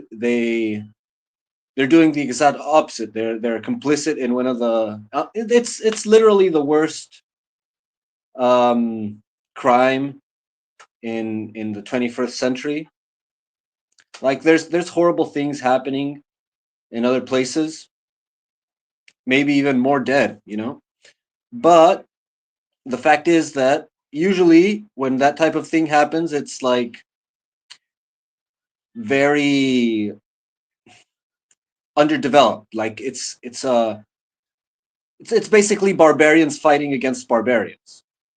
And the difference right now is that we're not seeing barbarians fighting against barbarians. We're seeing like a very civilized nation, very respectable, very backed and supported by all the respectable nations of civilized Western values. They're all supporting it. So that's like the particular horror. It's different to see two tribes going at each other's throats, as when you see like this absolutely technological pinnacle, of Western civilization, with that preponderance of power, with that monopoly of violence, and with the backing of the entire civilized world, inflicting such level of carnage on such helpless people. It completely blows the whole situation. So even if it's all fake and hypocrisy and posturing, because clearly the European nations, they owe their souls to Israel. They have their balls grabbed by Israel. Yet still, this is what they have to do. Like, my point is, recognizing Palestine is still a favor they're doing for Israel to protect Israel diplomatically. It's like the least thing they can do to save a tiny bit of face. But that's the situation they're in, right? They've come to such an extent, they've reached such a low that they have to actually do this to save their face. And yeah, Israel is suicidal. I think it ended up worse off than Iran after this war, after the war that they had, and that they're falling down further and further in all sorts of senses. Their main backer is receding globally.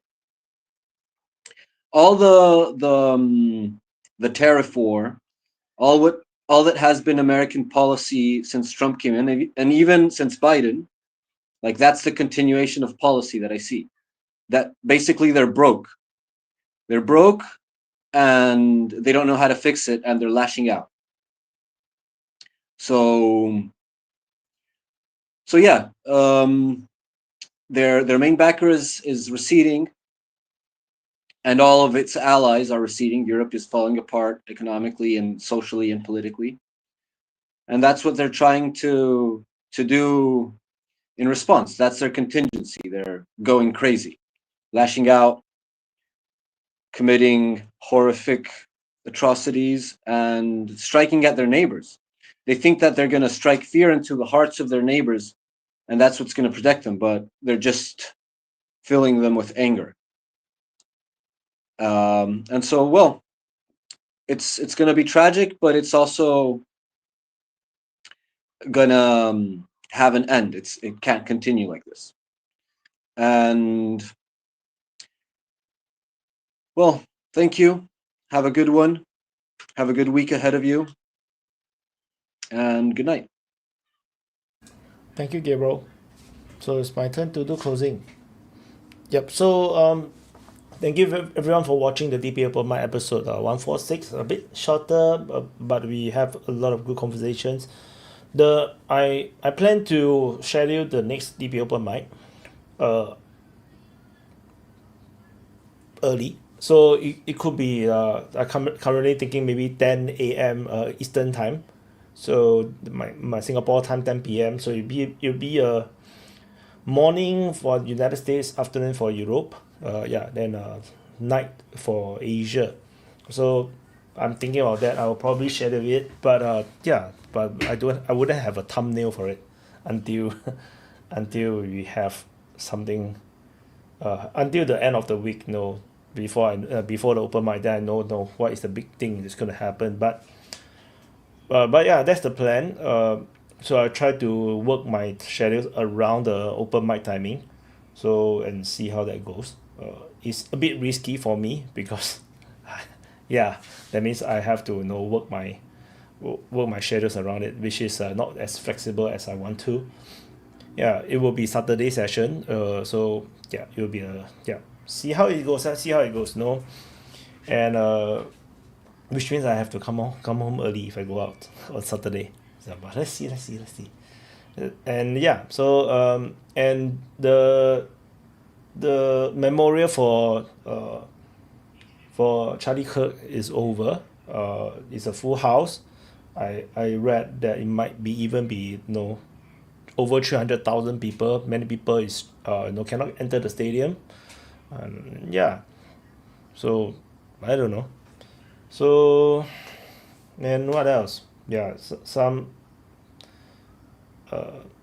The Iran thing just now it was mentioned. I think just now there was this talk whether the Iran is going to be are they really more cut off than before? I think they were more or less the same, but I feel like Iran got pushed deeper into China influence. So I'm not sure if that's a good or a bad thing for Iran, but they become more dependent on China to support them. So that's one thing. And for Turkey, whether they're preparing for a war with Israel, how to say? Turkey play all sides. So Turkey is Turkey. So, and for Israel, yeah, I just to answer to Nika, no, I still don't think it's a genocide. For me, genocide have a much higher benchmark. Like for there to be a genocide, there should there shouldn't be this kind of herding of the population from area to area by like what Israel is doing. You don't inform where your bomb's gonna hit.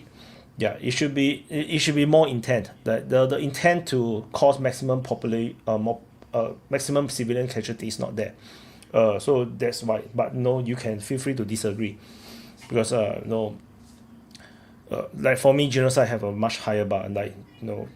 If we just call this a genocide, then the real genocide happened. You don't have a word for it. So it's just like calling the COVID shots vaccines is a discredit to the word vaccine. It's just not a vaccine. COVID vaccines are not vaccines. They are just some kind of therapy injection to help to reduce the strength of the COVID disease.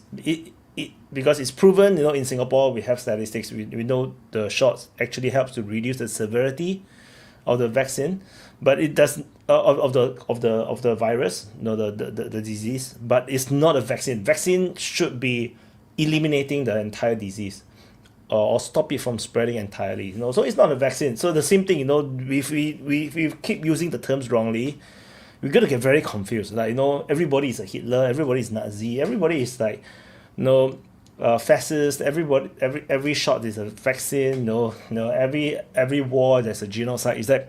It's just not the way to go. And yeah, for me, I'm just I'm just a bit more particular with the wordings. If this is a genocide, then what the hell is happening in Rwanda? Then what happening was during the Khmer Rouge in Cambodia. Then it's just not. Yeah, it's just not the way. Massacre I can accept. Massacre, or reckless killings. No, I can accept. Genocide. Not yet. But I won't be surprised if it ever happens. So let's hope we never get there. But I do agree that whatever Israel is doing is just dumb. I do not know what the hell they are trying to do right now. You can't fight a war without a political solution.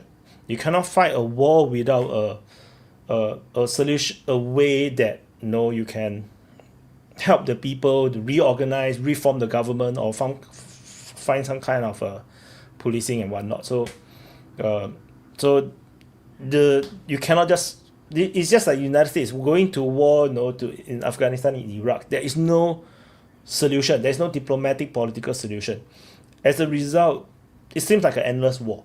Despite even they have already won the war never seems to be over. That is the result of no political solution. Israel is doing exactly the same thing in Gaza, and that's dumb. If they have reformed the government of Gaza in whatever image that they want, they select their own leaders, or they form some kind of election, fake or not fake, doesn't matter. You have an alternate government in Gaza, then Hamas will be weakened severely, because there will be two leadership, and then the population, which one would they follow? Would they still listen to Hamas, or would they listen to the new government? The fact that there is not even such a situation happening in Gaza is inconceivable. It's like they're just plotting to fail. So it is what it is. So anyway, there is the channel has not monetized it, so it cannot be demonetized. Oh, but the main channel, yes. But no, don't worry. Is this kind of speech is okay. It doesn't bring TOS. And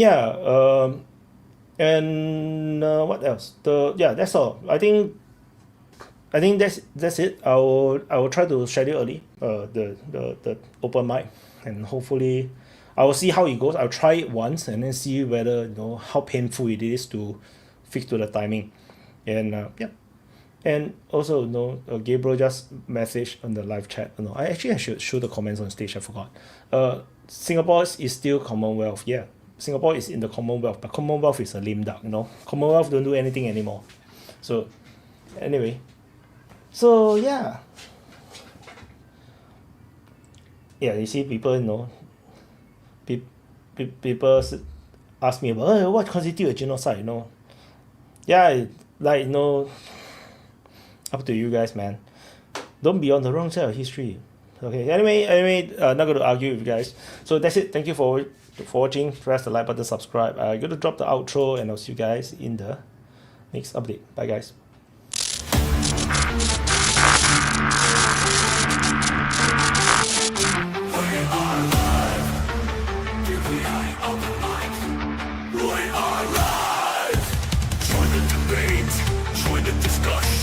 Share your voice, share your opinion. Swallow your ego, expand your mind. DPA Open Mic, free speech zone. DPA Open Mic, we are live. DPA Open Mic, we are live. Don't hold back, 'cause here we go. Let's go, let's go. We are live. Fuck your safe space. Let's go, we are live. DPA Open Mic, DPA, we are live. We are live. We are live. From every corner of our spinning globe, gathered voices, the stories they probe. Ideas like rivers, they ebb and they flow. In the meeting of minds we grow. Together we stand, uncovered, yet alive. In the arena of thoughts we find. A world where every voice decides. Debating the future, unconfined. Opinions like colors, vivid and bright. Clashing, merging in the light. From whispered winds to roaring mic. In our discourse we ignite. Together we stand, uncovered, yet alive. In the arena of thoughts we find. A world where every voice decides. Debating the future, unconfined. In the clash of ideas we see the birth of what the world could be. From conflict we find the key to unlock our collective destiny. Round the table the world convenes. Every culture, every scene. In the marketplace of dreams, we chart the course of unseen streams. Together we stand.